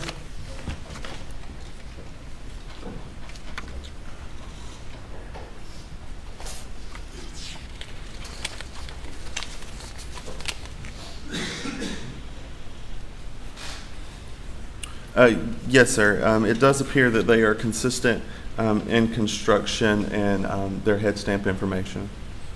Thank you.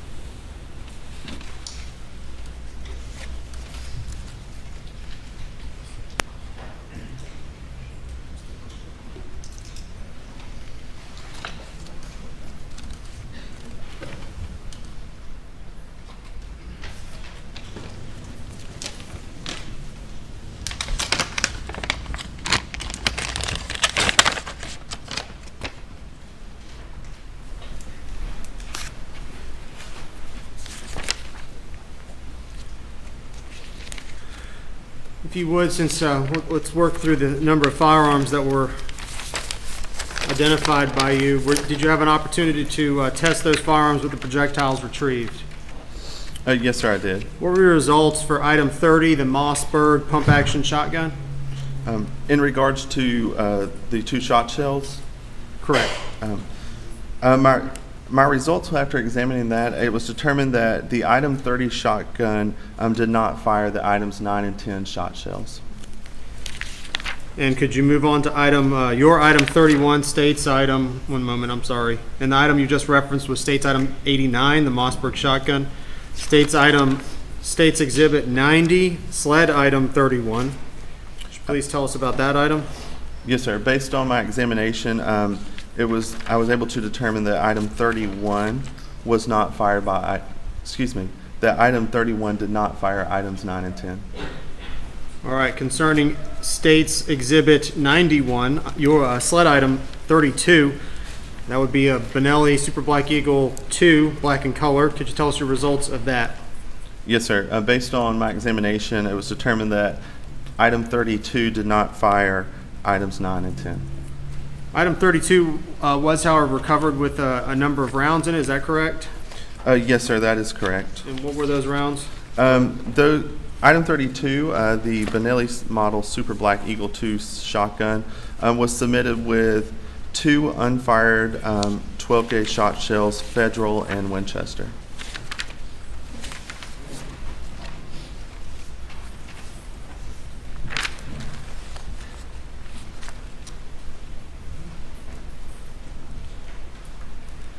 All right, did you have an opportunity to compare the shot shells with item 22, the camouflage color Benelli Super Black Eagle 3? Yes, sir, I did. All right, and if you would, please tell us your findings concerning item 22. Sure. When I compared sled items 9 and 10 with those test shot shells that I fired through the item 22 camouflage shotgun, the results of those comparisons were inconclusive. I was unable to determine whether or not items 9 and 10 were fired by item 22 or if they had been fired by another firearm with similar characteristics. And were you able to eliminate item number 33 from this round of testing concerning the shotgun shells? That's correct. The shotgun shells were not fired by the item 33 rifle.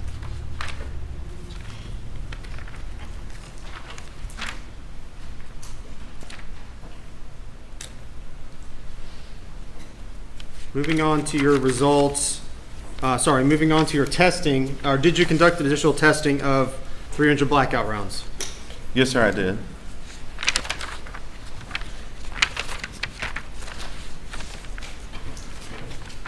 And of the cases of the ammunition, both fired, spent, so shell casings, or unfired ammunition, were the ones we examined today that were retrieved from the scene, what make and manufacturer were they of? The cartridge cases were head stamped with the S&B logo and 300 blackout caliber. Did you have an opportunity to test fire and examine sled item 33, states exhibit 88, the 300 blackout rifle, black in color? Yes, sir, I did. All right, could you please tell us your results from that examination for that weapon? In regards to test firing the weapon? Correct. Yes, sir. When I examined item 33, I test fired it using the item 34 magazine. That was the magazine that was packaged alongside the rifle. During that test firing, the first available cartridge in the magazine, as I inserted the magazine into the firearm, it was fed and chambered into the rifle correctly and as I expected. The cartridge was successfully test fired, and then it extracted and ejected from the rifle again as I expected it to. However, as the firearm cycled, meaning when that bolt was coming back forward to load the next available cartridge in the magazine, it failed to feed that cartridge into the chamber, and I had to manually cycle it to load the next cartridge into the chamber. That issue did not prevent me from test firing the firearm, and no further analysis to determine that cause was conducted.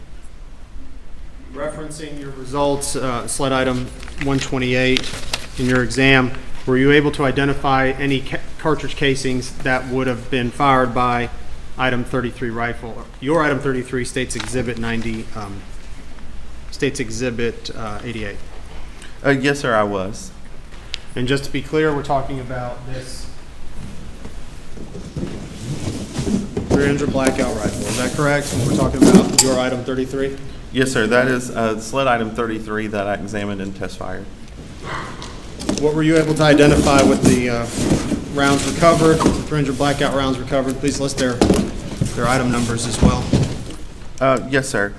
So I compared all the 300 blackout cartridges that I received, and based on my examinations and comparisons, I was able to determine that sled item 38, 109, 110, 121, 126, and 127 were fired by the item 33 rifle.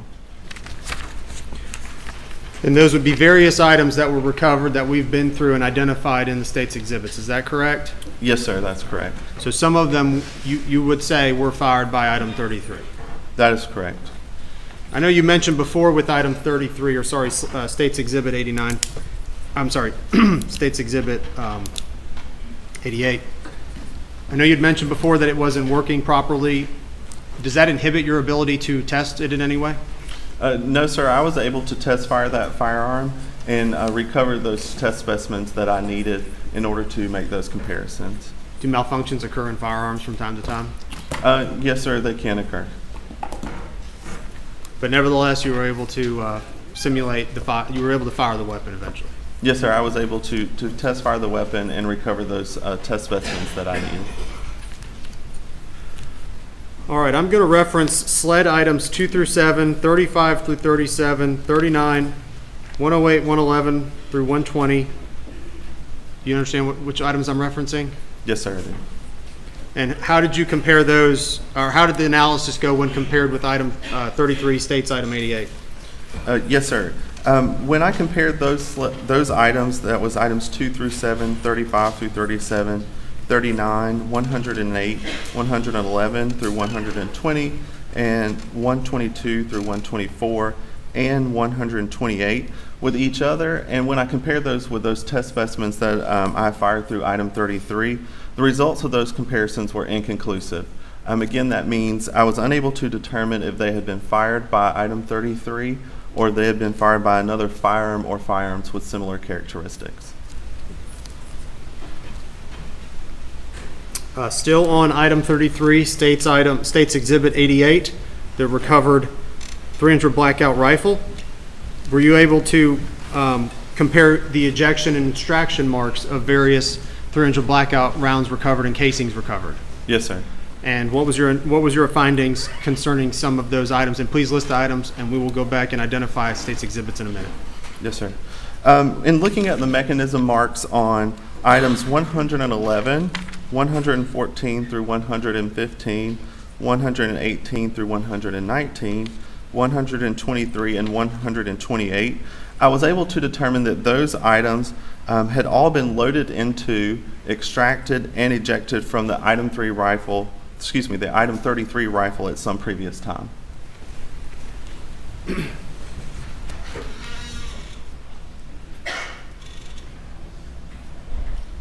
All right. Mr. Greer, I'm going to ask you. I'm going to renew my objection to the next opinion that he's about to offer based on our prior rulings, just for the record. Yes, sir. It's not. Prior arguments and understanding the court's rule. Yes, sir. Mr. Greer, I'm going to real quick reference on your chart, on your list, items marked sled items 2 through 7, 35, 36, and 37, and sled item 39. And that would be State's exhibits 63 through 68.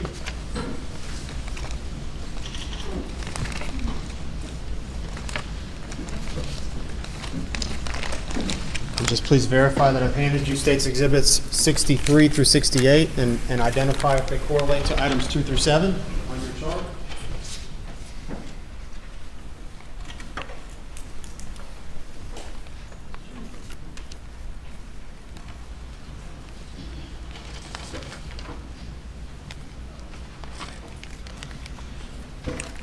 Yes, sir. These State's Exhibits 63 through 68 are sled items 2 through 7.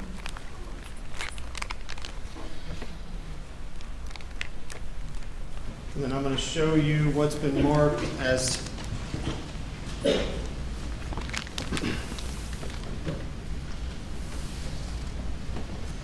the court's indulgence. State's Exhibit 260.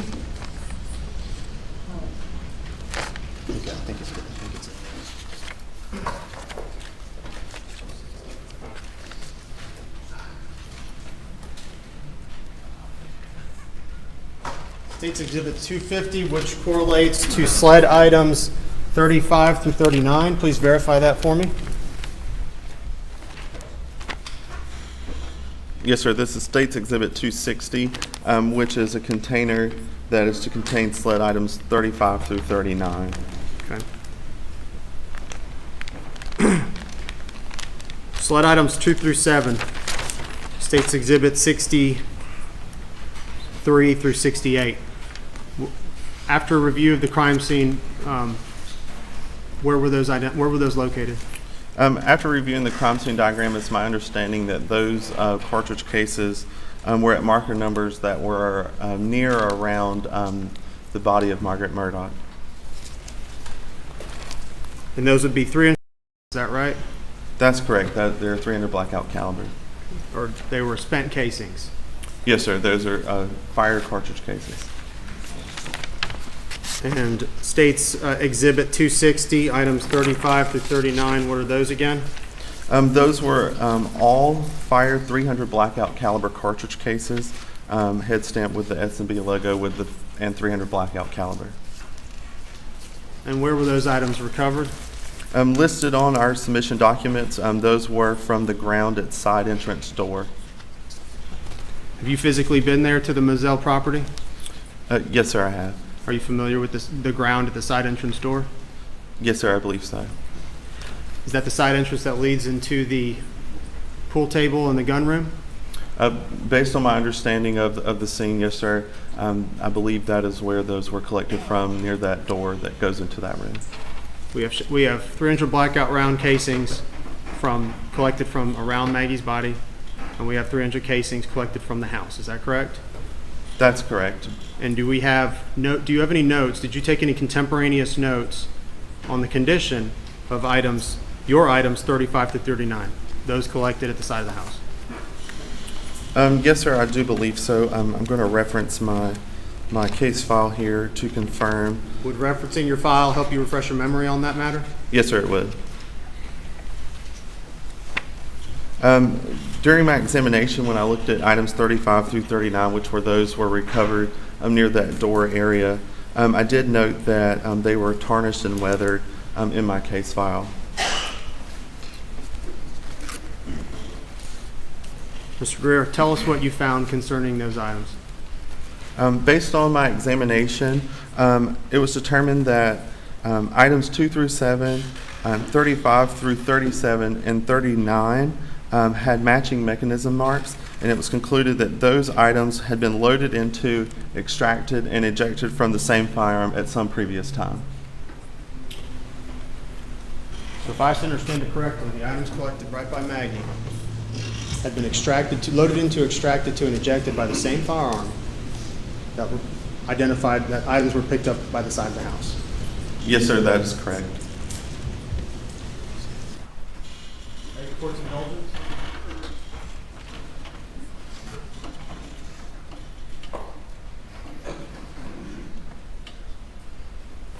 Additional items were collected as well, and did you have an opportunity to analyze those?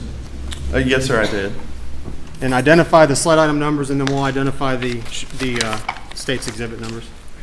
Those were sled items number 108, 113, 116, 117, and 122.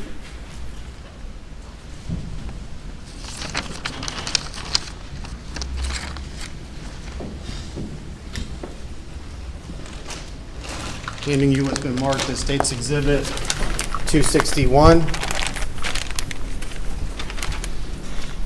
which includes various items. And what are they again?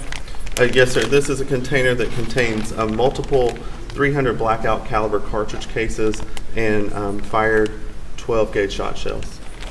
And in that collective bin include 300 blackout rounds of the items you just listed? Yes, sir, that's correct. All right, tell us what your findings were for those items. And where were these collected? Based on the submission documentation, those were collected from areas such as from to the left of a shooting chair near field, from a right corner near field, from in front of a shooter's chair under a table. Would you like me to identify each location?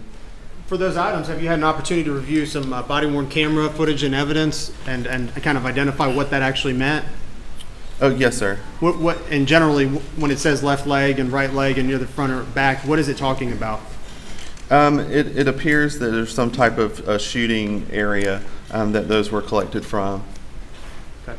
What were your findings concerning those items?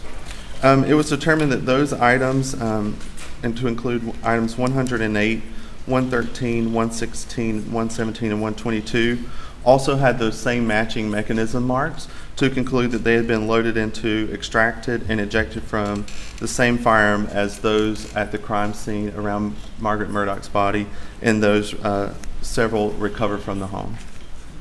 So the items collected around Margaret Murdaugh's body matched the items collected outside the house, which matched items that were collected in the field at the shooting range. Yes, sir. I was able to identify that the cartridge cases recovered items 2 through 7 near the body did have matching mechanism marks with several of the items from the area around the home and those in the shooting field, and several of those in the shooting field, to conclude that some of those had been, that those have been loaded into, extracted, and ejected from the same firearm at some previous time.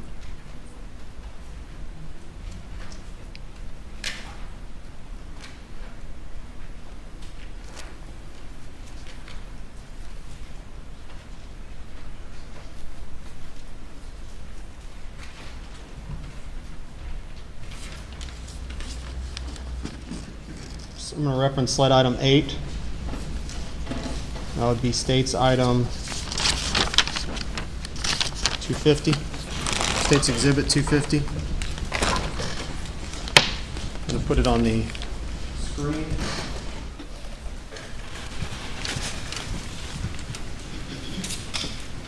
What is that item again? Remind us, please. SLED item 8 was one fired bullet determined to be .300 blackout caliber, listed as near tire impression at marker 8. Recovered from the scene? Yes, sir, at marker 8. Is that a fire projectile? Yes, sir, that is a fired bullet. Is that, how much does that bullet weigh? According to my notes, when I weighed that projectile, it weighed approximately 147.4 grains. I'm handing you what's marked as Exhibit 213. Remind us again what that is. State's Exhibit 213 appears to be an ammunition box marked cellular and below and .300 blackout caliber. What are the grains indicated on that box? On the side of this box, it has information about the projectile, and it says 147 grains on the side. Is State's Exhibit up on the Elmo, is that consistent with a 147 grain projectile? Yes, sir. That bullet appears to be intact, and based on my examination and looking at these fired bullets as a part of an examination, I would say that would be consistent with being 147 grains.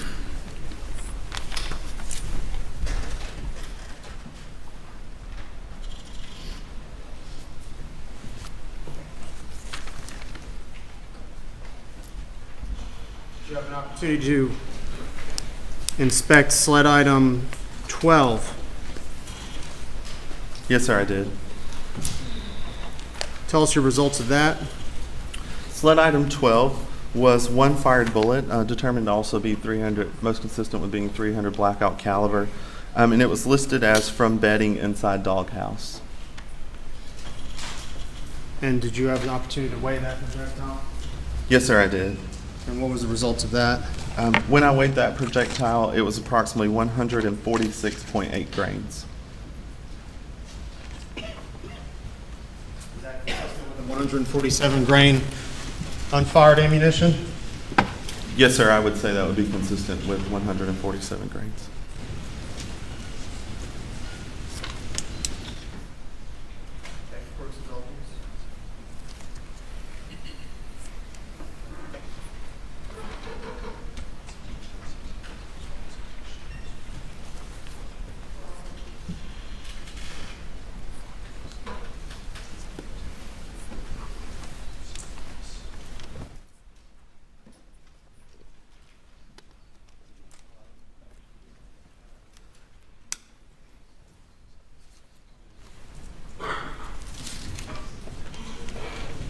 Lastly, I'm going to show you what's been marked as state and entered into evidence as State's Exhibit 143, 144, 148, and 150. Could you please remove those collectively and let me know if you are familiar with the make and manufacture of those items?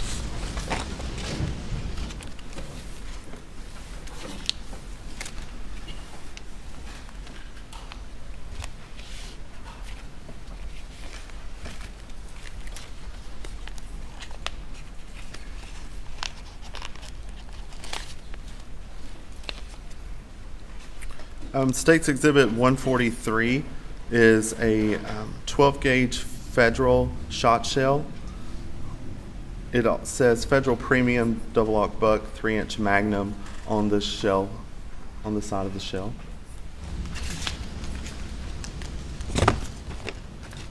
State's Exhibit 144 is also a 12-gauge Federal shot shell. On the side of it, it says Federal Premium Double-Aught Buck 3-inch Magnum.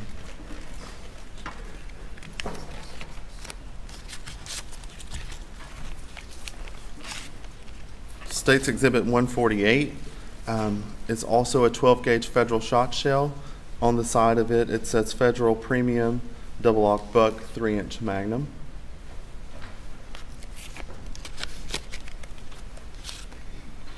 And State's Exhibit 150 is also a 12-gauge federal shot shell with the same information of federal premium double-aught buck 3-inch Magnum.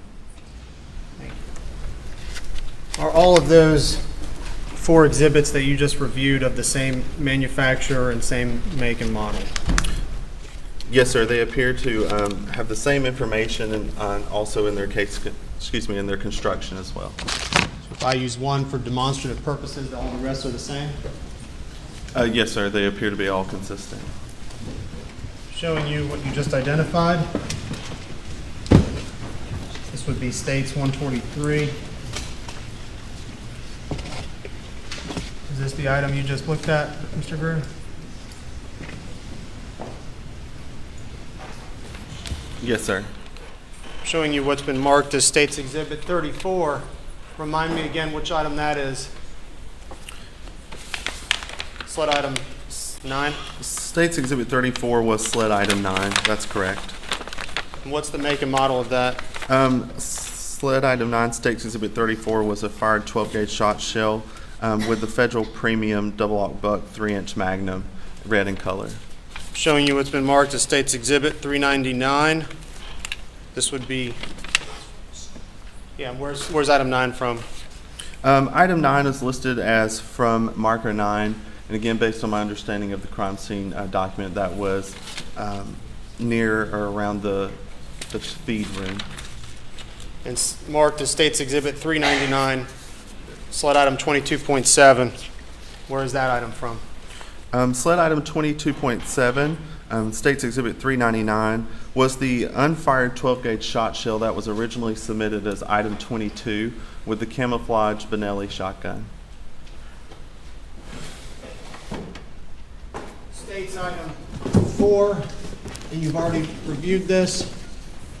Exhibit 4 for the state, 22 for you. Is that the same shotgun that you're referring to?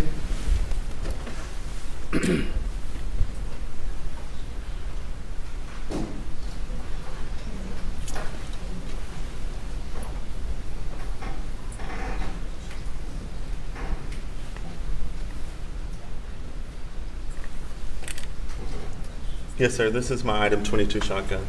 Camouflage Benelli Super Black Eagle 3. Is that right? Yes, sir. That's correct.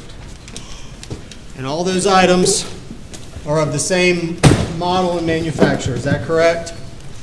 Yes, sir. They all appear to have the same head stamp information and information on the side of the shell, and their case construction all appears to be consistent.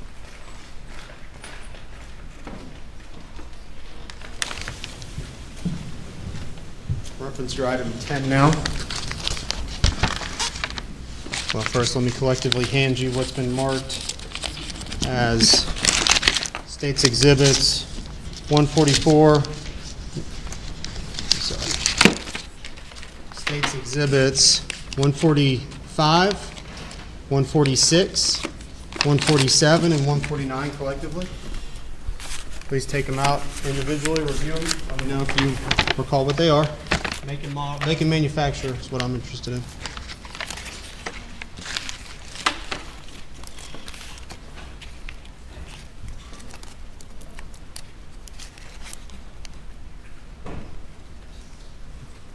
State's Exhibit 145, it's head stamp Winchester 12 gauge with dry lock 3-inch and a 2 on the shell.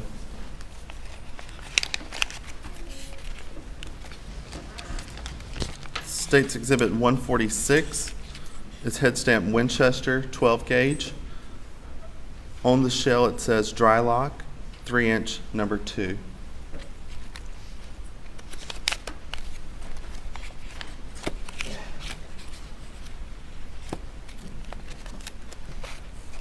State's Exhibit 147 is head stamp Winchester 12 gauge. On the shell, dry lock 3-inch number 2.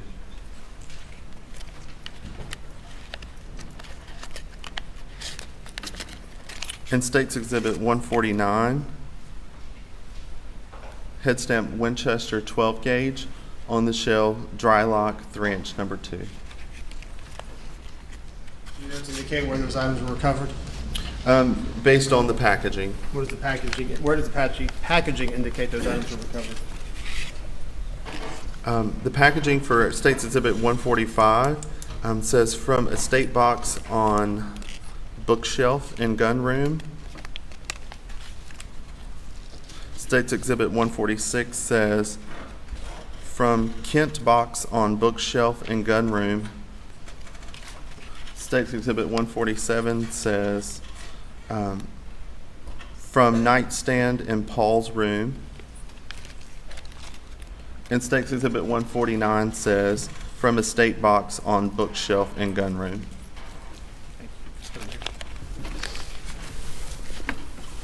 And hand you what's been marked and identified as States Exhibit 33, slide item 10. Where was that located?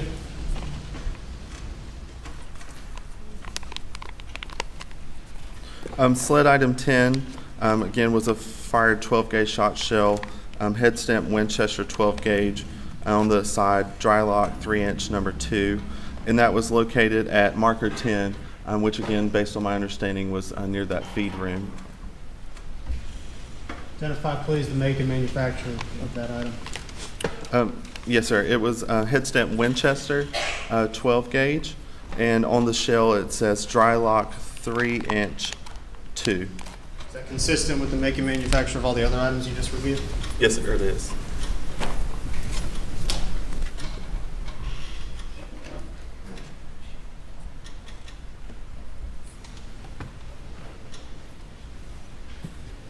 Are those all the items you just reviewed, Mr. Greer? Yes, sir. All right, no further questions from the state.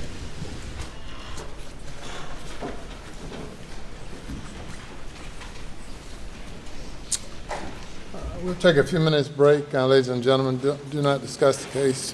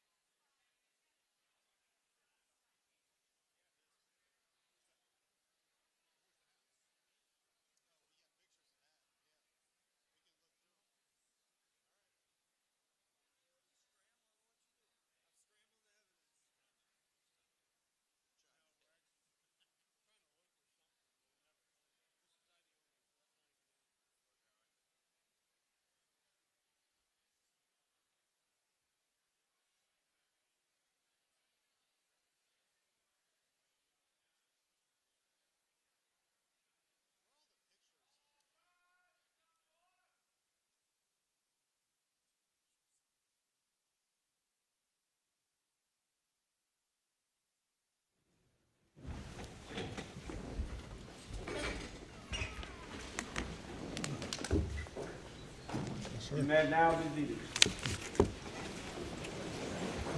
Bring the jury.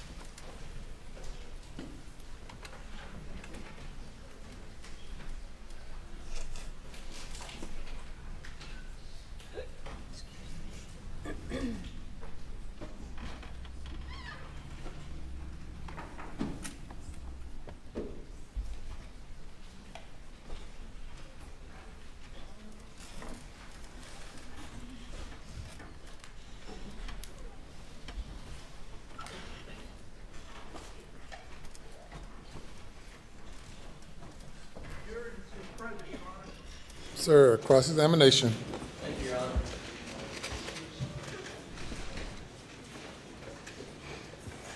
Good afternoon, Agent Weir. Good afternoon. Just want to see if we can agree on one thing, and that is you're not here to tell this jury that any of the weapons in this room were used, in your opinion, to murder Maggie or Paul, correct? Based on my examination of the evidence, was able to identify that there were matching mechanism marks in items around, as mentioned, in the body of Maggie Murdaugh and other areas of the property. And in regards to the two shot shells in comparison with those shotguns, items 9 and 10 were inconclusive with the item 22 shotgun. So that means you cannot, and you did not, and you are not offering an opinion that item 22 shotgun was used to murder Paul Murdaugh, correct? My result was inconclusive, and what that ultimately means is I'm not able to determine that. It's a possibility that it could have been fired by that shotgun, and it also could have been another firearm with similar characteristics. Meaning it's just equally possible it wasn't that gun. That's possible. And this 300 blackout. We know a 300 blackout was used to murder Maggie Murdaugh, correct? Based on the evidence that I received, I did have several projectiles that were 300 blackout caliber that were most consistent with that, as well as several cartridge cases that were head stamped that caliber. And you're not here to tell this jury, in your opinion, that this 300 blackouts laying on the floor here was used to murder Maggie Murdaugh, correct? The results of the comparisons of those cartridge cases, items 2 through 7, with test fires from that item 33 rifle were also inconclusive, meaning I was unable to determine if those cartridge cases were fired by item 33 or they've been fired by another firearm. Well, how many cartridges were found at the murder scene of 300 blackouts?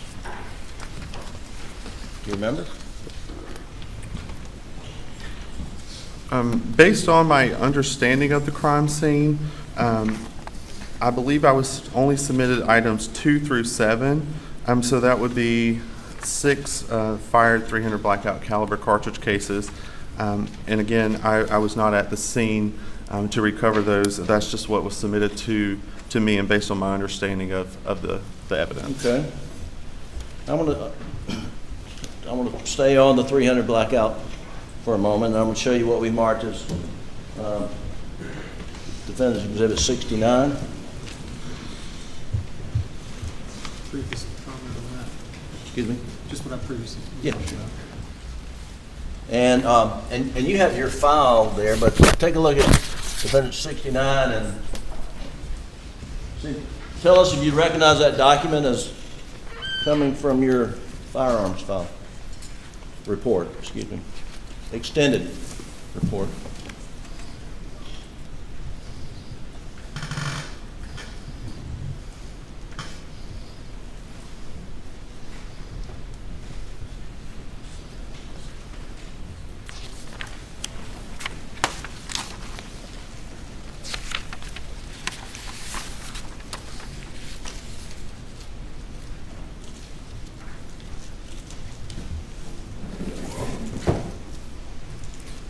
Yes, sir. This State's Exhibit.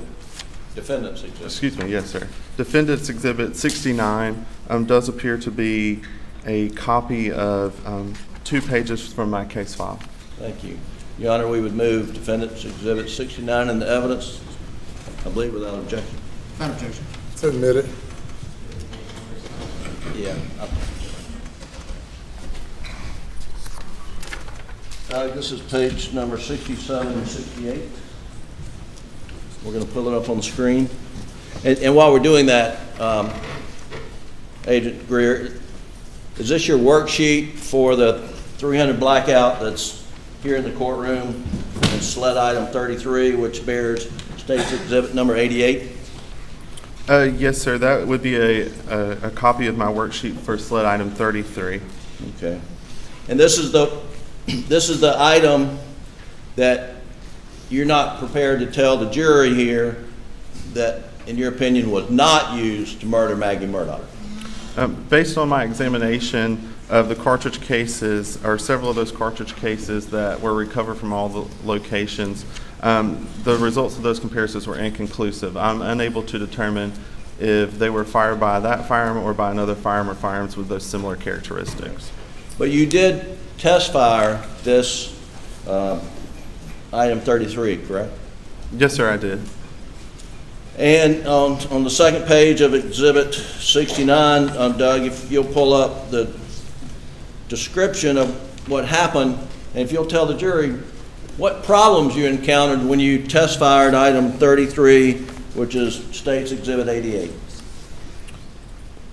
Yes, sir. During the test firing, I loaded the magazine with cartridges. That was sled item 34. And I inserted that into the magazine well of the sled item 33, the rifle. I chambered the first available cartridge into the firearm and fired it. That went as expected. The cartridge was fired. It extracted and ejected from that firearm properly. However, as that bolt was going back forward, I would have expected it to pick up the next available cartridge from the magazine. However, it didn't. And I had to manually cycle that bolt again to load the next available cartridge from the magazine. That issue did not prevent me from test firing it, and I was able to collect those test specimens that I needed. And no further analysis to determine the cause of that was conducted. So when you say you had to manually, it says as a firearm cycle, the next available cartridge in the magazine failed to feed in the chamber. So then you had to manually do it. How do you manually do it? Yes, sir. On the top of the firearm, there's a charging handle. I had to pull back on that charging handle, which in turn pulls that bolt backwards.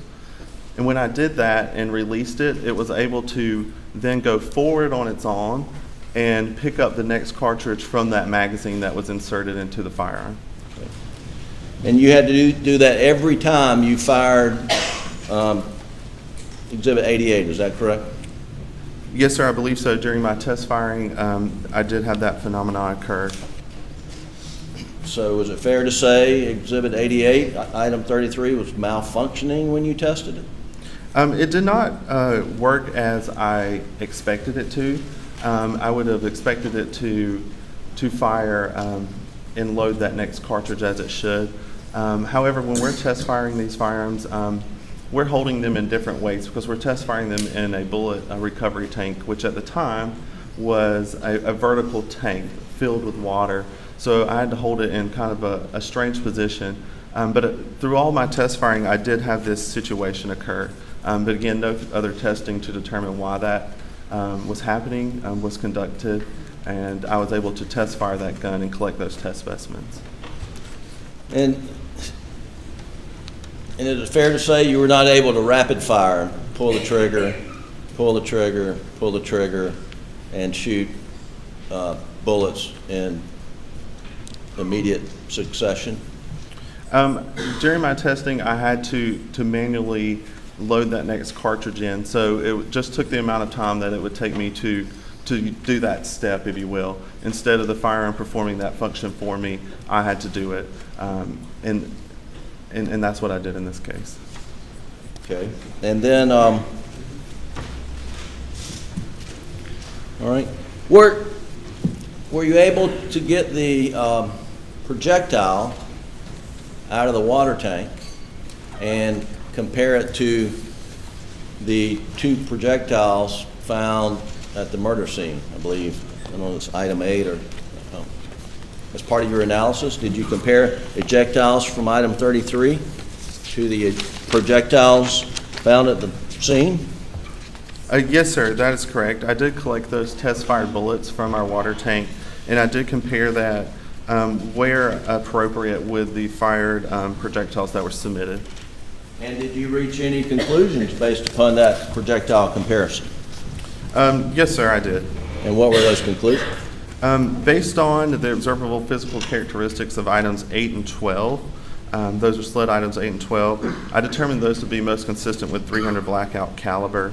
Item 8 may be suitable for identification with other evidence, and item 12 sustained damage, and it was unsuitable for identification with other evidence. That means that due to the damage that it had sustained, there were no identifying features that I saw under the microscope that I would use for identification purposes. I also received several other projectiles and fragments that I compared to the item 33 rifle. Due to damage in their size, the calibers of items 11, 66, and 137 could not be determined.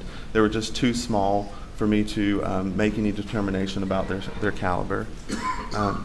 Due to damage and the limited marks of value that I saw on item 11, specifically the fired bullet jacket fragment and the item 66 fired bullet jacket fragments, I was concluded that those may or may not be suitable for identification, and compared those later on to the rifle. Based on the no marks of value that were displayed on the item 11 bullet jacket fragments, item 11 piece of lead, and item 66 pieces of lead, I determined those were unsuitable. So again, due to there being no marks of value for me to compare, I was unable to compare those with those test bullets. Item 137 bore some type of strided marking. However, I was unable to determine the origin of those marks and use those for an identification purposes. And it was determined that it was also unsuitable. Lastly, the 3 items that I did compare with those test specimens that fired from those rifle, which were item 8, the item 11 fired bullet jacket fragment, and the item 66 fired bullet jacket fragments, the results of those comparisons were also inconclusive with each other and with those test specimens, and that was due to damage and just insufficient markings for us to base our opinion on. It could not be determined whether those items were fired by item 33 or by another firearm or firearms with similar characteristics. So Exhibit 250 is the projectile that was found by marker 8, I believe. Just confirm that one, please.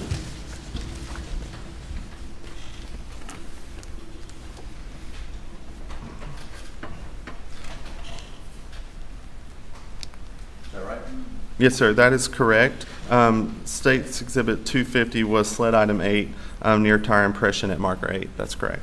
And I believe you just, as you're reading from your report, told the jury that you couldn't make any conclusions about the projectile seized at the scene from the projectiles fired in a water tank from this .300 blackout laying on the floor here.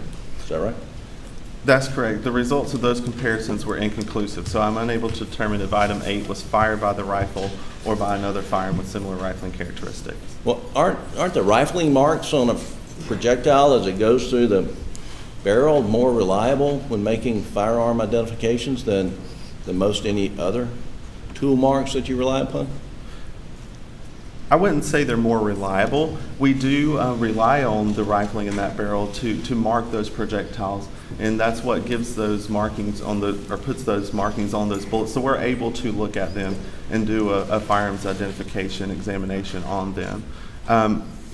Tools, firearms, all mark evidence. Again, I was unable to do that in this case, and my results were inconclusive. I mean, that's due to the damage that these may have sustained and to just insufficient markings that were on the bullet when I looked at it. There was not enough of those markings on there for me to determine if they were fired by item 33. But item 8, exhibit 250 there, do you recall whether there was human organic matter on that projectile when it was recovered? Let me refer to my notes. I don't have documented in my notes that there was any foreign material or trace on it as I received it. But we know that that projectile was recovered at the murder scene at marker 8. Is that right?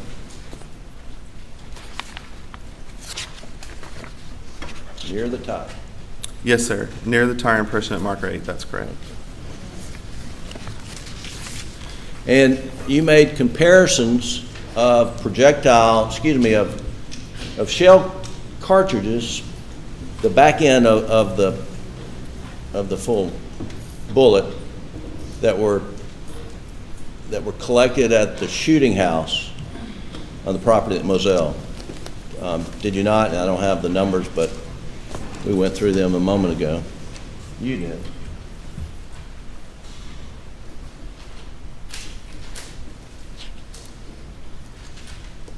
You remember? Let me ask you to take a look at the projectiles that were found. I believe they're items, well, nope. They are items 108 through 125. I'm not sure what their state exhibit numbers are, but if you look at 108 through 125 in your report, those are spent .300 blackout caliber cartridge cases. Sled items 108 through 125 was determined all to be fired .300 blackout caliber cartridge cases.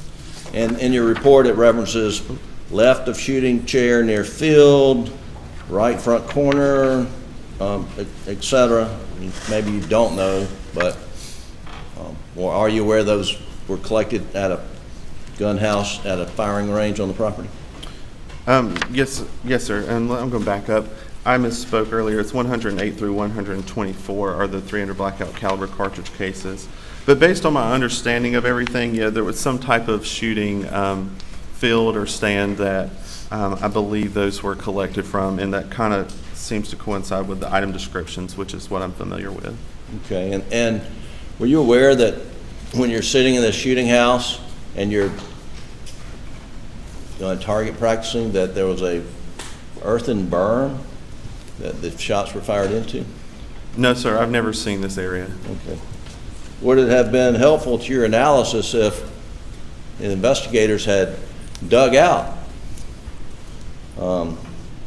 items from that earthen berm of the projectiles, such as what's sitting in front of you as State's Exhibit 250?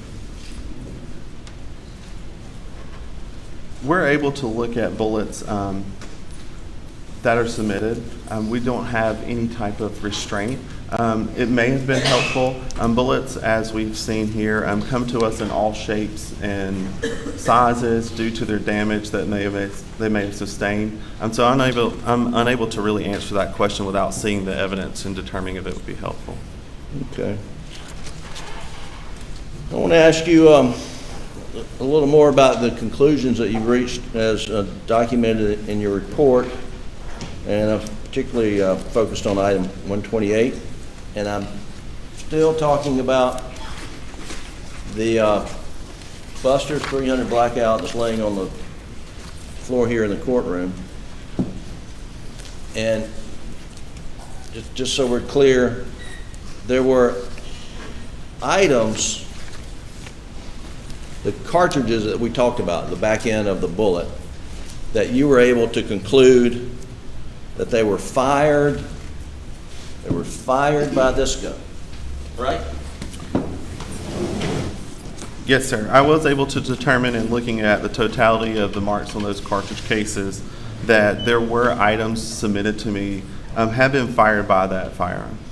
And your conclusion that they've been fired by this gun, and we're talking about the cartridges.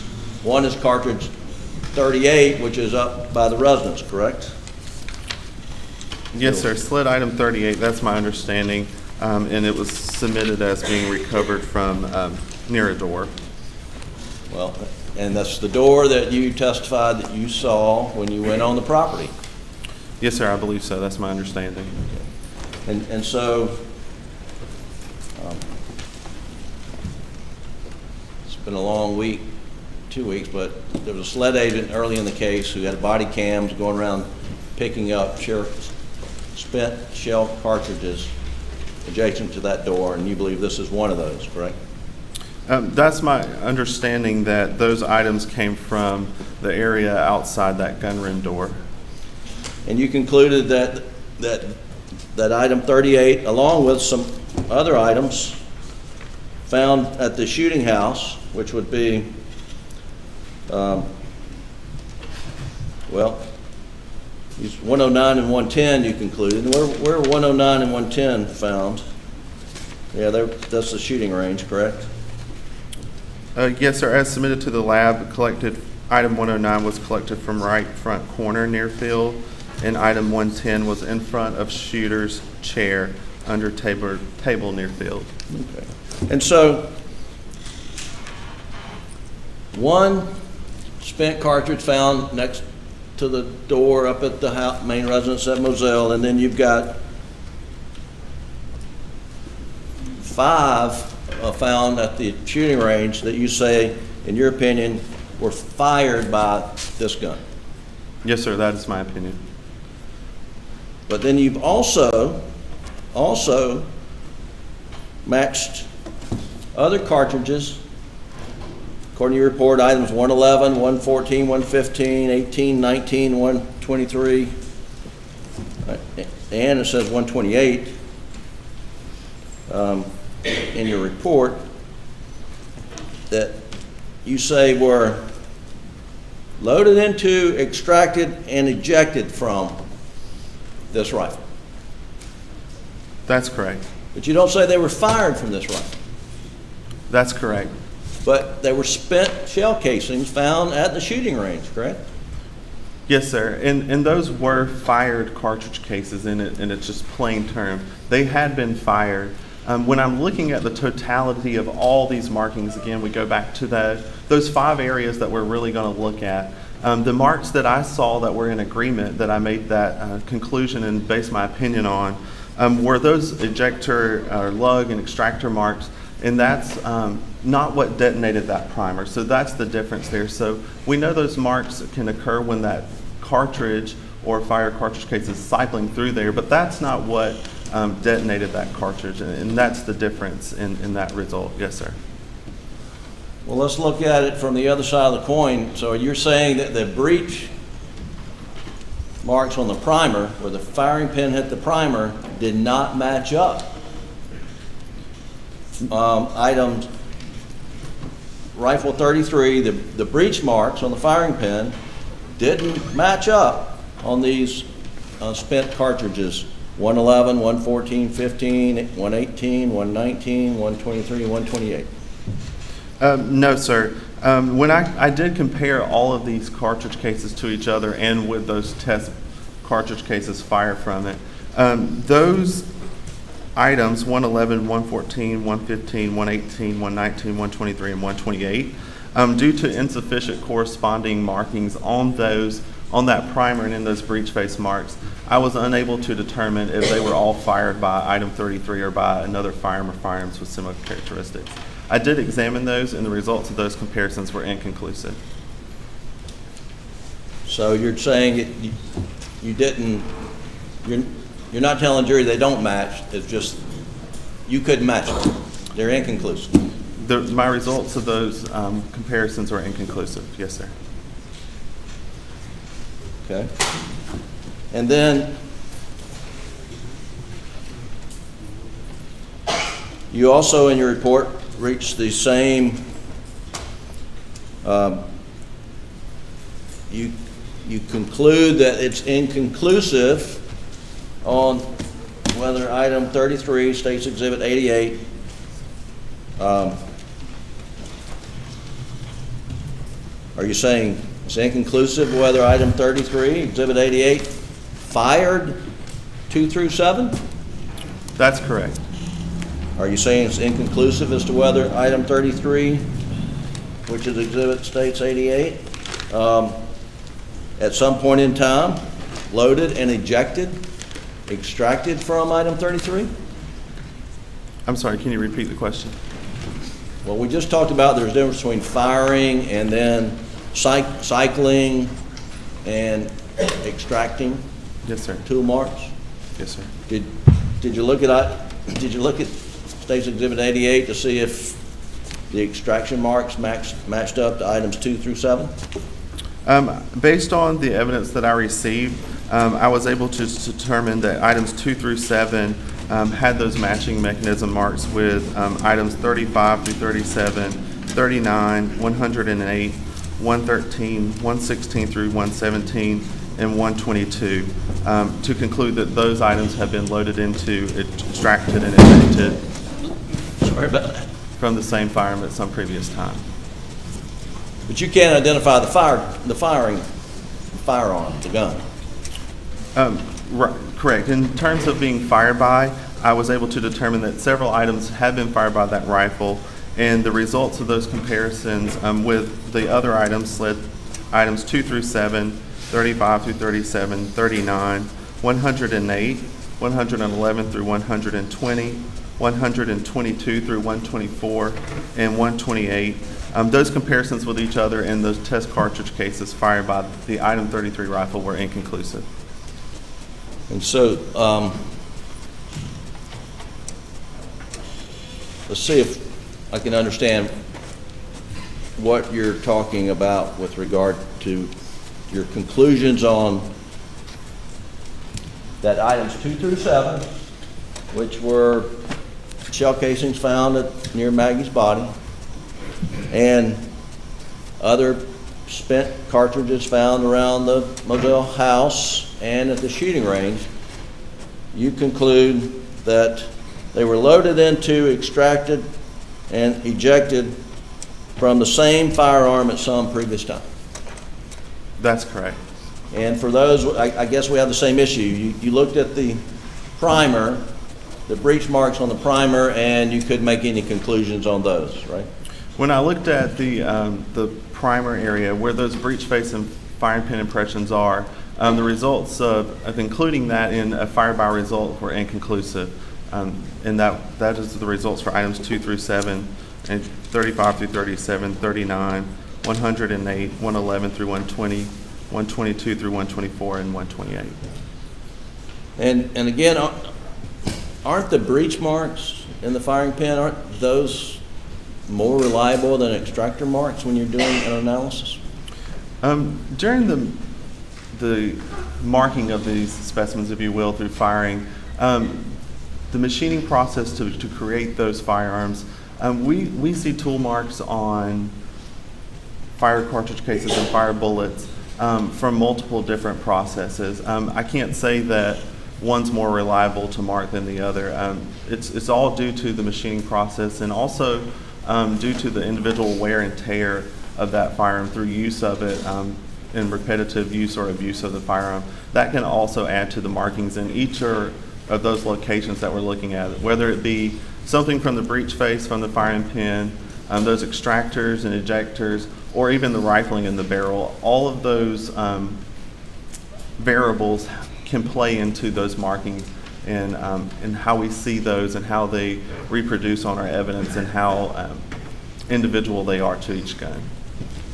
Well, that does bring me to another point. Isn't your opinion based upon conclusion that every 300 blackout manufactured in the world, whether it's put together by John Bedingfield or mass assembled at Palmetto State Armory or anywhere in the world, that each one, when they cycle a bullet through and eject it, will produce its own unique, like no other in the world, its own unique tool mark? Isn't that what your opinion is based on? Again, during the manufacturing of these components. Is that a yes or no? I would like to explain it a little more. Your Honor, can I get a yes or no and then an explanation?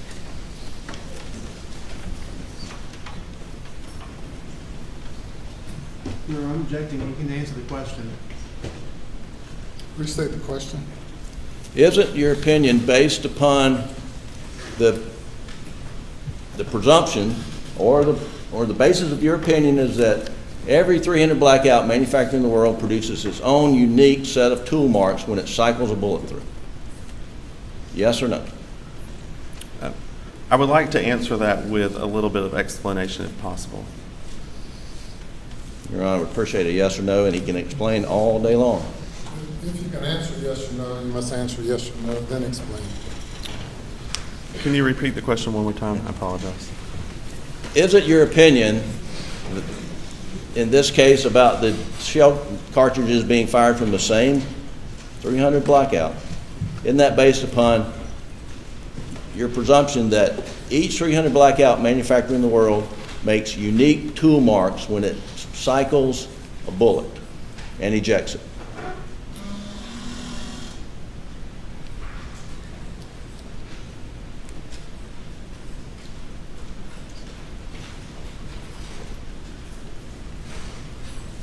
It's hard to say. I have not looked at every 300 blackout that's in the world, so it's hard to answer that question. But again, based on my knowledge of that process and how they're made, I'm able to support my answer without answering it in a yes or no manner, I suppose.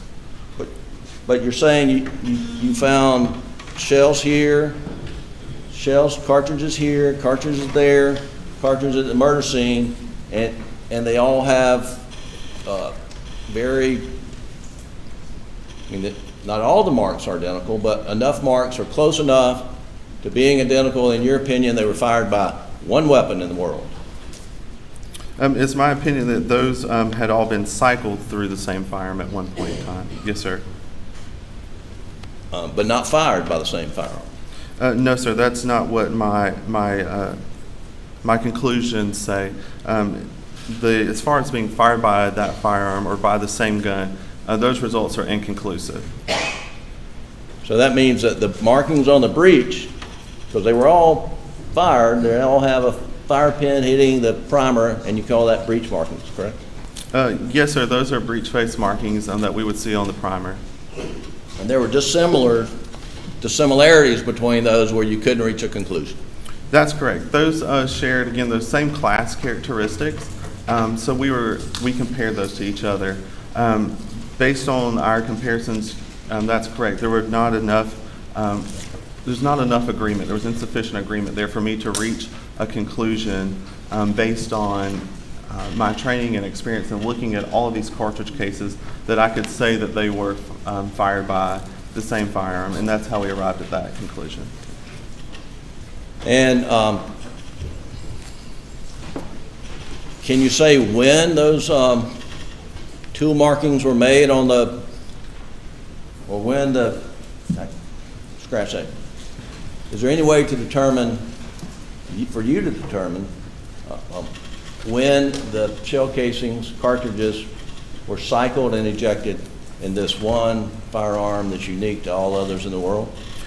I cannot date when those were fired or when those were loaded into, extracted, and ejected from a firearm. No, sir. I cannot put a time stamp, if you will, on that. No, sir.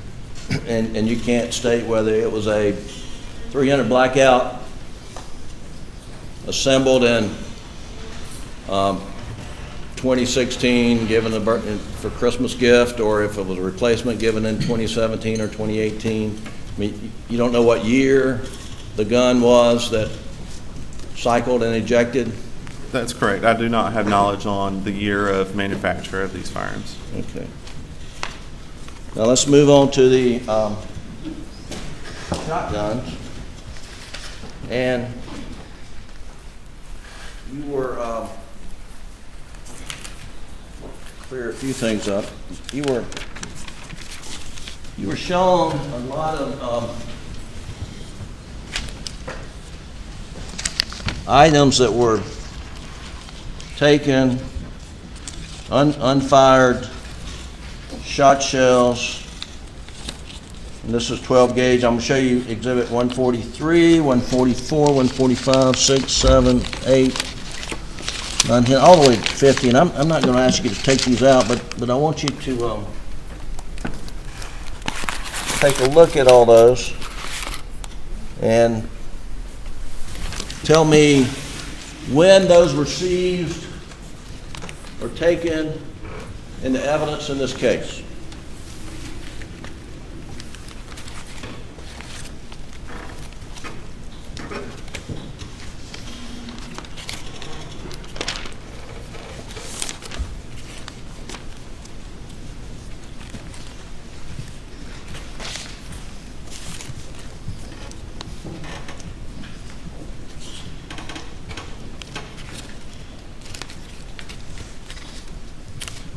I do see a date on the packaging. Some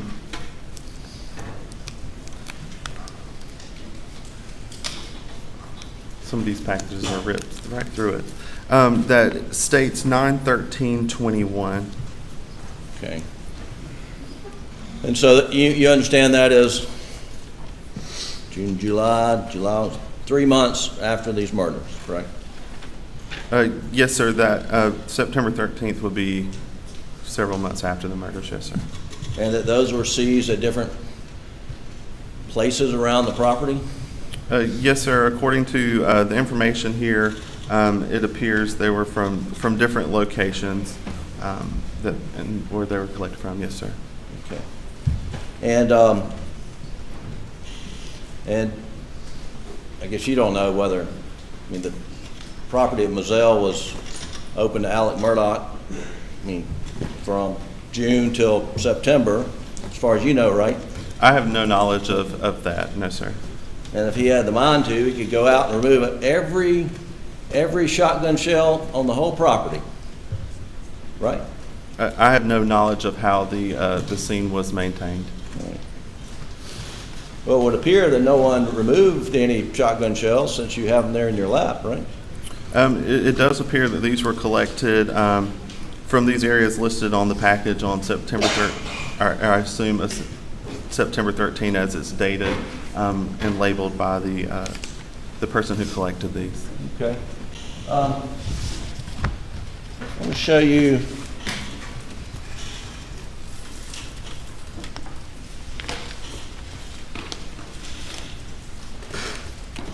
Exhibit 63 and 60, what I marked is Exhibit 63 and 64.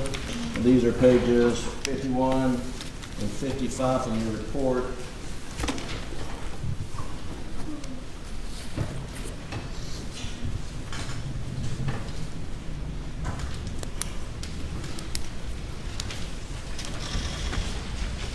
And will you just confirm this for me? 63, 64, pages 51 and 55 from your report.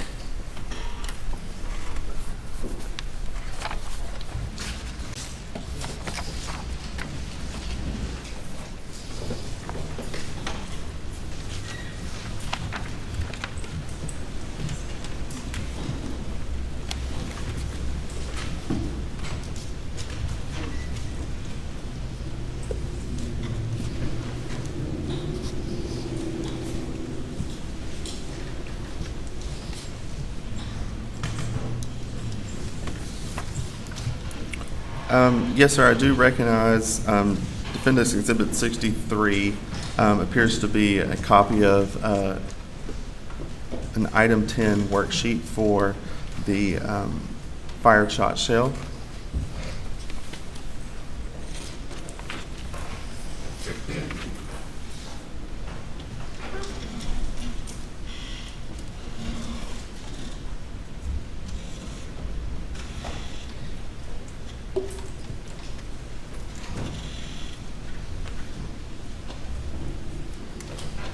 And Defendant's Exhibit 64 appears to be a copy of my worksheet for SLED Item 14, which were 24 birdshot pellets. Thank you. Your Honor, I'd like to introduce into evidence Defendants 63 and 64 in this time.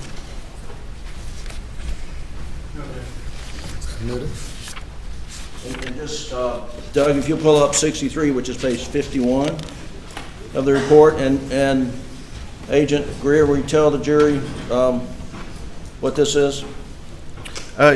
Yes, this is just a copy of one of our standard worksheets that we use to document evidence in the laboratory.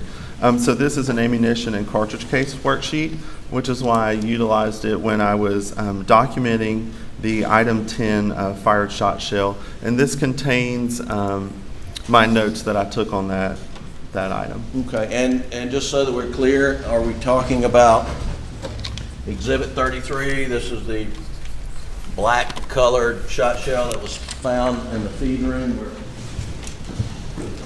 Paul Murdaugh was murdered? Yes, sir, that is correct. State Exhibit 33 is the item we're discussing.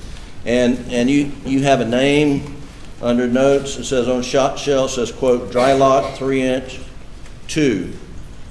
You see that? Yes, sir, I do. You see that, Doug? Can you highlight that? Thank you. And again, the exhibit there, and that's what you're talking about, right? Yes, sir, that's correct. And number 2 is the size of the pellet? Yes, sir, that would refer to the size of the pellets or birdshot that was that we would believe to have been loaded into that cartridge, or that shot shell, excuse me. Okay. And then if you'll go to Exhibit 64, page 55, Doug, and it's 55 in your report, Agent Greer. And are these the pellets that were provided to you to analyze the number 2 size pellets? Yes, sir. SLED Item 14, I determined to be 24 birdshot pellets, and those were listed as being from dog food storage room. Okay. And if you'll look at under the caliber, it says number 2, and it says steel. These were steel pellets, were they not? Based on my examination, based on my observation, yes, sir, they were magnetic. So that would provide that they had some steel in them, yes, sir. And birdshot can either be steel or lead, I suspect. Maybe there's a third kind. There can be multiple different metals used in making pellets. Lead is one, steel is one. There are also other metals that can be used in making pellets, yes, sir. Have you analyzed any of the Winchester dry locks that were seized in September of 2021 to see whether they're steel or lead? No, sir, I have not analyzed their contents. Okay. Now, here you've got Exhibit 64. You've got grain weight, and won't you explain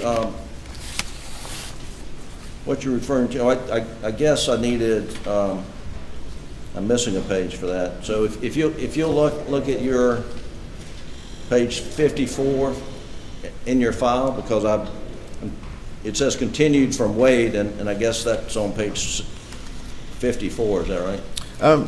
No, sir, that's just referencing from the weight category that's kind of at the top portion of the page. Okay. I just continued my thoughts down below. Well, so help me out here. You say there's 5 pellets weighed 3.4 grams, and then 18 pellets only weighed 3.6 grams. How does that work? I weighed each of those pellets individually, and again, we're weighing in grains. And when I weighed those on our scale, that is what I documented. 5 of them weighed 3.4, and that should be a piece. 18 of them each weighed 3.6 grains, and 1 pellet weighed 3.8 grains. Okay.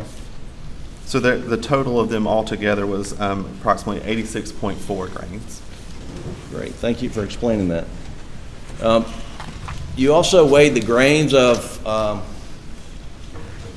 the 300 blackout projectiles. And you don't have that in front of us right here, but did you not weigh the grains there? Yes, sir, I did. And if you got it, just tell us what they were. I have my notes here. I believe you said 147 grains. State's Exhibit 50, which is your item 8 on your report. Yes, sir. When I weighed sled item 8, which was 1 fired bullet, it was approximately 147.4 grains. And are you familiar with how 300 blackout ammunition is sold, what weight classes there are? I don't know all of the different weights that are within that caliber, no, sir. Do you know there's like a subsonic and then supersonic? Again, I don't know everything about that caliber. There are various weights that bullets are sold in for each caliber, so I would not be surprised at other grain weights, but I don't know all of them off the top of my head today. So, as far as you know, the only weight you could ever get is 147 grains, right? When I weighed these items, item 8 and item 12, they weighed approximately 147.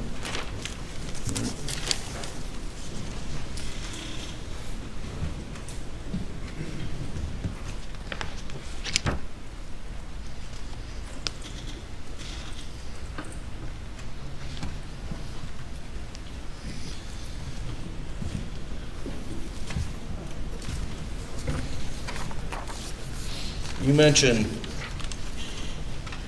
in your testimony that item 32, which is Exhibit 91, had a Winchester and a Federal 12-gauge shotgun shells in here. Do you remember that? Yes, sir, they did have 2 unfired 12-gauge shot shells submitted with it. That's correct. But you did more than that when you testified shortly ago. You said one was a Winchester and one was a Federal, I believe. Yes, sir. One is a Federal premium heavyweight TSS, and one is a 12-gauge Winchester Longbeard XR, I believe. Oh. The Winchester is not a dry lock, correct? No, sir. The markings on that shell said a Longbeard XR. Nope.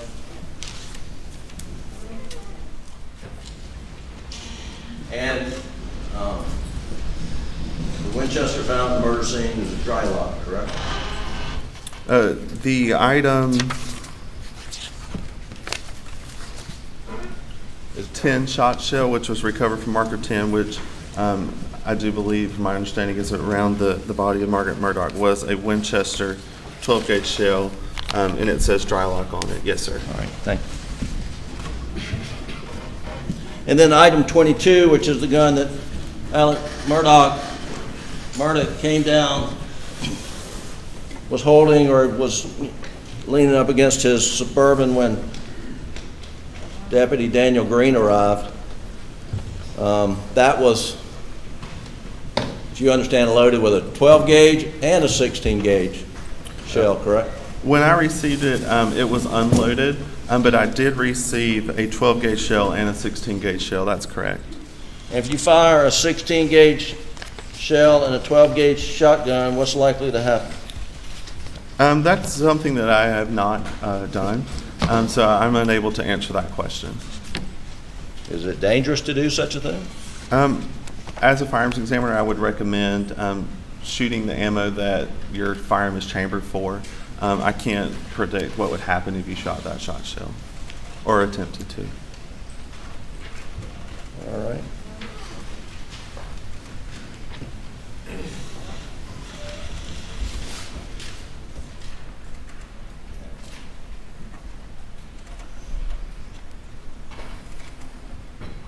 You spoke of this review process at SLED with regard to your tool mark analysis, and you said you do your analysis, you look at things under a microscope, and you type up a report?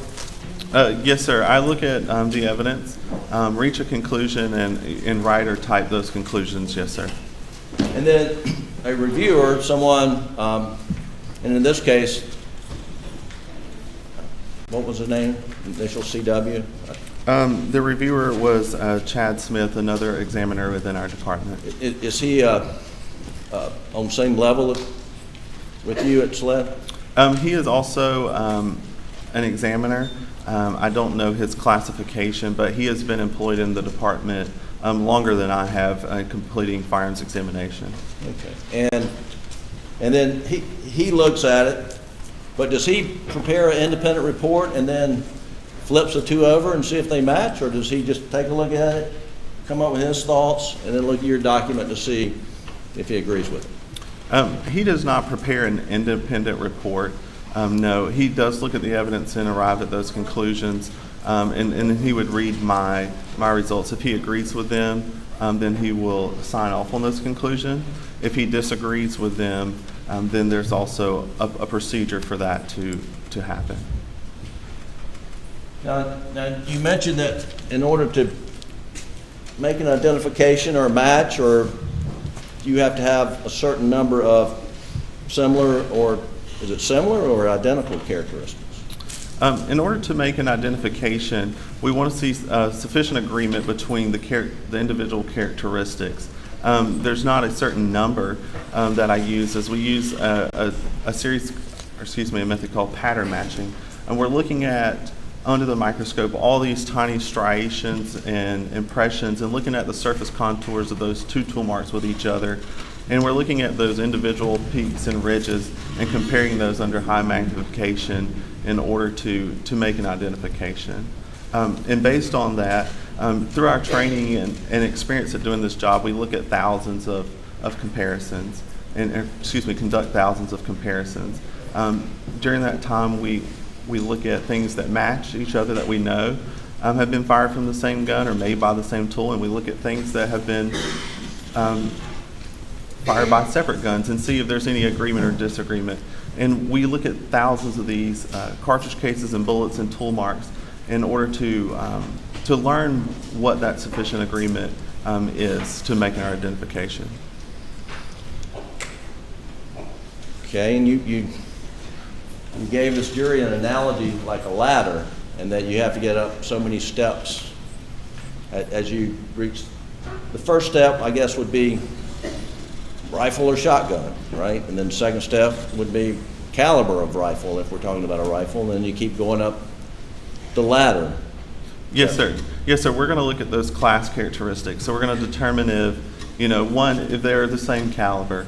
Do they share the same rifling specifications if they're a fired bullet? If they are, then we can compare those. If, for instance, if a bullet has 5 lance and groove and it's going to the right, and we compare that to another bullet that has 6 lance and grooves and it's going to the left, then we know those did not come out the same barrel, so there's no need to do any type of comparison there. However, if we look at 2 that have those same lance and grooves, those 5 lance and grooves, and they're all going to the right, they're the same caliber, then we'll go up that ladder, if you will, and compare those individual characteristics to see if they were fired by the same firearm or not. Tell this jury how many steps of that ladder you have to go up before you can make an identification. As far as making an identification, it's based on the marks that what we see under the microscope. When we're looking at all of these marks, we want to see that sufficient agreement. Again, we want to see enough agreement so that what is there is better than any agreement that we've seen in tool marks that have been created by different tools. And that's learned on the job, doing this, doing practicals that I did in training, looking at thousands of comparisons of things that I've test fired, that I know were fired from the same gun, looking at things that I've test fired from different guns and looking at that. It's also done through studies that I participated in training. I'm looking at things that help us know what that sufficient agreement is within all of those features and looking at the totality of those markings. So we're not going to base our opinion just on one little mark. We're going to look at the entire surface area of that bullet, the entire surface area of that cartridge case in order to make our conclusion. We're not looking at one little mark and making an identification. So we have to think of the totality of all the markings that we see under the microscope. So the short answer to my question, there is no set number of steps on the ladder you have to reach before you can make your decision. We use a method of pattern matching again, and that's how we do it. And that's a widely accepted method throughout all firearms examiners in the United States and the world, really. That's what we've been using for years to complete firearms identification, and that's what's been widely accepted, looking at these patterns and comparing them in order to make our identification and reach our conclusion. Well, now you say it's been widely accepted, but isn't it true that that your field of expertise has become under criticism by the scientific community? There has been criticism, but again, there's been research completed to support firearms identification, if you will. Well, I mean, the National Academy of Scientists issued a report and was pretty critical of the objectivity of your work, that it is more subjective because you don't have a set number of rings on a ladder you got to reach. It's based upon your experience, your training, and your opinion. But there's no objective criteria by which to measure whether something matches or not. You're aware of that criticism by the National Academy of Scientists, right? I'm aware of some of the criticism, yes, sir. However, the process of making the identification is subjective in nature, but it's based on some objective data that we're looking at. There's, again, lots of information that we're looking at, the contours of those tool marks, the individual peaks and ridges of those tool marks, and looking at it, it's not just looking to see is this a match and it looks good. We're really looking under high magnification at all of these features to see what agreement or disagreement that we can determine. And again, that's based on some objectivity, of how we arrived to that situation. But you agree that your chosen field is part art as much as science, right? Our field is an applied science, really. We do use lighting and angles to look at these features under the microscope, and it's important to know how to move those items around and move those lighting and those different stages on our microscope in order to see some of these markings. It can be difficult to do, and there is a special technique that you have to learn in looking at this and doing it and using that microscope to really become familiar and efficient. Did you agree with me previously in this courtroom under oath that this profession you're in is part art? There is some art to it, and that's just the lighting thing. For example, we have to look at that, and we have to use that oblique lighting in order to make some of those striations show up. Again, these are tiny little marks that we're looking at under magnification. But the field itself is not art. It's an applied science. We're using scientific processes to reach these conclusions with years of research to support it. You first examined item 22 back in June of 2021, correct? Which is the shotgun that Alex Murdaugh had that was taken by Deputy Green, right? Yes, sir. Item 22 was a Benelli model Super Black Eagle, and I did receive that item in June. Yes, sir. And when did you receive? I'm not going to pick it up again because I dropped it, and it's almost past 5 o'clock on a Friday. I don't want to create more of a delay, but when did you receive the 300 blackout? Is that the item 33 rifle? Yes, sir. You're referring to?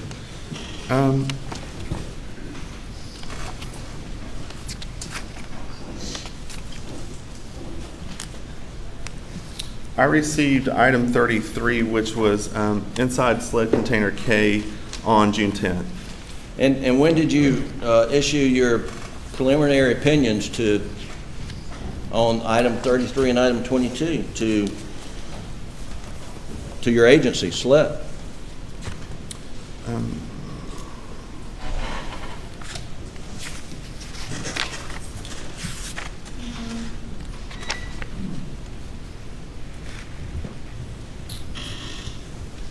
I released some results to our agents and investigators on June 10th. Yes, sir. Are you aware after June 10th that SLED dive teams have been going out in Colleton County, diving the waters, trying to find murder weapons? I'm not aware of what all our dive teams were doing. No, sir. Well, you certainly didn't report to the folks who were relying on your work that we found the murder weapons, did you? I'm sorry, can you repeat that? You didn't report to the folks at SLED who rely upon your analysis that, hey, Eureka, we got the murder weapons. No, sir, that's not what I reported. Okay. And you've never received any projectiles from the shooting range at Moselle to compare Objection, Your Honor, asked and answered. I haven't asked my question yet. Have you ever received any projectiles from the shooting range at Moselle to compare to the projectile item number 8? Object. It's been asked and answered. Possibly, but you can answer it again. Yes, sir. If you've answered it before. Based on my understanding of the scene, I do not believe I received any projectiles from that shooting area. But that's based on my understanding of where I believe the other projectiles were recovered from. When you got item 22, the shotgun, do you know whether it had been swabbed on the inside of the barrel? I believe it had been processed by other departments. However, I do not know what those swabs entailed. If a shotgun has been recently fired, does it leave evidence in the barrel, that soot and stuff? Yes, sir. It's possible that we would see some type of residue from firing in that barrel. And are you aware that Agent Worley swabbed the top before she removed the 16-gauge shell from it?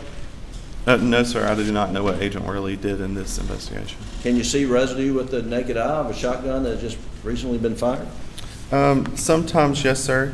And that is something that we also document as part of our examination of the firearm. And when I looked into the barrel and looked down the bore of the item 22 shotgun, I do have in my case file circled that I noticed some fouling or residue in the barrel. Was it recent fouling or residue, or was it just a dirty gun? I can't date when that fouling was placed there. That residue was placed there. No, sir, I can't put a time on that. What about the 300 blackout? Was it? I think you have a note there's some fouling there, but maybe I'm confusing it. Yes, sir, that's correct. On the item 33 rifle, I did note that there was some fouling or residues in that barrel. The opinion that you have provided this court as to the shell casings from the murder scene, which are items, SLED items 2 through 7, and that your opinion is that they were loaded into, extracted and ejected from the same firearm at some previous time with items 35 through 37, 39, 108, 113, 116, 17, and 122, and those are shell casings that were found around the house and at the shooting range. Your opinion that they were loaded into, extracted, and ejected from the same firearm. do you hold that opinion with 100% certainty? Yes, sir. That is my opinion. That is the conclusion that I reached. Did you ever tell Agent Owen that you could not forensically state with 100% certainty? No, sir. When I arrived at that conclusion, that was my conclusion, and it was also agreed upon by the reviewing examiner. So if there's a note in Agent Owen's report that you couldn't reach it with 100% certainty, then someone has made a mistake? I don't know the contents of Agent Owen's report. Okay.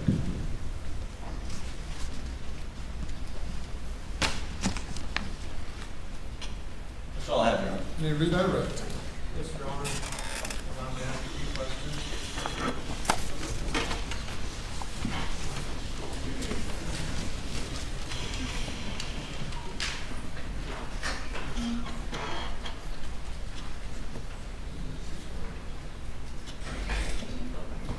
I'll stand for a moment.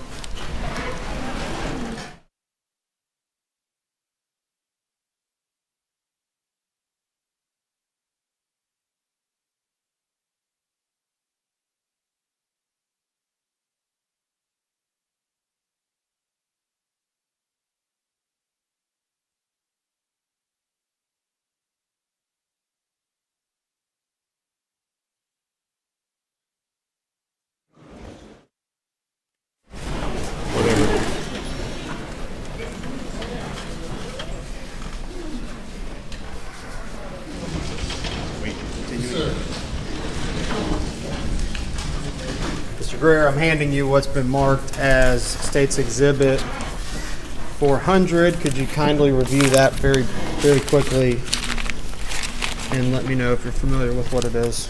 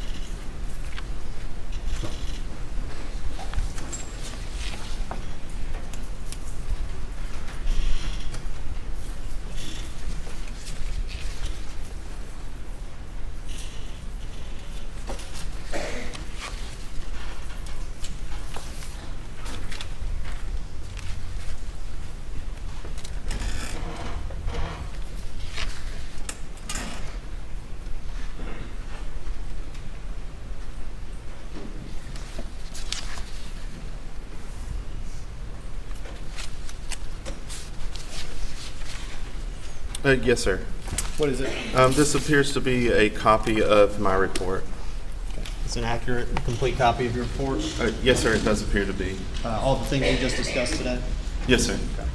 State would move to admit item State's Exhibit 400, I believe about it. Okay. Mr. Greer, please, because some of the questions concerned your field. Please tell us, how long has firearms identification and tool mark identification, how long has it been around? In its current form, I would say the early 1900s is when this really became popular, and firearms identification was born with several important cases. It was as early as the 1900s that they started looking at this evidence and looking at those individual characteristics through microscopy. So ever since that time, it's just evolved and grew with further research and support, advances in technology, and but it's been around for several years. And are you familiar with any studies that were done utilizing what would be called consecutive barrels? Yes, sir. Firearms. Explain to us what a consecutive barrel study would be and what's done in those. Sure.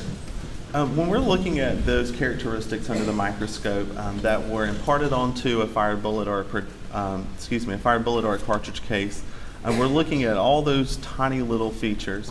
A consecutively manufactured study takes into the account of the manufacturing process. So all those marks that we discussed are coming from that gun being produced by a manufacturer. Metal scraping and removing metal. So we have tools cutting and tools stamping and and really working on hard metal surfaces. So when we look at a study that has consecutively manufactured things, that presents an opportunity for a worst case scenario for us as examiners. If those tools were going to leave markings on other firearms, so if you had this breech face being made by the tool and it made the next one, it made the next one, those are consecutively manufactured. If there's any carryover of those characteristics from one to another, that's what that study does. It highlights that and it puts that as an emphasis as part of that study. And we as examiners, in looking at that, that's our worst case scenario. If we're going to see any carryover of that tool making that item or that breech face, we would expect to see marks. There's several studies that are out there, and I've participated in several of those as part of my training, where we're given samples that have been fired by consecutively manufactured barrels. So if we see any agreement between each of those barrels, we should see it there. Or studies where we have consecutively manufactured breech faces. Again, those are breech faces made by the same tool, one right after another. And if we see agreement in there, we should see it in that study. I've participated in those studies, in those research projects. Some of them have been studies prior to me becoming an examiner, and I was able to clearly distinguish and accurately distinguish between those projectiles. So I was able to determine those projectiles were fired by this barrel, this barrel, this barrel, and this barrel, or that cartridge case was fired by this gun with that breech face, this gun with that breech face, and this gun with that breech face. So we are aware of that in our community, and we do things to be proactive on that, and that's just an example. And that's something I participated in and was able to successfully pass as part of my competency in determining what was fired by what in those consecutively manufactured studies. And you were able to compare firearms that you know were consecutively manufactured, one after the other, right after the other. That is correct. And just for clarity, we're talking about, I'm referring to items 33 and 22 on your report. That would be the item 33 being the blackout rifle, and then item 22 on the camouflage Super Black Eagle 3. Yes, sir. Your results for some of those were, when you say inconclusive, what does that mean? Does that mean that they could have been fired, or that you just can't determine? That's correct. Inconclusive is one of our conclusions that we can issue when there's not enough agreement or disagreement there in those tiny microscopic characteristics. So what inconclusive means is it's possible it could have been fired by that gun, and it's possible that it may not have been fired by that gun.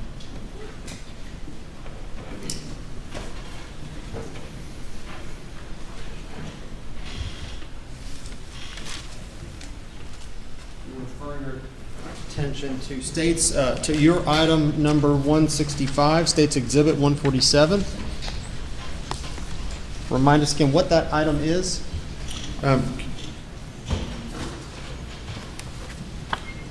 Could I see item 165? You make me find it. Sorry. It's fine.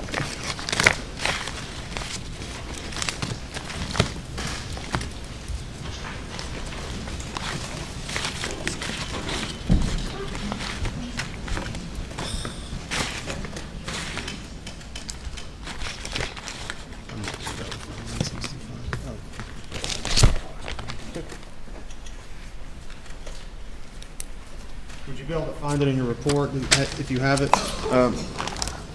No, sir. I'm not sure that I would be able to find it.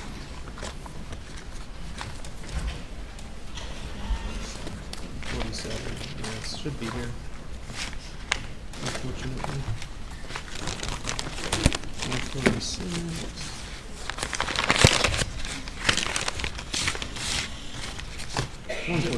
There. All right, I'm handing you what's been entered into evidence of States 147. That would be sled item 165. Yes, sir. Did you identify what it is again and where it was located when it was found, more importantly? Yes, sir. This was a Winchester 12 gauge shot shell. And on the side of the shot shell, it's stamped dry lock 3-inch 2. On the packaging for States Exhibit 147, it says from nightstand in Paul's room. Now, I know council asked you a question about, your field being an applied science. Just so we understand what an applied science is, are there any other examples of fields that are applied in that general realm of applied sciences? Yes, sir. A lot of what we do as firearms examiner is learned through our process of training and looking at samples and learning the job. It's kind of like, if you will, a physician. They go to school. They learn a lot in their medical school, but they still do a residency program, if you will. So they're on the job, doing on-the-job training. Comparing what he does to. Objection overruled. May continue. Please continue. Yes, sir. So they learn things in school. Firearms identification is not something that you can necessarily go to a school and learn to do. You can't get a 4-year degree and become a firearms examiner the next day. There are universities across the nation that have firearms identification as part of their firearms program, and they're teaching that component. But in order to achieve your competency at this, you need on-the-job training. You need the experience in looking at these samples and knowing how to evaluate the markings that we're looking at on these ammunition components. Lastly, Agent Greer, Mr. Greer, I'm going to refer you to State's Exhibit 400. I'm going to put that on the screen.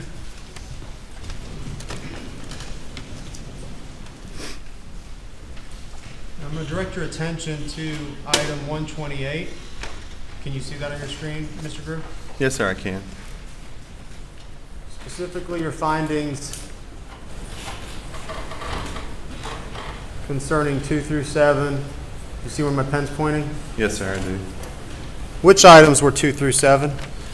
Those were from markers 2, 3, 4, 5, 6, and 7, respectively. And from my understanding of the crime scene, those were the ones that were located around Margaret Murdaugh's body. Okay. And again, we're on what page now, Mr. Greer? That's on page 7, yes, sir. Okay. Items 2 through 7 found around Maggie's body. Items 35 through 37 and 39, where were those located? Those were from the side entrance door, which would be the door, I believe, coming out of the gun room area. And items 108, 113, 116 through 17, and 122, where were those located? Those were from various areas, thought to be from the shoot field or from the field. And tell me again what your conclusion was.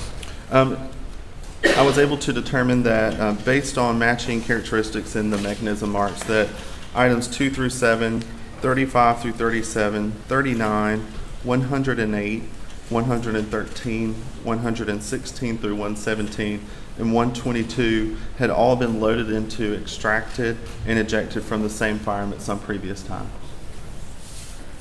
Nothing further. Thank you. Further examination. No, Your Honor. All right, thank you. You may step down.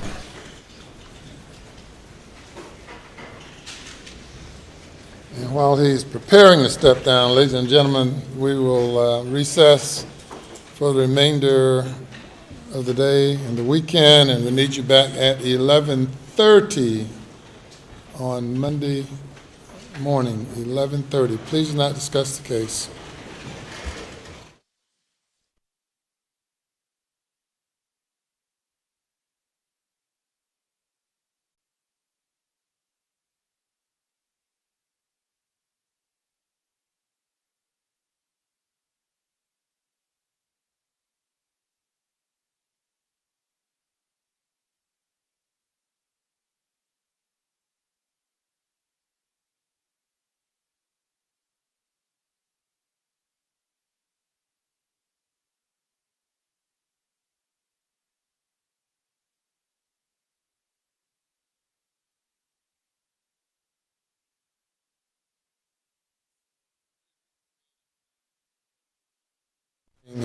Which witnesses will you have?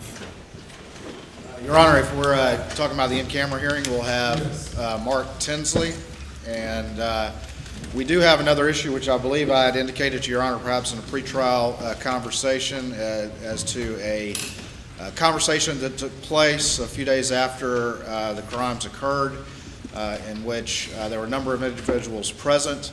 Mr. Murdaugh was present. I don't know the contents of that meeting because I've been out of an abundance of caution, have stayed away from that. And I believe that we may have a little bit of testimony just on whether or not there is any attorney-client privilege to that conversation. I've been careful throughout this investigation preparation not to be privy to that, but I do believe that it is not an attorney-client privilege conversation, but I'd like the court's ruling on that before I became privy to the contents of that. That's the only other issue at this time that I think would be addressed in camera that morning. Your Honor, and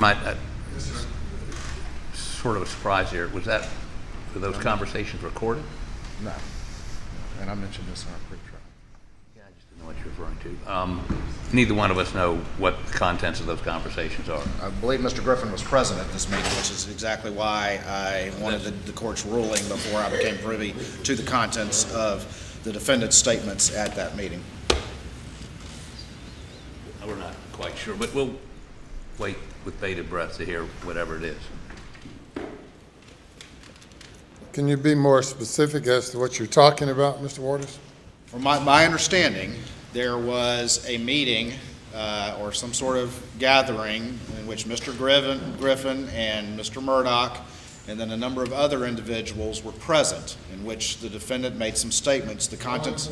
Individuals? No. I think some of his partners and other individuals, maybe some family, to which I have never been privy to the contents. However, I would like to know the contents, but I've been careful out of an abundance of caution not to ever become privy until I had a ruling from the court that there was no attorney-client privilege because of the presence of third parties to that conversation.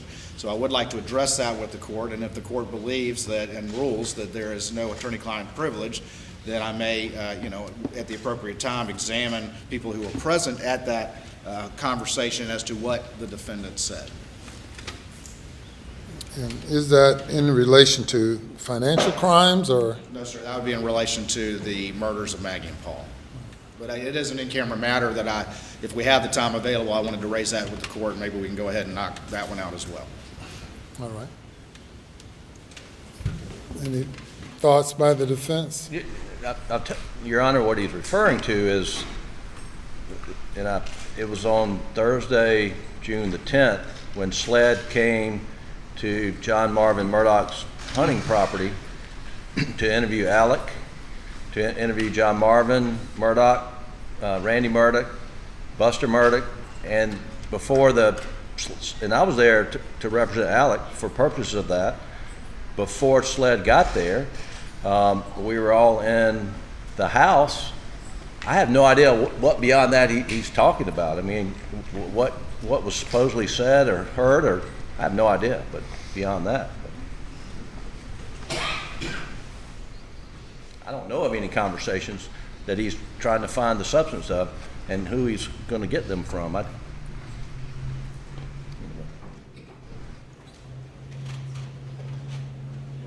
Your Honor, I think that's just it. We would have a witness as to the circumstances of who was present, and in the event that Your Honor rules that because of the presence of third parties, it was not a protected conversation, then I would become privy or asked to become privy to the content of that. And again, that isn't by inquiring of who? Well, the witness who were present, and so I'm going to call one of those, which could be partners. Exactly. And again, I wouldn't even have to do that on the stand. I would just want Your Honor's blessing before I did that because of an abundance of caution and protection of the attorney-client privilege. At that point, I could, offline become privy to the content of it. It may be nothing. I've just been told that there was that meeting and the circumstances of it, and I don't believe it's protected, and so I'd like to know, what the defendant said at that meeting. Yes, sir. Sounds like he's asking for a deposition, Your Honor. And he's got no right to an evidentiary hearing about what happened at a meeting in the course of a trial. He's got no right to compel people to come testify so we can find out what was said. That's discovery. I mean, state grand jury allows him to do that, but there's no rule that permits him to conduct a deposition, whether in court or out of court, and that's what he's trying to do. Not asking to conduct a deposition, Your Honor. I've actually been doing this out of abundance of caution and protection of the defendant's rights and making sure that we didn't cross a line without the court's input. And again, the content may be something that's useful or not. Well, if you'd like to brief or send a memo or cases to the court regarding statements made in the presence of counsel and third parties, whether that's protected by attorney-client privilege or not, then the court can address the issue. Yes, sir, Your Honor, and I'll be happy to address that Monday morning. I will.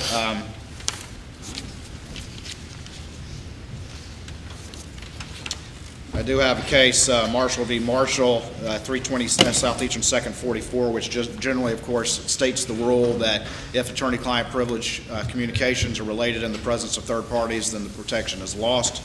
And I can go ahead and hand that one up to Your Honor, and I certainly be prepared to address that in any greater detail Monday morning. We'll have this case, and obviously, if we prepare additional ones over the weekend, I'll provide those to Your Honor and counsel. Anything further? Nothing from the state, Your Honor. Nothing from the defense, Your Honor. All right, we'll be in recess till 9:30. All right.